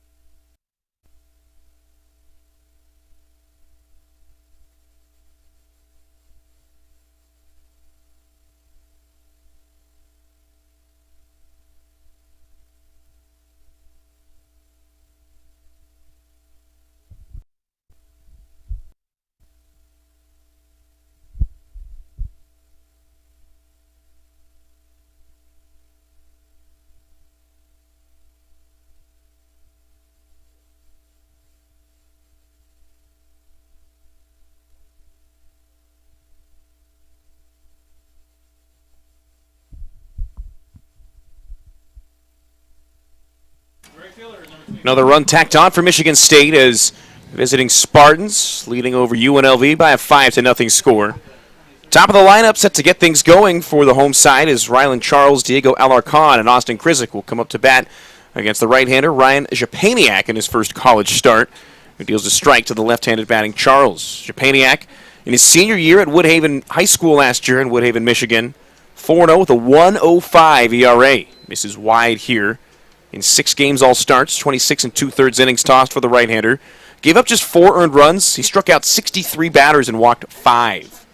Strike zone filler if nothing else as Charles lofts this one to shallow right field. 3 men shifted over there. It'll be the second baseman Trent Farquhar with both feet on the cut of the outfield grass to settle underneath it and make the grab. First out of the third comes on the Charles pop out. He's 0 for 2 on the contest. Brings up Diego Alarcon, the third baseman rather, working his way around to the third base side. Yeah, I mentioned it, Matt, obviously in that top of the third inning. This is an inning for UNLV. Really want to get some runs. You want to feel a little bit good here right now because it's a 5-0 deficit after that blown lead in the first game. First pitch, ground ball, left side, picked up by the third baseman Dylan Kark. Throw across the diamond is in time. One third baseman grounds out to another, and quickly 2 up and 2 away here in the third. And give credit, Matt, to the infield for Michigan State. They've made some really, really nice plays. You saw that line out to end the second inning. Another nice pick there from third. You know, you want to be sharp and clean as an infield, and right now Michigan State, really impressed with what I'm seeing here. 2 outs and nobody on for Austin Krizik. Right-handed batting left fielder with no batting gloves in the old school look. Watches a hard-running pitch on the inside. Comes in over the inner half for a called strike. Krizik walked back in the first inning. One of 2 walks issued thus far by Japaniak to go along with 3 punch-outs. There's that breaking ball again. This one stays just inside. Krizik saw it out of the hand. That's how you can tell because he did not immediately duck out of the way. That thing started at the hip. But if you pick the spin up out of the hand and you know it's supposed to cut, again, supposed to cut, you don't get out of the way as quickly as Japaniak deals another breaking ball, this time on the outside for a called strike. Yeah, supposed to cut either that or you were going to get, as looked like the home plate umpire is sending a warning at one of UNLV's players on the bench. I don't know. He just violently just pointed over to his right. Oftentimes it's a couple of guys spilling out of the end of a full dugout as Krizik takes high. You kind of had that yesterday at Michigan State. I believe they had like a whole platoon going out to the bullpen. Yeah, and you could tell immediately because as soon as there was some discussion about it, you saw about 4 or 5 bodies hustling down to the bullpen down the left field side. Krizik fights this pitch off the hands and fouls it off down the right field line. Just a quick check-in on the running Rebels, leading over the Colorado State Rams 17-15. 7 minutes and 15 seconds to go, still early in the first half. Right on right matchup with the infield deep. Here's the 2-2 pitch. Krizik and misses. He can't catch up with the ball. Japaniak, quick and efficient here in the third inning. Goes 1-2-3, ends it on a punch out of Austin Krizik. We've played 3. The Rebels trail by 5. Earl E. Wilson in a moment.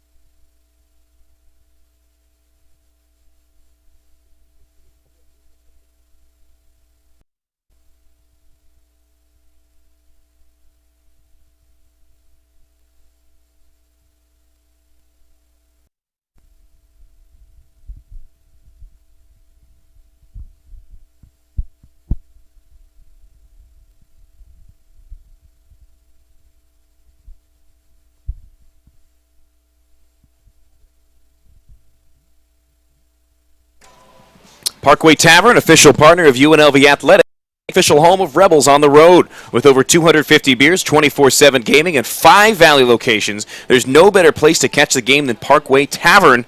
They just opened up the new one on Decatur and Flamingo. Go check it out. Matt Neverett along with Wyatt Tomczyk here from Earl E. Wilson Stadium, officially in the third of the second game of a twin bill between Michigan State and UNLV. It'll be the bottom third of the lineup for the visitors to get it going. 7, 8, and 9, comprised of Christian Williams, Brock Vredenberg, and Dylan Kark. Williams, the catcher, squares to bunt, pulls it back on a fastball high from Nolan George. Michigan State tacked on a run in the top of the third. UNLV went down in order in the bottom. This one's crushed high and deep to left center field. Heading into the gap is Gamble. Slams on the brakes, reaches up, makes the grab. No more sun to battle with, and we're fully lit by the stadium lights as Williams pops out to Gamble in center field. A good comeback for George. I think if they can get him through 4, that may be the end of the line, but if he can get through 4, it would be an accomplishment after that second inning. Yeah, see some action in the bullpen for UNLV. I mentioned earlier, hopefully 5. But, this is an important inning for Nolan George to put up a 0 spot on the board here and keep this game as close as you possibly can with the Rebels down 5-0. First pitch in the dirt to the 6'7" first baseman Brock Vredenberg, who was the guilty party of the grand slam back in the second inning. It broke this game open, and then the tack-on run in the meeting. He takes a fastball high. Kind of an obscured view down to the bullpen. Looks like it could be Jimmy Gamboa, wearing number 48. Gamboa warming up in the pen as Vredenberg knocks this one back. Count 2 balls and a strike to the first baseman. That grand slam barely cleared the fence and left. And Vredenberg did not homer last year. It was a shortened season overall for Michigan State, but a big body finally getting some playing time. He appeared as the pinch hitter yesterday. Out of the full line, this one's laced straight back to the screen to even up the count at 2-2. Yeah, it was a wall scraper to say at best. I mean, unfortunately there for Nolan George, if that ball is hit maybe 2 feet less, this is probably a different ballgame. That definitely scores a run off a sacrifice fly, but man, what could have been? Pitch high, and to be high on a 6'7" strike zone, you got to be up there. But if there was a play to be made, you trust Austin Krizik in that situation. He made an outstanding play up against the fence in the left field corner yesterday, where he almost crashed into it going full speed. Vredenberg pops one up left side. Drifting into the outfield is Alarcon, third baseman, called off by the shortstop Horvat as he's able to hustle in and make the catch in fair ground. So 2 up and 2 away for Nolan George. If he's able to get through 4, if he's able to go 1, 2, 3 here in the 4th, could change things in the 5th inning. We'll see. It's Dylan Kark batting, 2 outs and nobody on here in the top half of the 4th inning. Looking at it here, Matt, what do you got for his pitch count right now for Mr. George? Oh, nope, sorry. My apologies. We'll have it in the half inning. Kark with a fly out to center field, deep to center field. You remember he followed up the Vredenberg home run with a moonshot to the warning track, 400 feet and straight away center field. First pitch taken for a called ball downstairs. Kark wearing number 2, 6'1", 190-pounder out of White Lake, Michigan. A lot of Michiganders on the roster. A swing and a miss. Count 1 ball and 1 strike to the third baseman. In the first game yesterday, he was 0 for 2 with a walk before he was lifted for the pinch hitter. It was Vredenberg that pinch hit for him as he takes a pitch down low. And then in the early game today, Kark did not play, had the day off. It's interesting with the doubleheaders, especially this year. Ground ball yanked into his own dugout down the third base line. Another thing that we talked ad nauseum about with Coach Kevin Higgins before the season started was how nice it is to be back on a more traditional college schedule. May not make a difference to some new coaches, some younger guys, but for the grizzled veterans of Division I baseball, it makes a difference. As this one's taken for a called strike 3, Kark set down on strikes. Nolan George, a great comeback frame. His second punch-out ends the 4th in a 1-2-3 fashion, side retired in order. Hank Zeisler leads off when we return, trying to get some offense started for the UNLV Rebels, who trail Michigan State 5-0.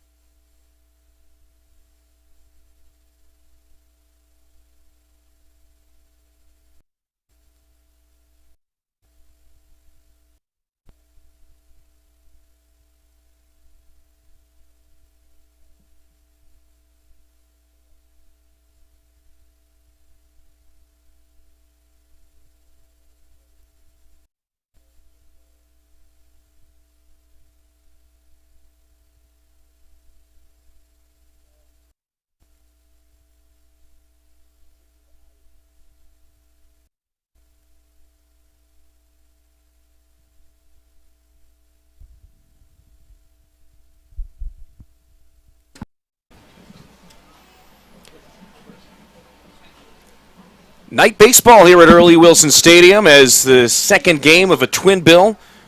5-0 score for the visiting Michigan State Spartans. Hank Zeisler, left-handed batting first baseman, takes a called strike on the inner third. Zeisler struck out swinging in his only prior at-bat. We were talking during his last at-bat about just how rare it is for a D3 transfer to go D1 and have some success as he chops this one to the first baseman, Vradenberg. He'll stick the hand up to call off the pitcher as gets the first out on a 3 unassisted ground ball. 0 for 2 here in the nightcap. We were here during the Meet the Rebels team event last week. There was an inter-squad scrimmage. Zeisler was a guy that stood out right away. He's just a unique look, similar in a way to Jack Thomas Wald. Fields like him, too. Made some outstanding grab at base. Here's a Darian Williams from the right. There's the breaking ball that stays inside. Japaniak, no aversion to throwing that inside, trying to come in through the front door. You mentioned, kind of like Jack Thomas Wald. If he can produce the same numbers as Jack, be happy with that. Jack was an absolute beast for UNLV in his time. He worked out well for him, drafted by the Mets. If I'm not mistaken, how many rounds was it last year? Was it back to a regular? This year's draft was regular. Years ago was 5. So the one he got drafted in that was a regular draft. Normal draft. Okay. And the proposed condition during the lockout, obviously the big talking points. A 20-round draft, I think that's a fair number. As Williams watches outside, you hear in the olden days you get the 45th round. Yeah. 5 is too little. 40 is too much. I think 20 is a nice round number because it's not like the guys that don't get drafted can't play. You just get signed as a free agent with no bonus. After this pitch here, is Williams third base side. I like it, because I think what it does is it helps out the Division I programs and college programs as well. That sometimes you get the idea like, oh man, I was drafted in the 30th or 35th round. I get my opportunity to play minor league baseball. I think here now is that you can keep talent. Maybe a lot of high school guys may want to go get the opportunity to play college baseball. Darian Williams takes a called strike 3. It's the 5th punch out for the right-hander Shapani. First start of the year. 2 outs, nobody on for Gamble as the right-handed batting center fielder stands in. But with that 5-round draft, it really created a logjam, not only at the level but at the junior college level, because guys that were either A, going to get drafted sometime after the 5th round, or B, their prospects changed because of where they were forced to transfer to. Gamble takes the first pitch in. Yeah, I mean, you're looking at it for really every sport in collegiate athletics is that, these incoming freshmen, or you guys that, they're getting recruited to replace a player, and all of a sudden, there's a logjam. It's like, hey, sorry, this guy's still here. Obviously, he was our star player. I'm not going to start you over him. So it becomes a lot of unhappiness, you would say, for a lot of freshmen, that you may see more transfers as well. Yeah, it definitely changed a lot of things. Not like you can necessarily hold a lot of it against, the teams, the coaches, the recruiting staffs. Here's the 2-strike pitch to James Gamble as he takes a fastball well outside. Bottom of the 4th with 2 down. Gamble singled in his only other at-bat back in the 2nd to lead things off. He was stranded on 2nd. Swings here, can't catch up to the fastball. Another 1-2-3 inning for Japaniak, who's now retired 7 Rebels in a row. We've played 4, the Rebels down 5. Back with the top of the 5th when we return to Earl E. Wilson Stadium.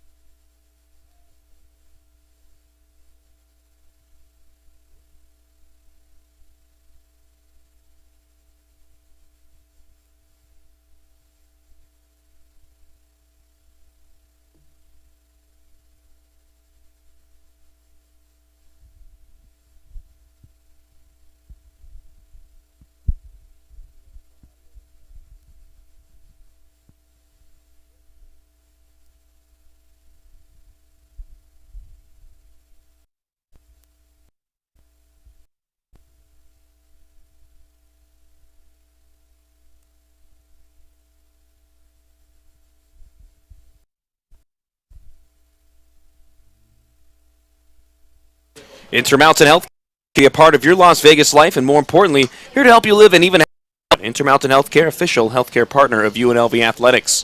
Along with Wyatt Tomczyk, Matt Neverett here from Earl E. Wilson Stadium. Michigan State riding the strength of a Brock grand slam home run in the second inning. To the tune of a 5-0 lead. Top of the lineup set to get things going for the visitors. First pitch swinging, a backhand grab by the first baseman, Zeisler. Nice athletic play from Nolan George, and he'll work to hustle over. Score that one 3-1 on the put-out of Farquhar at first base. And we were talking about the defense of Zeisler during the inter-squad scrimmage last week and showing it off there early. That thing was a laser beam right at him. Yeah, a really nice play there, nice backhand, unassisted. You know, those are first base is a tough position to play. What was it, Moneyball, when they said it's extremely hard to play.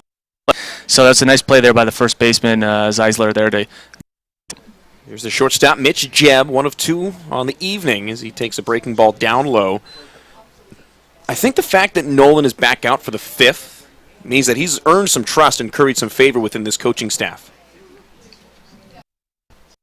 As he deals out of the full wind here, right-hander's pitch in the dirt. Well, I think obviously that it was good that he got a 0 spot on the board, but I just wonder, you know, UNLV had to kind of tax their in the first game, but it kind of made a decision like, hey, you know, you're going to have to take kind of a lick in there. We don't have the depth right now, you know, with so many people that we used on today. And don't quite have the number. How many did we use on Friday for UNLV? Yesterday, 3 pitchers. It was Ibarra, Rupp, and Neerman. Okay. All went multiple innings, though. Okay, yeah. And Gamboa, who's still warming up down the right field line, he's a guy that can definitely go multiple innings.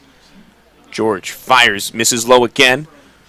Walks the number 2 batter in the lineup on 4 pitches. So Jebb on for the second time today.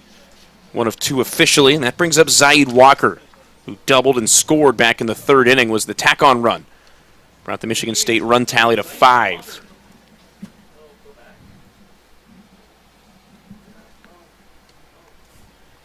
Obviously, Matt, I just want to, obviously something that's been kind of bothering me a little bit, but take time and say, everyone watching, very, very sorry that the camera feed has not been to the expectations that you guys were hoping to see. Obviously, we're trying to get it fixed, but none of us here really are, you know, pros at what we do, except Tommy and Matt here. We're good at talking, but we don't know really much about the computer or about the cameras. So we really, really are sorry. We're trying the best here as announcers, just trying to make the sound as best as we can here, and hopefully we can get it fixed as quickly as possible. 6 home games on campus between 4 UNLV sports today. As the throw down to first base, Jebb back in head first and safely. The Runnin' Rebels, the basketball squad, leading over Colorado State in the first half. Walker curled up on the back of the right-handed batter's box. Swings late, and the runner was going. He's forced to head back to first base as Jebb is going to have to take a long walk back to first. That's some of the more frustrating instances for a base runner, is when you are stealing, especially on like a 3-2 count with 2 outs at the end of an inning, and then you just keep fouling it off at the plate. You end up getting your cardio in about a 2-minute stretch. You're yelling at you, just put it in play, please, dude. Help me out here. It doesn't matter if you get a hit, just stop the bleeding. As he fires over to first, and Jebb with 4 stolen bases last year. The speedy shortstop, Farquhar and Jebb at the top of the lineup in the middle infield for this young Michigan State team. 28 freshmen and sophomore combined. The pitch out as Bajani looks to first, and no movement from the base runner Jebb with 1 down. Count, a ball and 2 strikes to Zaid Walker. He'll take a look down the third base side and get the series of signs from the third base coach, Graham Sykes. George comes set, looking at first base. He rocks and fires. Another pitch out on 1-2. Bajani very cognizant of the runner at first. You don't really see 2 straight pitch outs like that. And really, is that Bajani is like, it's right when in the windup, he's like now moving over to his right, so it's not really kind of deking the runner there. Yeah, I could see it on 0-2. Yeah, that second one was a bit of a surprise. We'll see what Jebb does here.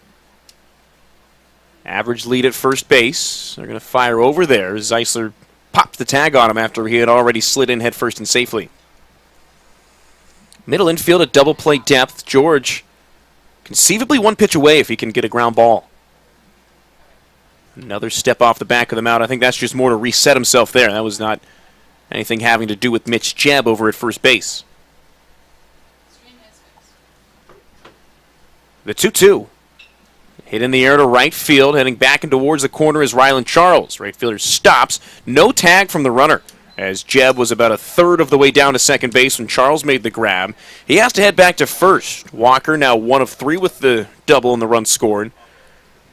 2 outs here in the top half of the 5th inning, just shy of the halfway mark. That brings up Jack Frank. I think this would be big for UNLV if Nolan George can get out of this inning with another 0 spot on the board. You feel, obviously things got out of hand for him in the second inning. Gave up that run in the third, but he's doing his best to keep this team, within a fighting chance. Breaking ball misses upstairs for George. A bit of a mixed bag in his first college start. Yeah, we saw some good things, saw some things that, hey, you got to work on. I think one thing you noticed was the changeup wasn't as crisp as he would like it. But, hey, positives. You always try to look at the positives and try to work on the negatives. Throw goes down to first base, and again, Jebb definitely getting his cardio in, running back and forth. Runner goes, the pitch down. Bajani with a strike to second. It's in time. Horvat applying the tag. What a throw from Eric Bajani to pick that one out of the dirt. An absolute missile to second base to keep the scoring threat off the bases in the top half of the 5th inning. With that, we've played half a ball game. 4.5 down, 4.5 to go. Eric Bajani set to lead things off in the bottom of the 5th. Rebels trail by 5.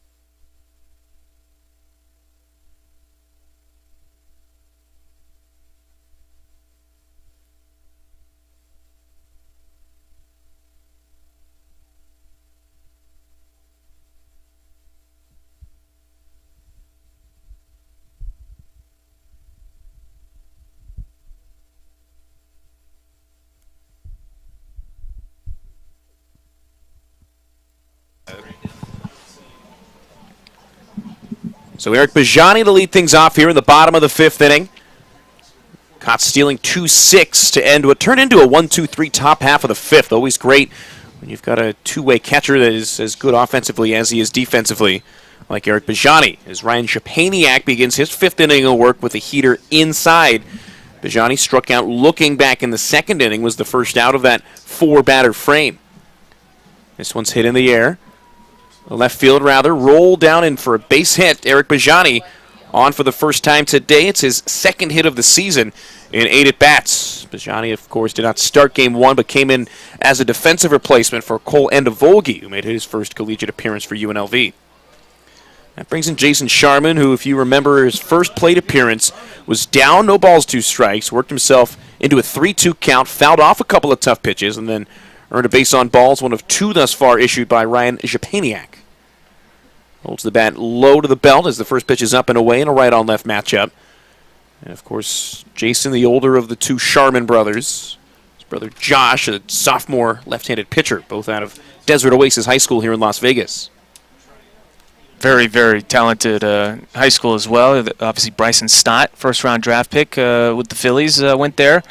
You've heard me kind of talk about it a couple times, and talent in Las Vegas, high school-wise, it's so balanced. It's really good to see that you have 10 or 12 really good high school programs. Sharman takes outside. Of course, Bishop Gorman always going to be one of the mainstays of Las Vegas baseball. One of the top programs on the West Coast, not just in the city. Spring Valley with a good program. Centennial, where Austin Krizik went to high school, a good program. And the Desert Oasis grad Jason Sharman takes a 4-pitch walk, so he's without an at-bat, but has reached base twice thanks to 2 walks issued by Japaniak. That'll put runners on first and second. Threatening here of the Rebels as Giovanni Horvat stands in, and that'll garner a mound visit from the pitching coach Mark Vandermeed. We'll say, Matt, don't forget, for my cheap pop, my old high school Arbor View, they've sent a couple guys, one to the majors that I know about. Obviously, Austin Pfeiffer went to Arbor View as well, so, hey, don't forget about them. It's funny, Las Vegas is just such a hotbed of baseball talent, but baseball talent specifically. You really don't hear much about basketball, football. It's due to the weather, it's due to the facilities, and due to the general interest of major league clubs over the years in the city of Las Vegas itself. That's a good. I think if a good discussion, what has had more success, I think you look at baseball. Bryce Harper, obviously, is the first one that pops out. Chris Bryant, Joey Gallo, another one. Obviously, one of the greatest modern-day pitchers, Greg Maddux, was from Las Vegas. So, the talent in Las Vegas is really, really strong. You see a lot of guys that are key guys that help win championships. Not only is good, it has been good. Those guys, especially Maddux. I mean, he was one of the first big-time Las Vegas baseball talents in the major leagues. Here's Giovanni Horvat, the freshman who lined into a 5-4 double play back in the second inning. It was an inning-ending job, and he smashed it. It was a breaking ball that he hit right to the chest of Dylan Kark, the third baseman. I don't think he could have thrown it to him any better.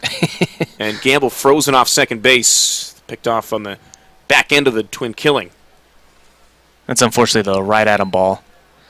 Before we get back onto it, we'll give credit to Gianni there to end the top of the inning. Much better on that stolen base. He broke very quickly. Another beautiful throw by Eric Bajani. Obviously, that first time he was just a little bit late, but it's good to see him make the adjustment.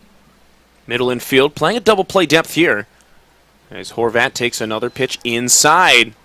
3 balls, no strikes. As the leadoff man Rylan Charles awaits on deck. There is action in the Michigan State pen. A right-hander up and tossing. Just looking down there, of course, their dark green-gray jerseys blend right into the black backdrop. Horvat watching all the way, takes a called strike 1, but Giovanni Horvat is as quick as they come. His agility was the first thing that stood out when I asked Kevin Higgins and Stan Stolte what his biggest and best feature was.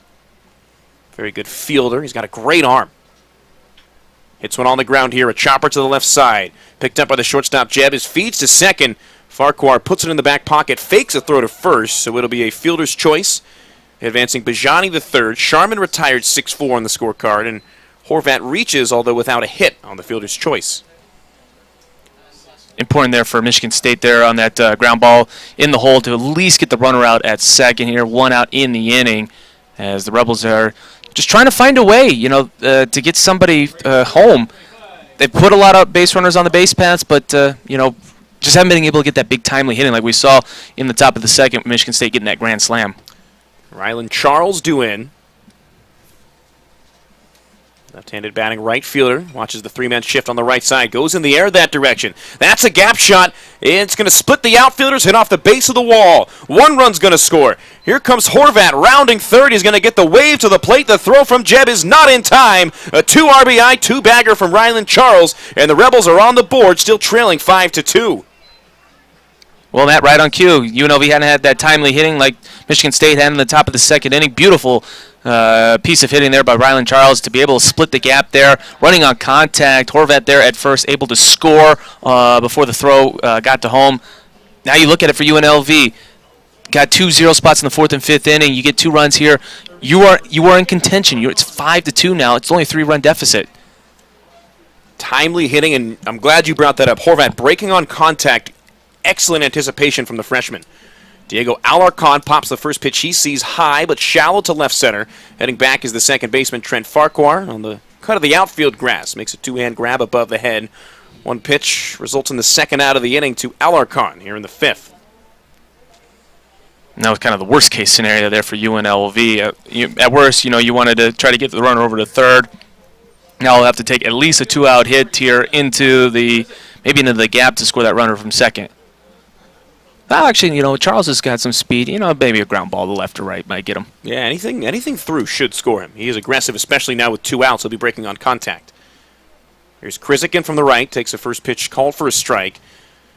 Austin began the year batting in the 3-hole for the first time. He was excellent in that role when placed there sparingly last year.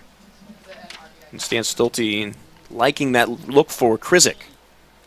Takes way outside. The catcher Walker springing up. NBA dunk contest is tonight. Maybe we'll sign him up. And you see who's in the dunk contest? It's quite an interesting group. It doesn't have the same allure that it used to. No. You don't get the That's big been names. That's been the same water cooler talk for the last 10 years. When the biggest two names in the dunk contest are Jalen Green and Cole Anthony. Yep. Don't need to say very much else. Krizik walked back in the first inning, struck out swinging to end a 1-2-3 third. Japaniak's been excellent. He gets a swing and a foul ball deposited into the seats down the right field line. If Krizik, like you mentioned, with Ryland Charles breaking on contact with 2 outs, if he's able to bring the runner home with a base hit, that would bring the tying run to the plate in the form of Hank Zeisler. This is a UNLV team that, with the bats the way that they are, they're never out of a game. It'd be interesting to see if that does happen, if Japaniak will be able to finish his fourth. This one sneaks by the catcher in front of the UNLV dugout down the first base side. Advancing easily to third will be Charles. That one nearly rolled all the way in. Yeah, you can't quite see it on the broadcast, but I can't see who's standing there at first. They just kind of walled off everyone else. All right, come on into this dugout here. That would be an extra base advancement for the runner. Charles would have scored the run if it went in. So instead, the count 3 balls, 2 strikes. Would be very surprised if he gives him something down the middle. With first base open. Wild pitch. Advancing Charles from second to third. Krizik takes ball 4 outside. Japaniak started walking back to his own dugout. He thought he had strike 3.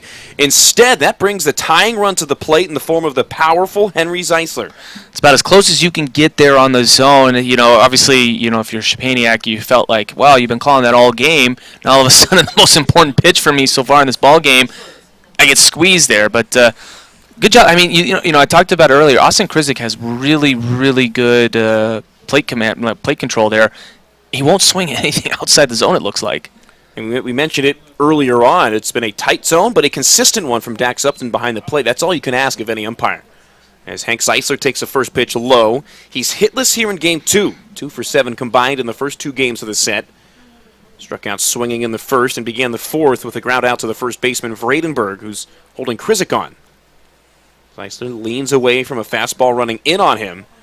As he's ahead 2 balls, no strikes. Of course, your hitters counts that you hear a lot about. The main 2 that are focused on are 2-0, 3-1. Zeisler in the former. And a check swing. He's able to watch that one right down the middle. I don't hate that take, though, and here's why. On 2-0, hitters count, like I said, you're looking for not only something you can drive, but a fastball that you can drive. Mm-hmm. He saw it out of the hand, and you could tell immediately that he was going to lay off because he started, realized what the pitch was, and then stopped. I don't hate that take. Japaniak going to step off the back of the mound, a fake throw to third base with nobody covering. It's Charles on third, Krizik on first. Rebels down 3, Zeisler the tying run. Takes inside, called for ball 3, so almost on command. 2-0, now 3-1. Zeisler looking for the heater here. Now, we mentioned it for UNLV. They used 5 pitchers in the previous game earlier today. For Michigan State, they only used 2, so Zeisler takes a called strike 2 to load the count. So, they feel that they can be a little bit more aggressive with the bullpen today in this third game. They've only used 6 pitchers, including Japaniak. Mm-hmm. 3 in the first game, 2 in the second game. And the guy who came out of the bullpen today had 5 innings of work, so runner goes. Zeisler takes a called strike 3. Fastball down and away, froze him. The Rebels do get on the board thanks to a 2 RBI double from Ryland Charles, but an opportunity squandered for more as Zeisler set down on strikes for the second time today. We're through 5. The Rebels on the board, but trailing by 3. Back with the 6th when we return.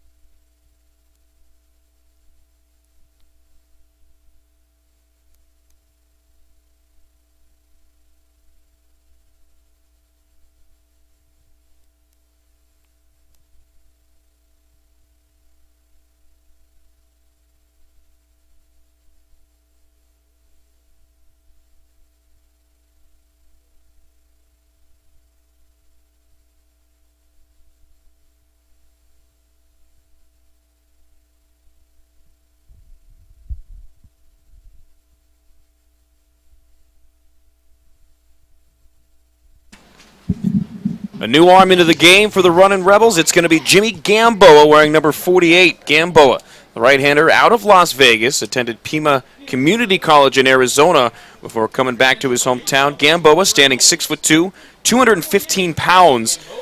Coming into a 5-2 ball game, the Rebels were able to get on the board in the bottom of the fifth after Eric Bajani reached on a single. Giovanni Horvat reached on a fielder's choice. They were both driven in on a Ryland Charles 2 RBI double.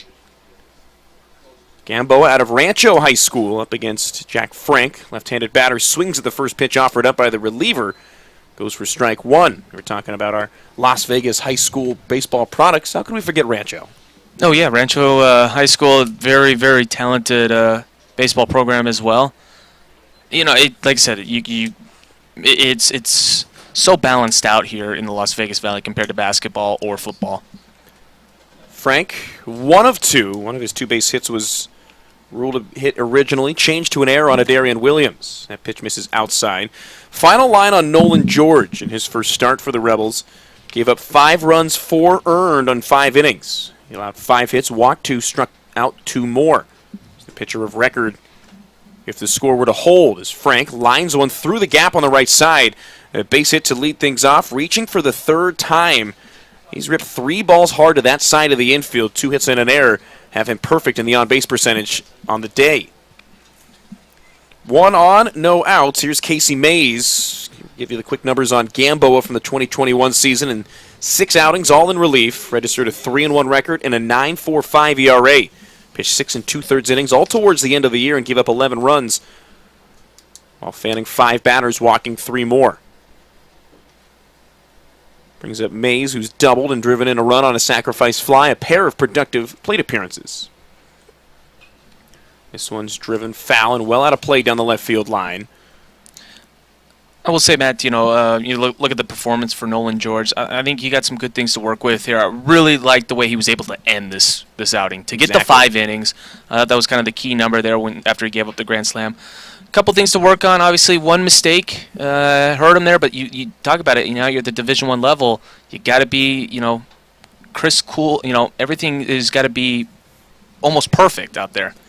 And it'll develop throughout the year. So the count goes 1-1 to Casey Mays. It always does, especially for the young players, especially in a 56-game season. You're going to have plenty of opportunities, and you're afforded a start in the opening series. That usually bodes well for the length of the string you're going to get. The runner goes. This one's lined into left field. Slamming on the brakes at second base is Jack Frank, as Krizik did a good job to pick it out of the grass and fire it into the cutoff man Horvat quickly. However, back-to-back base hits have Michigan State threatening once again here in the top half of the 6th inning. And we talked about it for UNLV, having to throw out 5 guys in the first game of this doubleheader. Bullpen did not live up to expectations, giving up 6 runs in that frame. Troy Balco had 5 of those 6. So obviously now for UNLV, you know, you just got 2 runs back. You got a little bit of momentum. You feel good about it. You can't give up some of those runs back here. You got to get a 0 spot. Gamboa working out of the stretch as the lefty Peter Ahn stands in. Big swing and a miss behind the hard fastball from Gamboa, who played for 2 different junior colleges. Appeared in the 2019 season here in his hometown for the College of Southern Nevada. 9 appearances with 2 starts, a 5.82 ERA, 17 innings, then transferred to Pima Community College. 7 outings, 5 starts, 2-2 record, and a 1.65 earned run average in 32 innings of work. Reaching for that one was on. He was fooled badly, guessing out of the hand, and he would have needed a 34-inch bat, or 64-inch bat. I was trying to do the math in my head. Needed to double the bat length and still would have missed it. As I said on the Lady Rebel broadcast, us as journalism majors, we only did 1 semester of math. It's not our strong suit. It happens. That's why we're doing what we do. Right on left matchup here with Gamboa coming set. Here's the 0-2 pitch to the center fielder. Unable to stay alive by knocking it straight back. He's 0 for 2 thus far. Popped out to the second baseman in the 2nd inning and then struck out looking against George. One of the 2 strikeouts he had. Just to put a bow on the outing for George. I thought that, like you mentioned, the ending was really encouraging, just in that he's not discouraged from giving up a couple of runs in his first start of the year. The crispness, the sharpness of some of his off-speed pitches definitely will be improved throughout the year. This one's fisted into shallow left field. A pop-up that sneaks past Giovanni Horvat, the shortstop. Krizik throws back to second base, not in time, but a good heads-up play with Adarian Williams covering on the bag. That was a spinner that just dropped in front of Austin Krissick by about a foot. It's a trio of base hits to lead off the sixth. Sacks full, still nobody out with UNLV down 3. Fortunate there for UNLV that ball hung up as high as it did. Held up the runner there at second, Frank, but almost got Mays out. I thought UNLV was going to get a gift on the throwback to second. It was just a little bit off there. So Mays there at second is bringing a big sigh of relief. Catcher Williams aggressive on the first pitch. Pops it up, foul ground right side. The first baseman Zeisler heading towards his own dugout. Leans over the fence, just doesn't get it. Part of the unfamiliarity, we'll say, with the ballpark, he had a little bit more room. You're supposed to, like an outfielder on a home run ball, find the fence and work in from there. Zeisler just kind of kept trickling in towards the dugout fencing. That landed a lot closer to him than I thought it was going to be, the way he stopped there. Well, and with a right-handed batter, too, that thing's got a ton of backspin heading back in towards the field of play. You know, if you're a lefty and you're yanking one into the air that far down the first base side, it's going to have front spin heading towards the seats. But with a righty, that thing went up and then came back like a parabola. Count 0-1. Pop up to a similar area, although this one will find the seats. Parabola, you're using fancy words on me now. That's a math word. I don't know. Oh, I used a math word. Oh, hey, I'm at a terrible disadvantage here right now. I've been studying for the SAT recently. Here's the catcher, Christian Williams, behind 0-2. He was walked back in the second. Vredenberg hit the grand slam right immediately following. Hits this one off the hands to the second baseman. That's going to be the infield fly rule with less than 2 outs and the bases loaded. So it would have been out whether Williams caught it or not. Goes as the first out. All base runners can advance at their own peril, but with the ball staying in the infield like that and right to a Darian Williams, everybody back. Frank to third, Mays to second, and on to first. They all singled to get there. It's a big-time first out with the double play active anywhere. Brings up Brock Vredenberg, and just taking a look at the defensive positioning. Double play up the middle. No hold at first for Zeisler. Alarcon behind the bag at third. Left-handed batting first baseman goes down to a knee on a hefty cut. Fouls it back into the mitt for strike one. Now, Matt, you remember the last time he was up with the bases loaded. Had a pretty good result. A home run over the left field fence. Wanapo Taco for his first home run in 2 years. Pops out to the shortstop in the fourth inning his last time up. Bijani received that pitch just outside, called for a ball, but he held it there for an extra half a second. There was some intent to that frame job. Trying to bait the call out of Dax Upton, who's been calling a tight but consistent zone all the evening. These umpires rotating in a counterclockwise fashion. It'll be John Cascato behind the plate tomorrow in the series finale. He's beyond the first base bag currently as Gamboa misses low. And Matt, refresh my memory from last year. Were we down one umpire as well? Yeah, so this Okay. I talked about it yesterday. Okay. Just one of the things that I kind of was talking about, some of the differences between really the last 2 seasons and this year now that we're back to quote-unquote whatever normal is. As a line drive goes into shallow left center field. That'll drop in front of Gamble. That'll score 1 run. Getting the wave around from second is Mays. The throw goes to third from Horvat, and the runner is called out. Great relay, although 2 more runs score. The putout goes 8-6-5 at third base.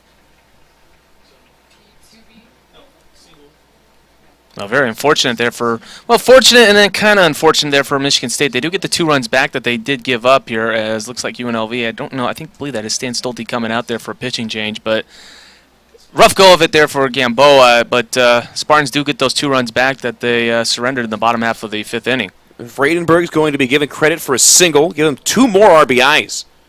He's driven in 6 of the 7 runs. There's the meeting of the minds on top of the mound.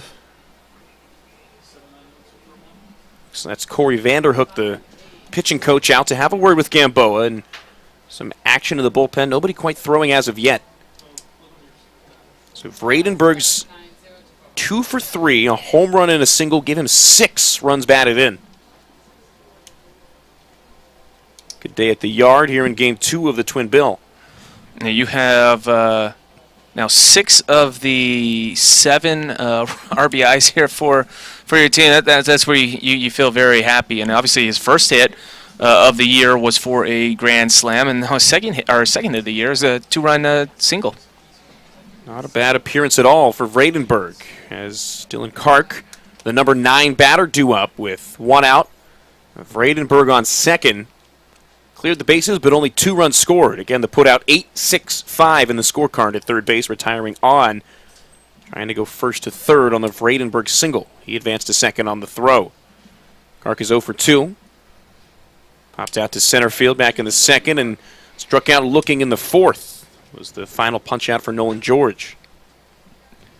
Darian Williams very close to the bag at second. Deep in the hole at short is Horvat.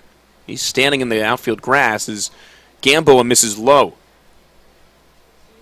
So for Jimmy Gamboa, just get through this frame. There's a guy that only tossed 9 innings last year, and a veteran in the bullpen. He'll get his opportunities. 2 more years of eligibility. Dealing from the stretch, he'll miss high here. The batter Kark started to go around, but was able to check the swing. Yeah, like I said, for UNLV, obviously, you pick up that momentum here. We're getting those 2 runs, but then Gamboa coming out of the pen after they got 0 spots. This one sent to short. Hit sharply, diving a backhand grab of the shortstop Horvat. And the throw's going to be well low, but a great play just to get there on an infield base hit for Kark. That'll advance the runner Vredenberg to third. Kark reaching on his first hit of the evening. And a lot of these hits have not been, real screamers off the bat for Michigan State in this inning. It's just they've been finding the right spots there. Great effort there by Horvat. A-plus effort, but unfortunately the throw just was not going to get the runner out in time. Back to the top of the lineup we go. 7th batter of the inning is the second baseman, Trent Farquhar. 2 outs, runners on the corners. Gamboa fires. Left-handed batter watches a pitch downstairs.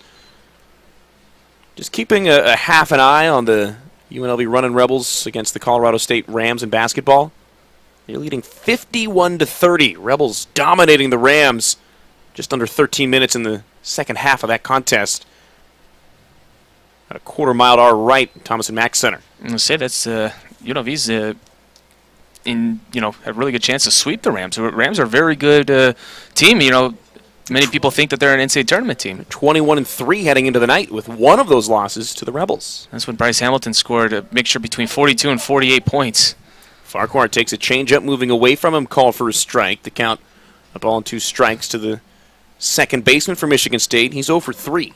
Yeah, he scored 48, then they're like, oh no, wait, hey JK, it's just 45. It's like, Just 45. All right, we'll take it. Gamboa set his pitch, swung on and missed.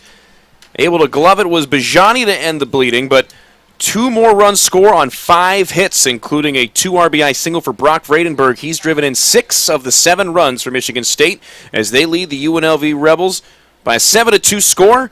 We're on to the bottom of the 6th here from Earl E. Wilson.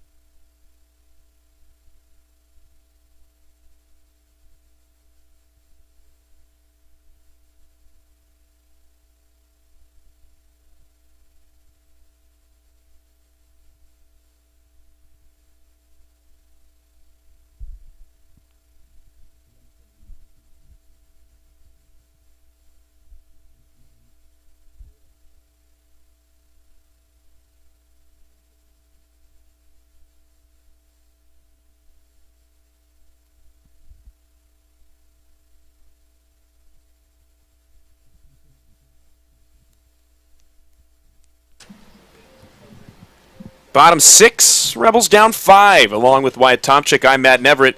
A pinch hitter to get the inning started. Darian Williams lifted.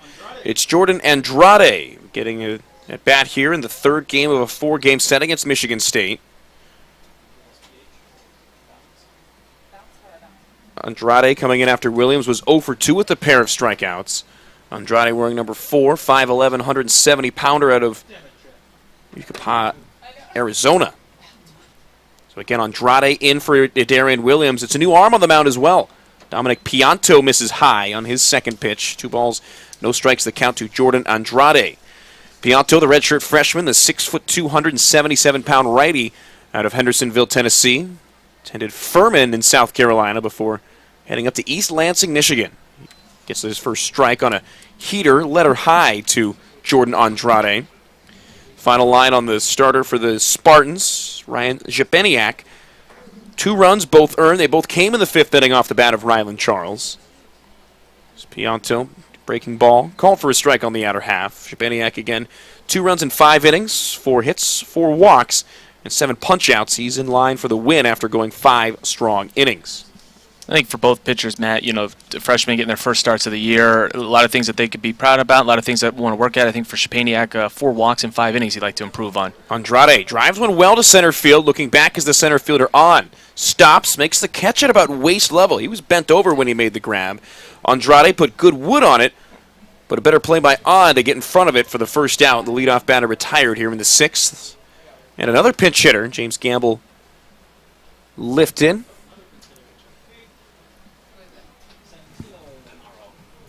Santino Panaro, a local product out of Bishop Gorman, making his first at bat.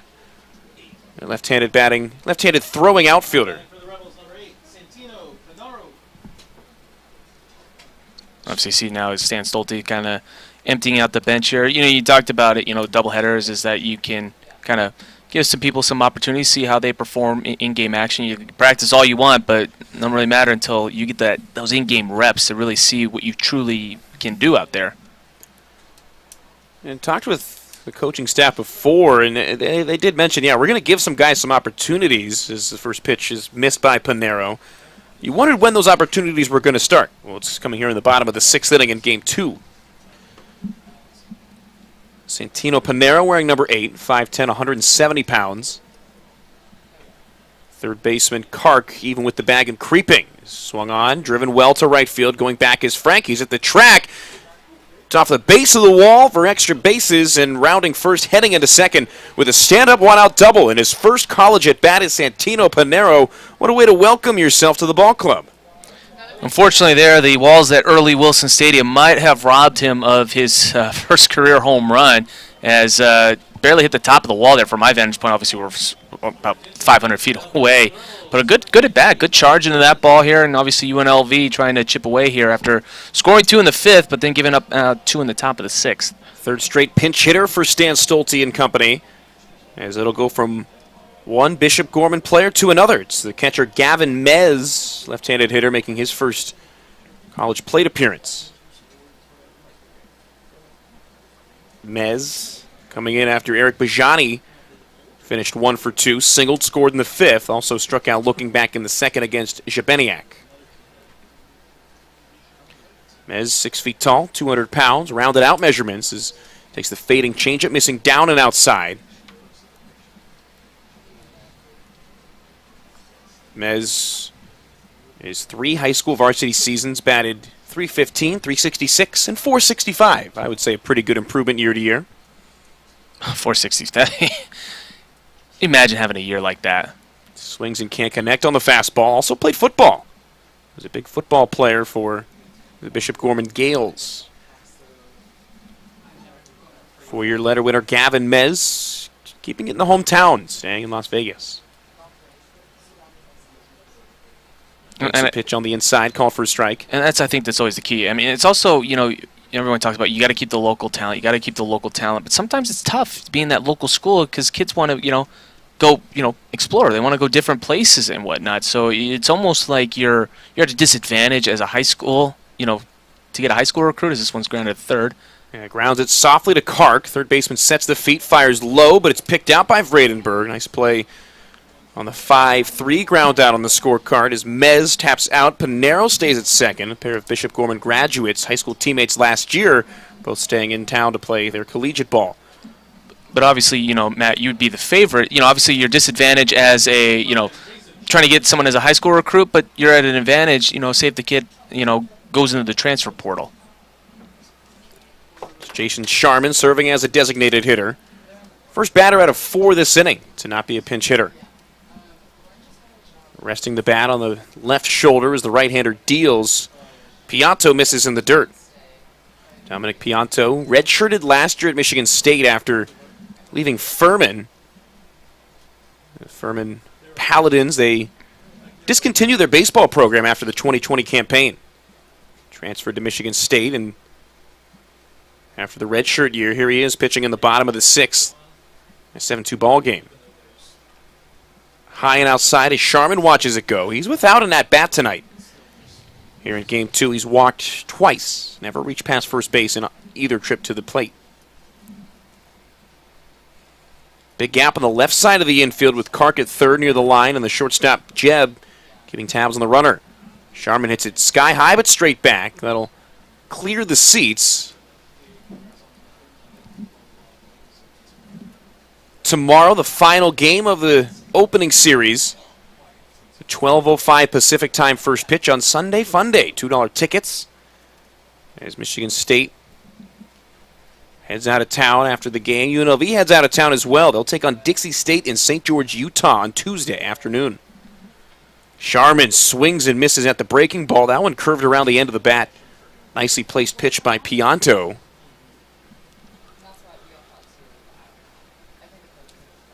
Pianto just the second pitcher used here in Game 2. Just the 7th in the 3rd game of the series. Did a good job of spreading out the arms. Sharman leans away from a 12-6 breaking ball that stays high. Obviously for UNLV, you can't come back tonight trying to at least split the series. You'll take that to start the 2022 season. Who would you expect, Matt? I know I'm going to throw you a curveball here. Who do you think will be the starter for UNLV, if we had a guess? For tomorrow? Yes. It's listed as Peyton Fuller probable, but okay. It's unconfirmed, but as of right now, listed on the website, it's Fuller. We'll try to get some confirmation on that after the game. As Sharman walks for the 3rd time in the ballgame. Worked himself to a full 3-2 count, and then great batting eye coming out to shine here in the 6th inning in his 3rd plate appearance. So that'll put runners on 1st and 2nd for Giovanni Horvat. Reached on a fielder's choice in his last time up in the 5th and scored after lining into a double play back in the 2nd inning.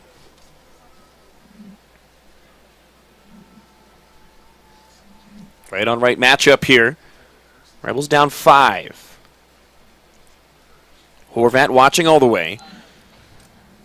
A lot of true freshmen with some serious possibilities of playing this year, and Horvat probably the leader among them, with Mez expected to get a lot of playing time behind the plate. Even Pinero, that was a name that I had heard thrown around preseason. Joey Walls, another one. He's not a freshman, but a newcomer. I think it goes back to say, obviously, with everyone getting kind of an extra year of eligibility, I believe you said 7 returning starters for UNLV. There's not a lot of open spots available for some of these young guys coming into the program. It's funny, that's what I thought, but talking to Kevin Higgins prior to yesterday's season opener, Horvat takes a strike there, talking with him yesterday, he said that any given day, there's about 6 guys that are legitimately competing for the 3 outfield spots, and those outfield spots feel about as locked down as can be with Krizik, Gamble, and Charles all performing very well left to right in the outfield, but they're confident with a lot of the young guys that they brought in. Yeah, those are tough guys to take out of the outfield, too. Horvat drives one well to left field. Heading into the gap is Mays. Still on the run. He's able to make the catch under the chin. Rebels put 2 runners on base, including a pinch hit double for Pinero, but 2 runners stranded on. We've played 6th, and the Rebels trail the Michigan State Spartans 7-2. Back at Earl E. Wilson Stadium in a moment.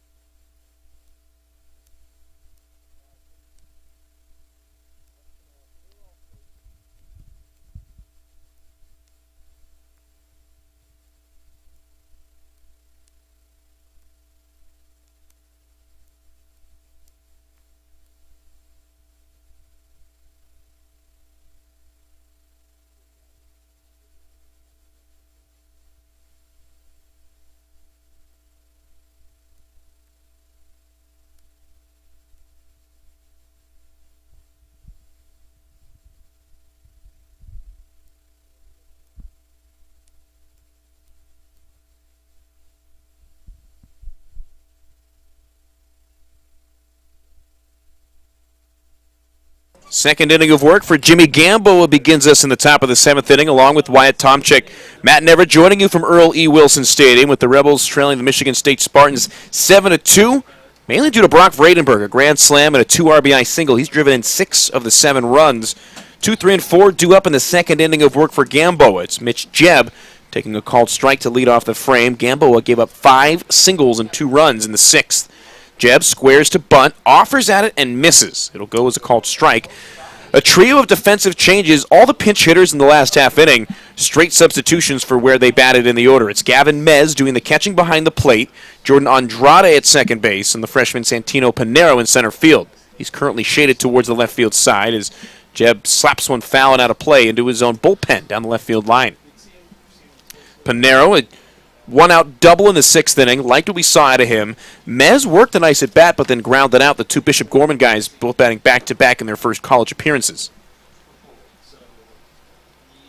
Jebb in from the left. He's 1 of 2 with a walk. Calls a brief time and steps out. He was caught stealing at second base on an absolute strike of a throw by Eric Bajani, whose night ends 1 of 2. He threw out 1 of a potential 2 base stealers. Good day at the yard for Bajani.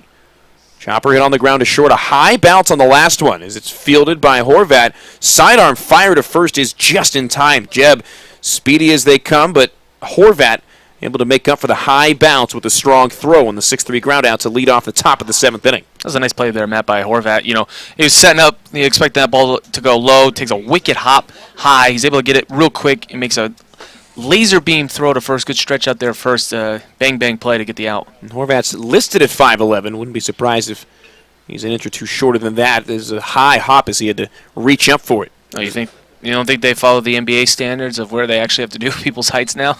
That's always been a baseball thing. Actually, that does bring up a good point. Zaid Walker in from the right, behind 0-1 on the foul ball. Second pitch from Gamboa is swung on and missed.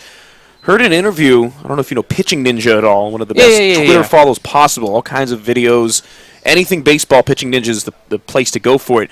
They were interviewing the people in charge of the new Hawkeye system, which is basically the robo-umps. As Walker swings and misses at strike 3, back-to-back putouts here in the top of the 7th pre-stretch break. We'll bring up Jack Frank, but they were saying that the players' self-reported heights, the ones that were different, were messing up the strike zone. So you'd have a guy who's 5'10", saying he's 6 feet. That's what the computer sees. All of a sudden, the top of the strike zone's at his nose. Mm-hmm. So the league is now taking over the measurements. Well, that's not the case here, though. I mean, we probably will not get automated strike zone here in college baseball for a long time. But that's quite interesting. I didn't realize with that. I would definitely go the opposite way just to make it. Yeah. Hey, if you ask me, I'm 5'3". As Frank gets one well out of play beyond the left field side. We will see robo-umps in Las Vegas, though. A select number of AAA ball clubs were chosen to test out the robo-umps, if you will. It's a system called Hawkeye by Major League Baseball on Amazon Web Services. The Las Vegas Aviators, one of the teams picked, and they've been installing that really all off-season. So if you want some robo-umps, you got to go to the Aviators games. And it's not Mr. Clanky from Backyard Baseball, but it's an earpiece from the umpires. Will it be told balls and strikes? Now, kind of curious here, Matt, and this might spill over to the bottom of the 7th inning. What are your thoughts on the robo-umps? I asked you about the shifts, and now obviously, changing of the guard in baseball, kind of. Check on that here. I promise I have an answer. 2-2 pitch hit right back up the middle. Horvat grabbing, spinning, setting, firing. It's in time as Zeisler holds the bag. What a web gem on both ends as Horvat up the middle with a full 360 spin and an excellent stretch up the line from Zeisler. I'll give you the highly anticipated answer to your question, Wyatt, when we come back, because it's stretch time in Las Vegas. Get up, move around. When we come back, bottom of the 7th, Rebels sending the top of their lineup up, trailing by 5.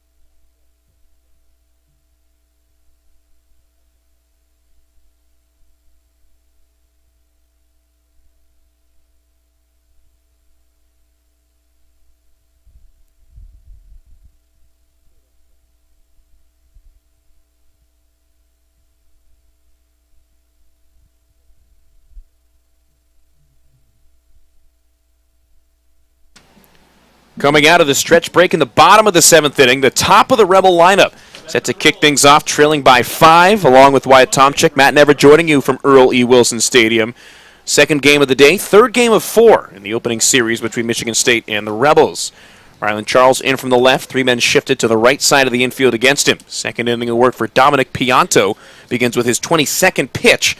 He got through 2 frames in 21 pitches. Pretty efficient for Pianto. This one's crushed. Charles drives it deep to right, turning around and watching it fall into the trees beyond the fence is Jack Frank.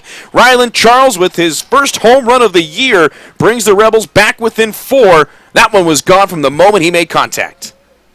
Back-to-back really good at-bats here by Charles. He hit that double into the gap. This one here, no doubt, home run. Charles knew it right off the bat there. Goes over the 335 wall there, right by the 335 club, waving the flag.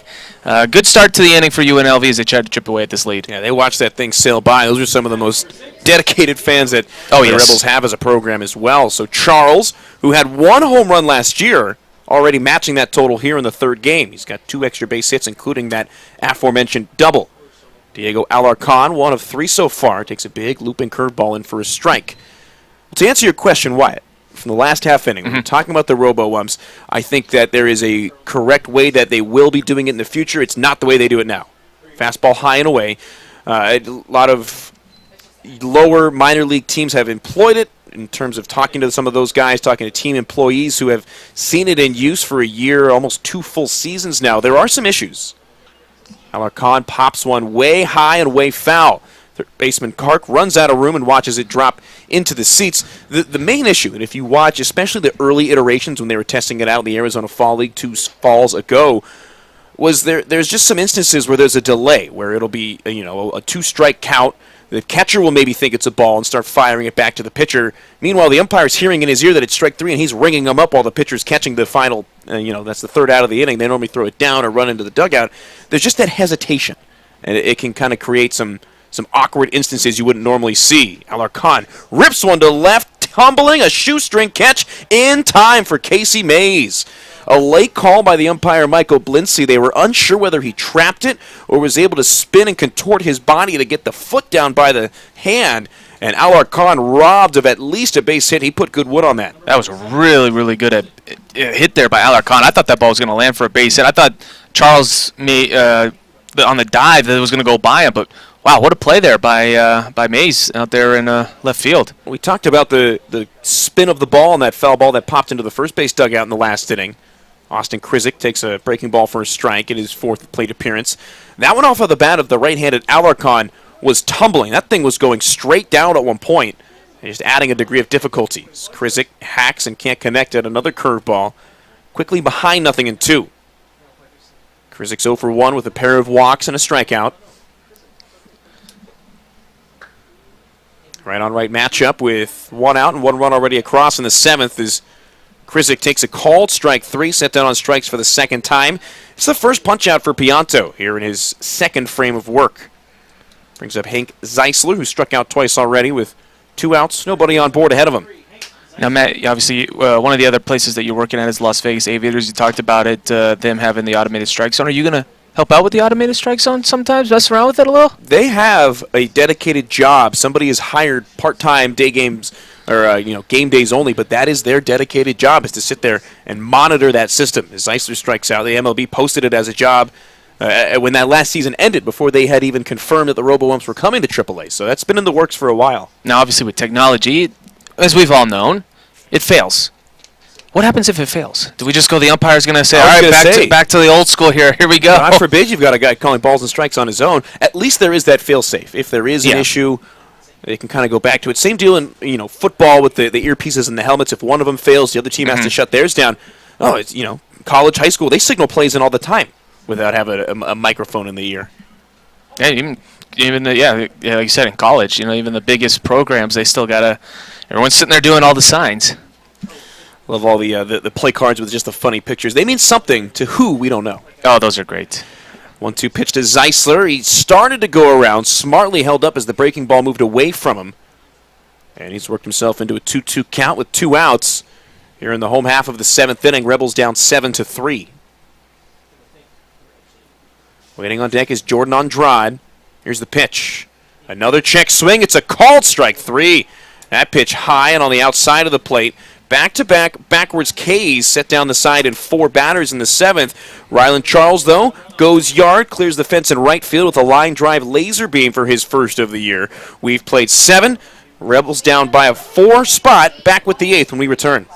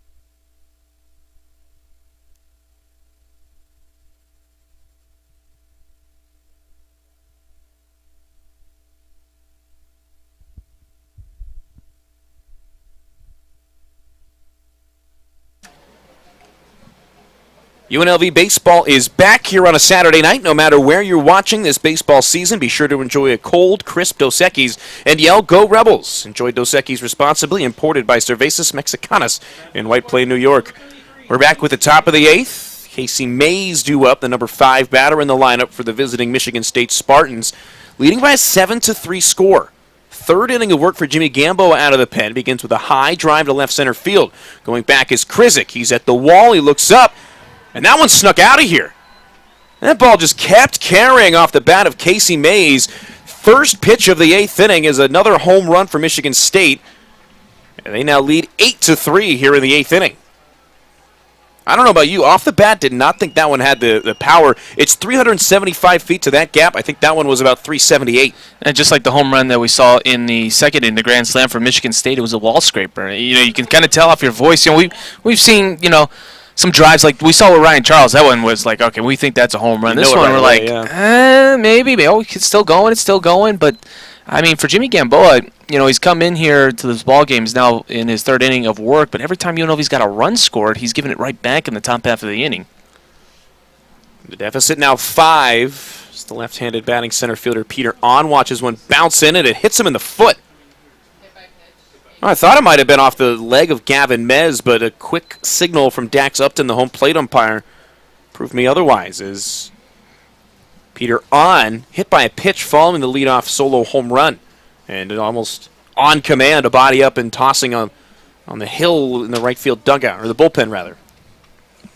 Christian Williams, the catcher, due up with nobody out and a runner on first base. And obviously, Matt, you know, we talked about it, UNLV having to tax their bullpen to start this day off with 5 pitchers thrown in the first game of this doubleheader.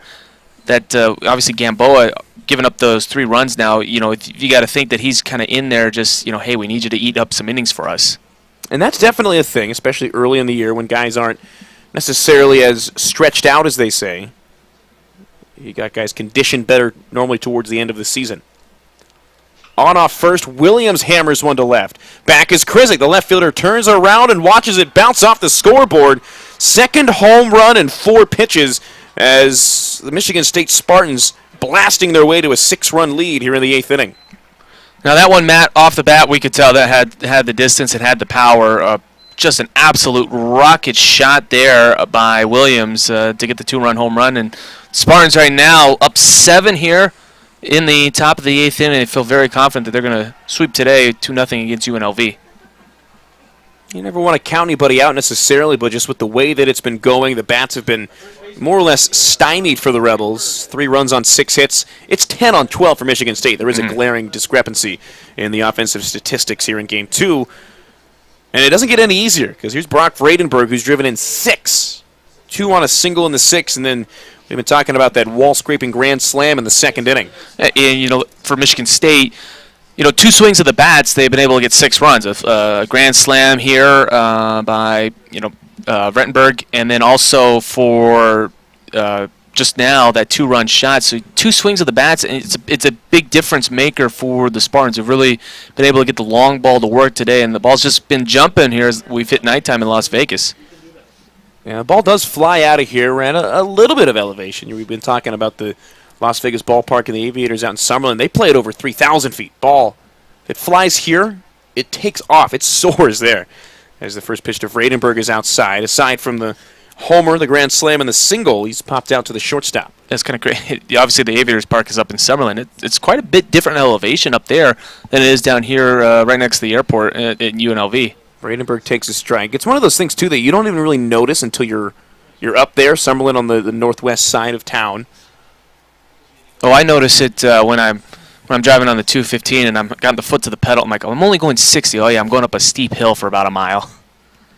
It's a pretty rapid ascension. Trying to get a read on who this pitcher warming up down the right field line is for the Rebels coming in behind Gamboa. An opposite field, hit in the air. Krizik down into the corner, still on the move. Left fielder in fair territory, able to make the catch, covering plenty of ground against Brock Vredenberg. One thing about Austin Krizik, he's not the biggest, not the fastest, not the strongest, but he does everything well. And a lot of it, especially in the field, is due to his great anticipation, good reads, and it's all about that good first step as he showed off there. And you were mentioning one of his plays that he had yesterday. I wasn't quite able to see as I was calling the games at softball, but the way you described it, it was is one heck of a play that, like you mentioned, you got to have a good read. We saw Gamble in the top of the 3rd inning on a sacrifice fly, kind of went in first, then went backwards and slipped and fell on trying to throw the ball back. It's just one of those things you got to get a good first step as an outfielder. It saves a lot. Kark behind 0-2, took a call strike 1 and then swing and miss. The 0-2 pitch from Gamboa down in the dirt. A couple of home runs in the inning, also a hit batsman and a deep fly out to left. They've been hitting the ball well here in the 8th inning. Chopper up the middle, the shortstop Horvat moving to his left, doesn't field it cleanly, recovers, the throw to first is in time on a bounce. Zeisler picking it out of the dirt and a bang-bang play at first. They don't get any closer than that. Horvat saves himself an error with the strong throw to first, and a tip of the cap to Zeisler for picking that one out on the forehand. Nice play there by Horvat. You were telling me, earlier this week that, hey, this is a guy that they feel that is going to be big for the Rebels. He's made some really nice defensive plays. Had a real nice play to end one of the innings early on. First pitch swinging is Trent Farquhar as he knocks it straight back to the screen. Farquhar, the leadoff man, not doing the job today. 0 for 4 with a couple of groundouts to first and a strikeout. He was 1 of 5 in the opening game of the series and then was 2 for 4 in the early game today. Count a ball and a strike to the leadoff man. After that one skips to the backstop. Farquhar, a .272 hitter last year, 41 hits and 151 tries. Michigan State now with 10 runs on 12 hits. And again, 3 runs on just 6 for the Rebels. This line drive hit over the head of the shortstop, Horvat, who gave it every inch he had on the leap. Rounding first on a big turn, but heading back to the bag is Farquhar. His first hit of the day is the 3rd of the inning, and it's the first hit of the frame that hasn't left the yard.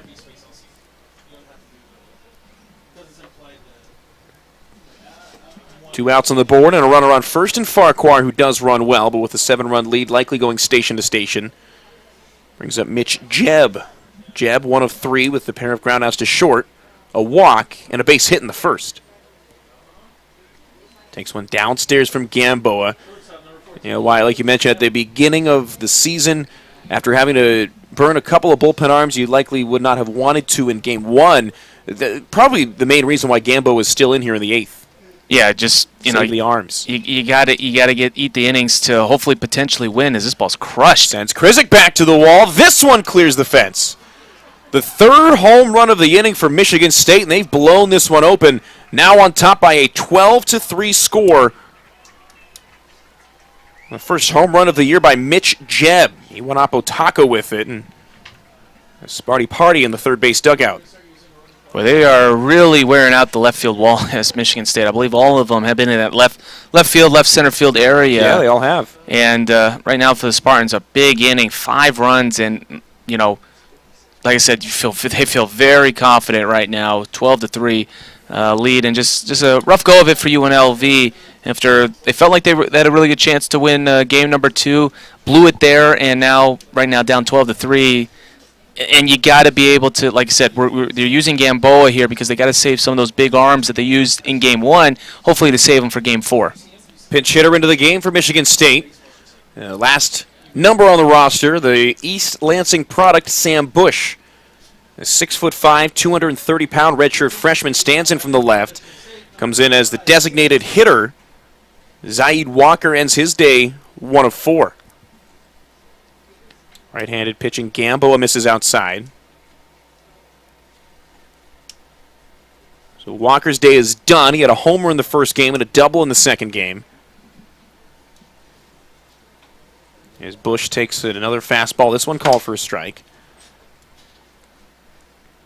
So Jebb with a 2-run home run, Williams with a 2-run home run, and Casey Mays with a solo shot to lead this inning off. 4 runs pushed across here in the 8th inning. As Gamboa misses high. Gamboa laboring to get through his 3rd inning of work. He's thrown 58 pitches, Wyatt, in 2 2/3 innings. It's not what you want to see out of the pen, obviously, and I don't know what you call on that windup there. Just had to stop kind of midway through. But, just a rough go of it here to start his 2022 season. But like you said before, it's over 50 games. You're not going to lose your job after 1 game. Yeah, he kind of slipped on the way down. The cleat looked like it got caught in the ground. He misses high on the next pitch following. With nobody on base, you can't get called for a balk. You could fake a pitch if you want with nobody on base, and there wouldn't be a penalty. Pop flies. One's going to stay in the yard down the left field corner. Krizik racing towards the foul line. Tiptoeing into foul ground. He's able to make the catch for the final out here in the 8th inning. Overall, 8 batters come to the plate. 4 runs on 4 hits, including 3 home runs. Rebels with some work to do. Due up in the bottom of the 8th, trailing by 9. It'll be Jordan Andrade to lead things off when we come back from Earl E. Wilson.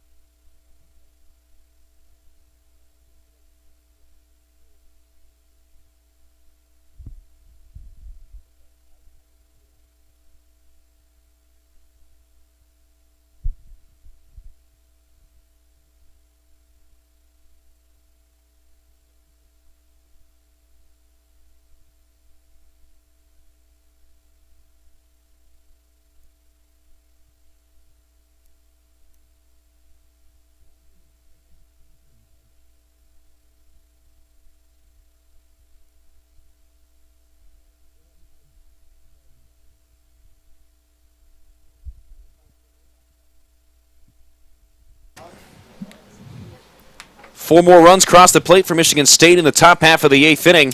Bottom of inning number 8, 12-3. Michigan State leading UNLV. Jordan Andrade due in for his second at-bat. Takes a breaking ball. Pitching backwards is Dominic Pianto in his 3rd inning of work. So far over 36 pitches. He's allowed a run on a Ryland Charles home run. One of just 2 hits he's allowed. Bouncing ball into Andrade, who came in as a pinch hitter for a Darian Williams in the 6th inning.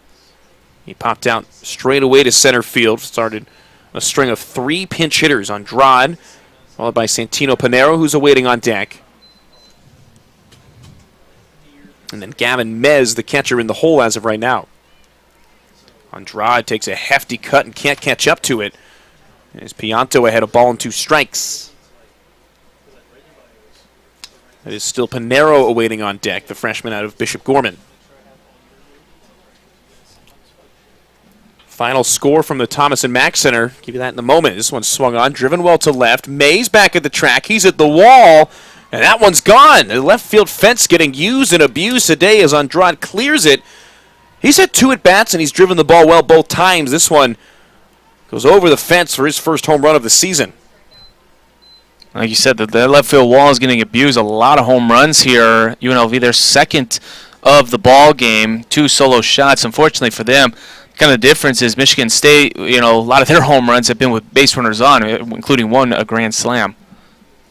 Part of the reason UNLV had left 7 runners on through the first 7 innings. The hitting with runners in scoring position, not quite as crisp as the coaching staff would like it to be at this point. Following the leadoff home run from Andrade, it's Santino Pinero. I want to give you that update. This UNLV running Rebels. We'll have to wait. Bunt down the third base side is picture perfect for Pinero. Follows the home run with a drag bunt. Let me just get this out. 72-51, the running Rebels defeated the Rams. Last time I mentioned that. Had to slip that in, but kept getting so rudely interrupted by a home run and a drag bunt pinch hit. Well, good day over at the Tomasick. Lady Rebels win. Running Rebels win. Let's see if UNLV baseball here, obviously down by 8. Good start to the inning if they can pull off a miracle comeback here. Gavin Mezin from the left side for his second plate appearance. Of course, doing the catching behind home plate since he came in for Eric Bajani in the 6th. Takes the first pitch strike. He hit a hard ground ball right to the third baseman, Dylan Kark, in his only other plate appearance. Bajani finished his night 1 of 2. Mez goes the other way to Kark again at third. Picks it up on the first top. The feed to second is there. Farquhar's turn and fire to first is in time. A 5-4-3 around the horn twin killing. Great play on all 3 ends, really, by Kark at third, Farquhar at second, and Vredenberg at first on the stretch. And really now you kind of look back at it, Matt, the last 2 innings. He's got a solo shot. And you remember then at the bottom of the 7th inning, that great play in left field on a kind of a basket catch there. Kind of halted UNLV's momentum. Obviously now you start here with a solo shot, get another base hit, but then a double play. It just hasn't been able to get that conveyor belt going for the Rebels. Jason Sharman in for his 4th plate appearance, and I say plate appearance not at bat because he is 0 for 0 with 3 walks. He's done a great job of working pitches, long at bats. He has not been advanced past first. Part of the struggles for UNLV has been the situational hitting today. As Sharman takes high. Case in point, Sharman with 3 walks, all of them with less than 2 outs, and has not advanced past first base. At a certain point, not in a 12-4 game, but earlier, you got to go station to station. It's all about going up to the plate with a plan. You hear coaches talk about that all the time. You just don't go up there to swing. You go up there with a dedicated plan based on the situation. Of course, with the score the way it is, your plans are a little bit skewed. You're just trying to drive something as far as you can here. This one inside, a 4-pitch walk. Yet again, Sharman serving as a designated hitter in game 2. On the designated walker down to first base. His after the end of this game, his on-base percentage is going to be a solid 1,000 right there. The batting average can't be 0, though. It's going to be none. You can't do 0. You can't do infinity. It's got to be none. He doesn't have a batting average. Giovanni Horvat at the bottom of the lineup. Right-handed batting freshman shortstop. First pitch swing and lofts one to left field. A couple of steps to his left for Casey Mays as the left fielder settles underneath to make the grab. The Rebels on the board again. A leadoff home run by Jordan Andrade. His first of the year brings it to an 8-run game. We're on to the 9th. UNLV trailing Michigan State 12-4.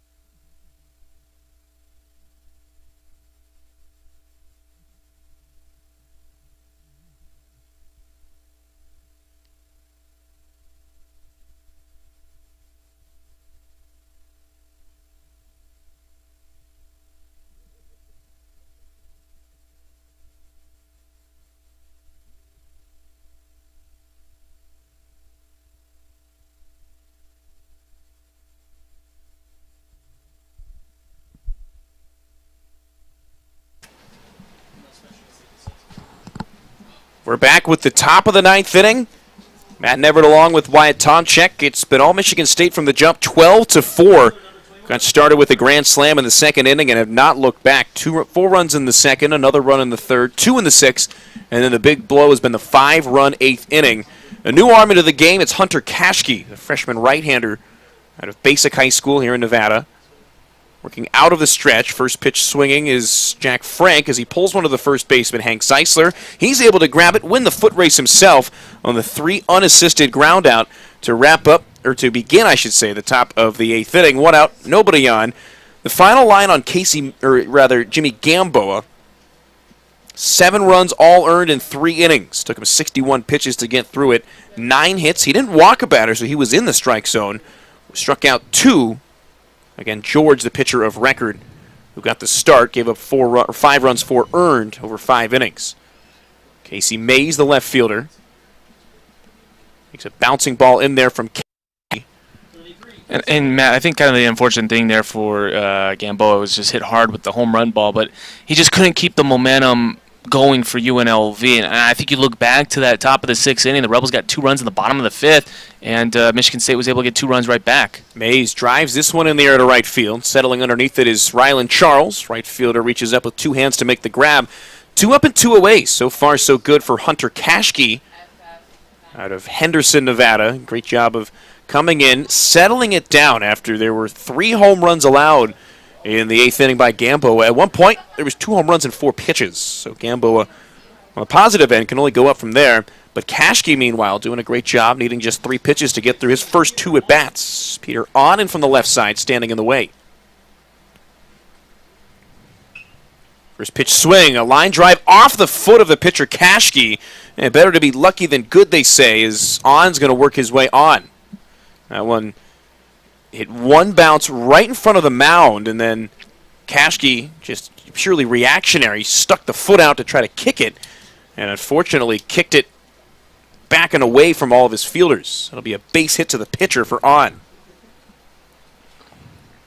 Again, obviously in that situation with Horvat, great play up the middle earlier. It's in the bag. For Kashke, you're not going to tell a guy to not try to get it in the way because there is a chance that it pops up right to him. Yeah, it's almost kind of, I've seen it, obviously, MLB, in Major League Baseball. I heard kind of an announcer say, if the pitcher, just let that ball go by. Let your middle infielders who are so good, let them do the work.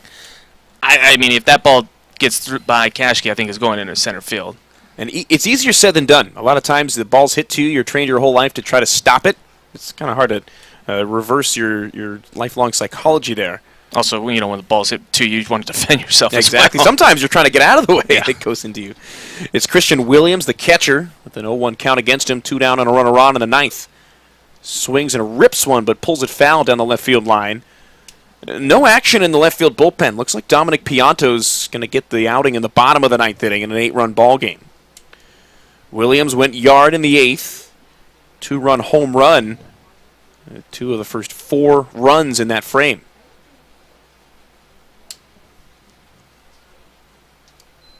Pitch outside. They get 5 runs, rather.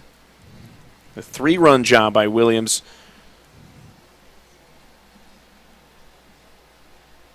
And like we mentioned, I feel like it's just been the difference makers when the Spartans have been able to get those big hits, those big home runs. They've been able to do it with runners on the base paths, where UNLV, solo shots aren't going to hurt you, and the Rebels, they got two of them, but, it would have been much better when you had, obviously, when you look at it, Josh Sharman. I don't think he's made it past first base in 4 times on the base paths. Curveball hit up in the air, straight back, and just taking a look down at the scorecard. 4 home runs for the Spartans. They fit for the home run cycle. Oh, okay. No margin for error there. A grand slam to get it started. That's the hardest part. It was a solo home run by Mays to lead off the 8th, a 3-run homer by Williams 3 pitches later, and then a 2-run shot by Jeb has capped the scoring as of now at 12-4. Meanwhile, the count all square at 2. 2 balls, 2 strikes, and 2 outs to Williams, whose position is 2. The catcher swings and misses. Great job by Hunter Kashke of coming in and putting out a fire. Retires the side in 4 batters. The Rebels need 8 runs to tie, 9 runs to walk it off and win. We'll see if they can do it when we come back to Earl E. Wilson.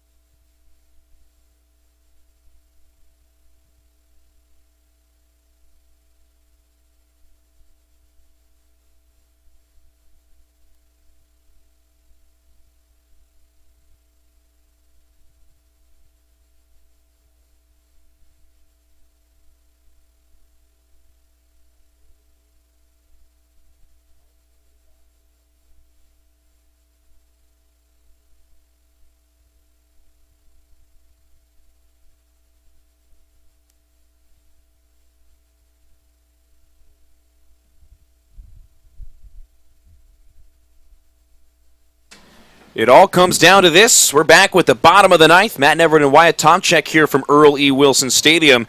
The Rebels trailing Michigan State by a 12-4 score. You need 8 to tie, 9 to walk it off and win. Rylan Charles in the top of the lineup to get it going. It's the 4th inning of work for Dominic Pianto here in the bottom of the 9th inning.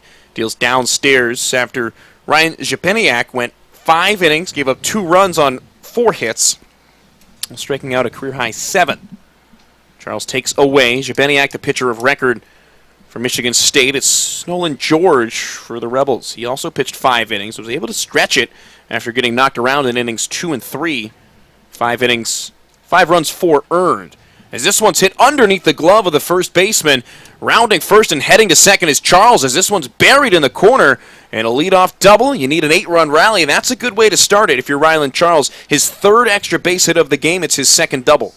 I think that's 3 extra base hits and as many at bats. We see that double into the gap, that long home run he had in the 2nd at bat, and this one looked like it took a weird hop on that first baseman there down the line. And again, I know we've been talking about it a lot, but the left-handed batter with a ton of topspin makes it tough. And we're going to get a lot of pinch hitters here, so I want to get the names in here. It's Braden Murphy pinch hitting for Diego Alarcon. Murphy, one of the many freshman additions to this roster.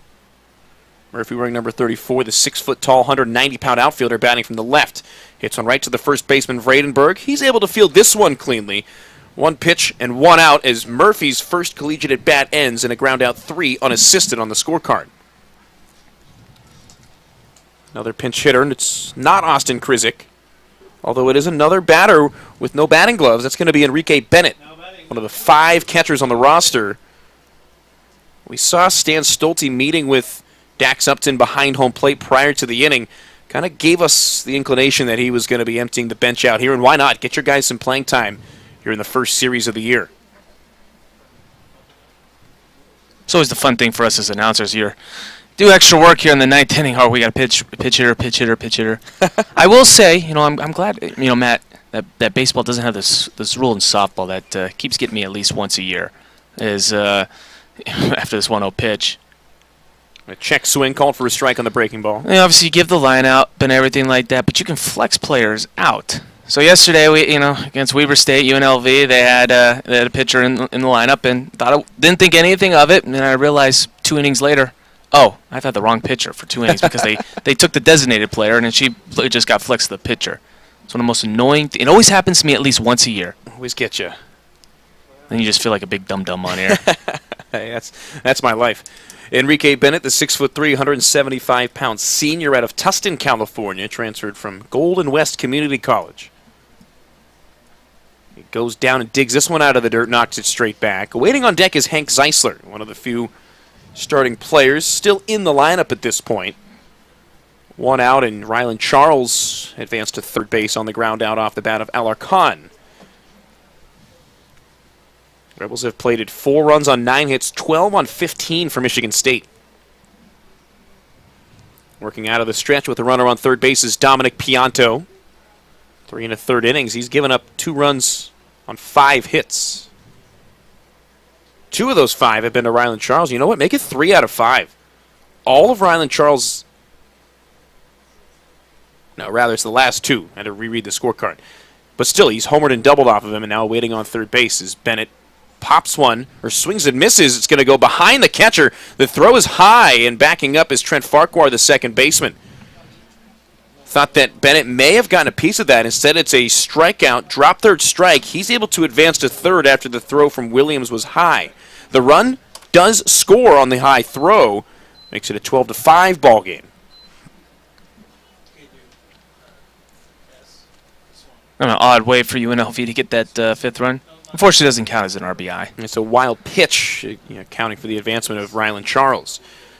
First pitch, foul ball straight back from Hank Zeisler with Jordan Andrade waiting on deck. It's one of the things that just makes sense about baseball. There has to be, when your batter or a runner advances to the next base, there's got to be an explanation for it. Everything is wrapped up in a ball. There's a stat for everything, and every movement is accounted for. That's one of the things I love about scoring baseball games. Now, I got to ask, as a pitcher, which one is just more deflating? You get a swing and a miss on a third strike, but the ball goes to the backstop and the runner gets on base, or when the defense is shifted and somebody just finds the open spot. Zeisler pops one up to left field, carrying to left center at the wall, crashing in and not making the grab is going to be the center fielder on. Tagging up at first was Bennett. He's only able to advance to third on a one-out double here in the top of the ninth inning. The Rebels down 7, but fighting. To answer your question, I would say probably the drop third strike, because especially if it's a wild pitch, it's on you as the pitcher. If your guys are shifted and they go the other way through the shift, more often than not, you're just going to tip your cap because he's not going to do it again. Again, more than likely. You're not going to have the reaction Rich Hill had one time when he was at Tampa He's an Bay. interesting cat, though. He's a different story. You ever heard him throw a bullpen in an empty stadium? No. He screams. It's hilarious. Jordan Andrade, homer in his last at-bat, due in for his third plate appearance of the day with 1 out, 2 on here in the bottom of the ninth. Rebels down 7, but fighting. The throw gets away from the pitcher, but no advancement for Bennett. He was heading back to the bag at third. It tipped off the mitt of the pitcher Pianto. So all's well that ends well. They're going to call the entirety of the infield in here. I've noticed a couple throws like that there where the pitchers had to kind of make a nice little jump there to get it. Williams, the true freshman, redshirt freshman rather. Major League 2, where the guy can't throw it back to the pitcher. He has to throw it to third the whole time. Well, you've heard of the yips normally associated with the pitcher not being able to find a strike zone, but every now and then the catcher, there are catchers that have instances of the yips, a la Steve Blass. 12-5 here in the bottom of the ninth. 1 out, 2 on. It's Bennett at third. Zeisler at second after his first extra base hit of the day. He doubled yesterday as well. Right on right matchup as Andrade takes down. It gets away from the catcher. Bennett's going to score easily without a throw, and Zeisler advances to third.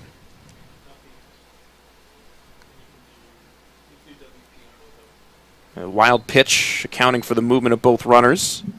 It's just kind of funny how this is all happening now in the ninth inning. If you're Michigan State, it's like, man, we've been perfectly clean like that through 8 innings, and now here we've had 2 wild pitches, some just little, I don't know if you're getting lax with a big lead, but just some mistakes you didn't see early on in the game. I would say that is a fair point, especially early in the year. You're not as dialed in as you would be. Andrade takes high.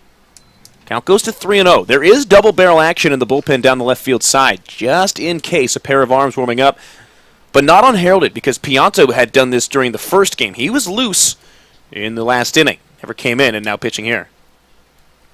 Curveball drops in for a strike. Nice 3-0 breaking ball with a 6-run lead.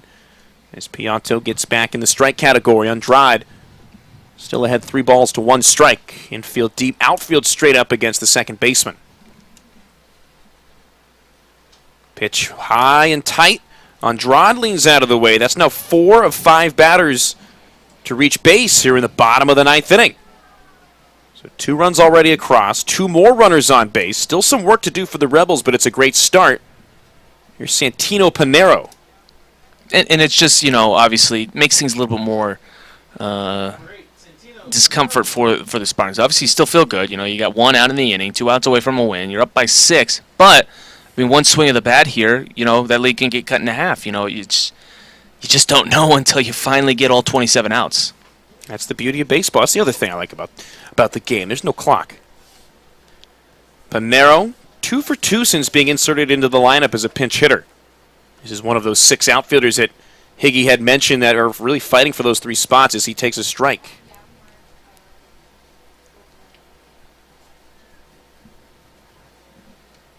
So Panero, a local product. That's the big key for many UNLV teams, but especially the baseball program, and that's been the case. I remember hearing Kevin Kruger talk about when he was hired as the UNLV men's basketball coach. He played here for a year. His dad, obviously, Lon, was the coach here for a long, long time, but he said that he knew the importance of recruiting the area. I think that's true in all UNLV sports. Oh, yes, 1,000%. That it really is something that I've noticed it with football. When you get beat by a guy that's from Las Vegas, it's just like, man, if we just would have kept him, in our own backyard, we could have, done something special here. But like I said earlier, it's sometimes you're at a disadvantage being that hometown school, and really in this, the city of Las Vegas, there's only one D1 college. Panero fights this one off, drives it the other way, shallow to left field, not tagging up at third with Zeisler. With less than 2 down, he thought that one may have dropped, but it was a relatively easy-looking catch for Mays. Pinero out for the first time at the plate in 3 tries, and with that, the Rebels down to their final out, down 6. A couple of runners on base here. Here's Gavin Mez to try and extend the ball game.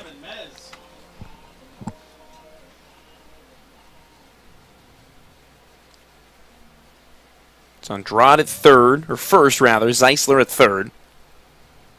Pitcher Pianto trying to close it out. Working out of the stretch. Takes a look to first, now to the plate. Misses way high. Williams athletic behind the plate. He's made a number of those catches today on high misses. Yeah, I saw that there in the first couple innings. Had to make some plays where you're like, whew, I thought that was going to go to the backstop. So give him prompts for, being active there and behind the plate and also hitting today.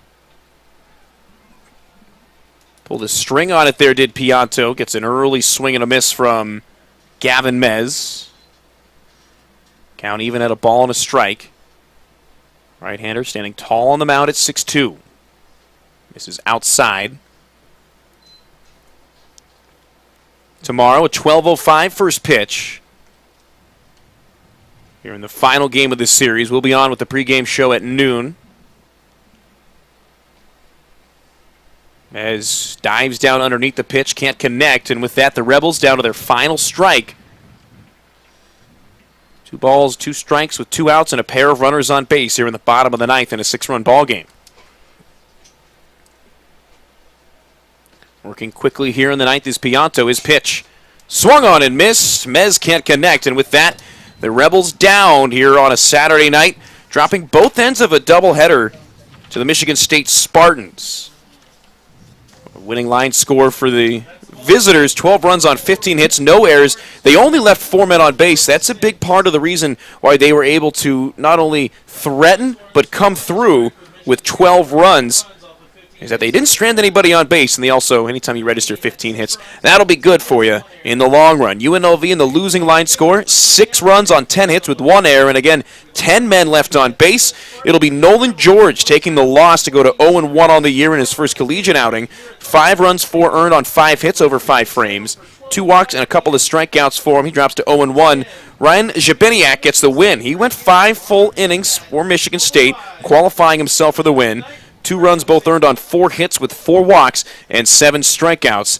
We played here on a Saturday night in Game 2 in just under 3 hours. We were underway at 4:44, just now 7:23 local time. Wyatt Tomczyk, your final thoughts on the 12-6 defeat? Tough there for UNLV. Obviously got kind of behind the 8 ball there early on with the grand slam in the top of the 2nd inning for the Spartans. And, every time that UNLV was able to kind of come back, get a little bit of momentum, the 2 spot in the bottom of the 5th inning, they just couldn't hold the momentum and get a 0 spot in the top half of the next inning. 2 runs for Michigan State in the top of the 6th. UNLV got a run in the bottom of the 7th inning. There was that big 5-run spot there in the top of the 8th for Michigan State. So just for UNLV, just, you want to see a little bit better on the pitching side there, not giving up a lot of walks, free passes, and then just you got to keep the ball in the park. Like you said, Michigan State hit for the home run cycle. Solo shot, 2-run shot, 3-run home run, and a grand slam was really kind of the difference maker. While the Rebels, left 10 runners on the base pass. Josh Sharman got on 4 times, didn't get past first. So that's for UNLV just to get that timely hitting and create a lot of pressure for the opponents and score early when they can. And if you had to pick a positive out of this game, one of the few is that plenty of newcomers, plenty of freshmen got playing time. They got starts in the case of Giovanni Horvat. But we saw the bench emptied, a handful of pinch hitters, 6 in total. And how about the performance from Santino Pinero in his first college outing? 2 for 3 with a double and a single. Mm-hmm. I don't think any of the new guys looked overmatched. No, I think they were coming in, getting some good contact. I think we saw there with back-to-back pitch hitters. We saw something, Andrade with a home run. So everybody came off the bench was feeling confident out there. Nothing, you didn't see the nerves. So I think that's really good. I think, when we talked about it for UNLV, they have a lot of depth on the bench hitting-wise. So I think it showed out there today. So, yeah, the young guys, that's the big thing. Obviously in these non-conference games, you obviously want to win. You want to, beat a Power 5 school like Michigan State. But it's also want to get guys these in-game opportunities because you don't know what's going to happen in conference play. What happens if a guy goes down? do I feel confident enough to have somebody on the bench be able to fill in that hole and keep that conveyor belt going that we can win ball games? And you just really don't know until somebody has those in-game reps. And it's a big deal for the coaching staff. It's something that they talk about early as having that depth. And it came out today just too little too late. The Rebels scored all their runs in the 5th inning on. Again, Michigan State, 12 runs on 15 hits. UNLV 6 on 10. Ryan Szczepaniak with the win, going 5 innings strong, 2 runs earned on 4 hits while striking out 7. Nolan George takes the defeat, drops to 0-1, giving up 5 runs, 4 earned over 5 innings. We'll be back at it again tomorrow at 12:05 first pitch in the series finale. The Rebels can hope for the split. They're going to need a good start from the right-hander Peyton Fuller, making his first outing in the Scarlet and Gray. He'll be opposed by the sophomore right-hander Harrison Cook for Michigan State. So again, 12:05 first pitch, noon on the pregame show. It'll be a battle of the righties as Peyton Fuller goes for the Rebels, Harrison Cook for the Michigan State Spartans. For Wyatt Tomczyk and everybody here at UNLV, this is Matt Neverett saying good night. Thank you for tuning in, and we'll catch you tomorrow for the final game of the 4-game opening series of the 2022 campaign.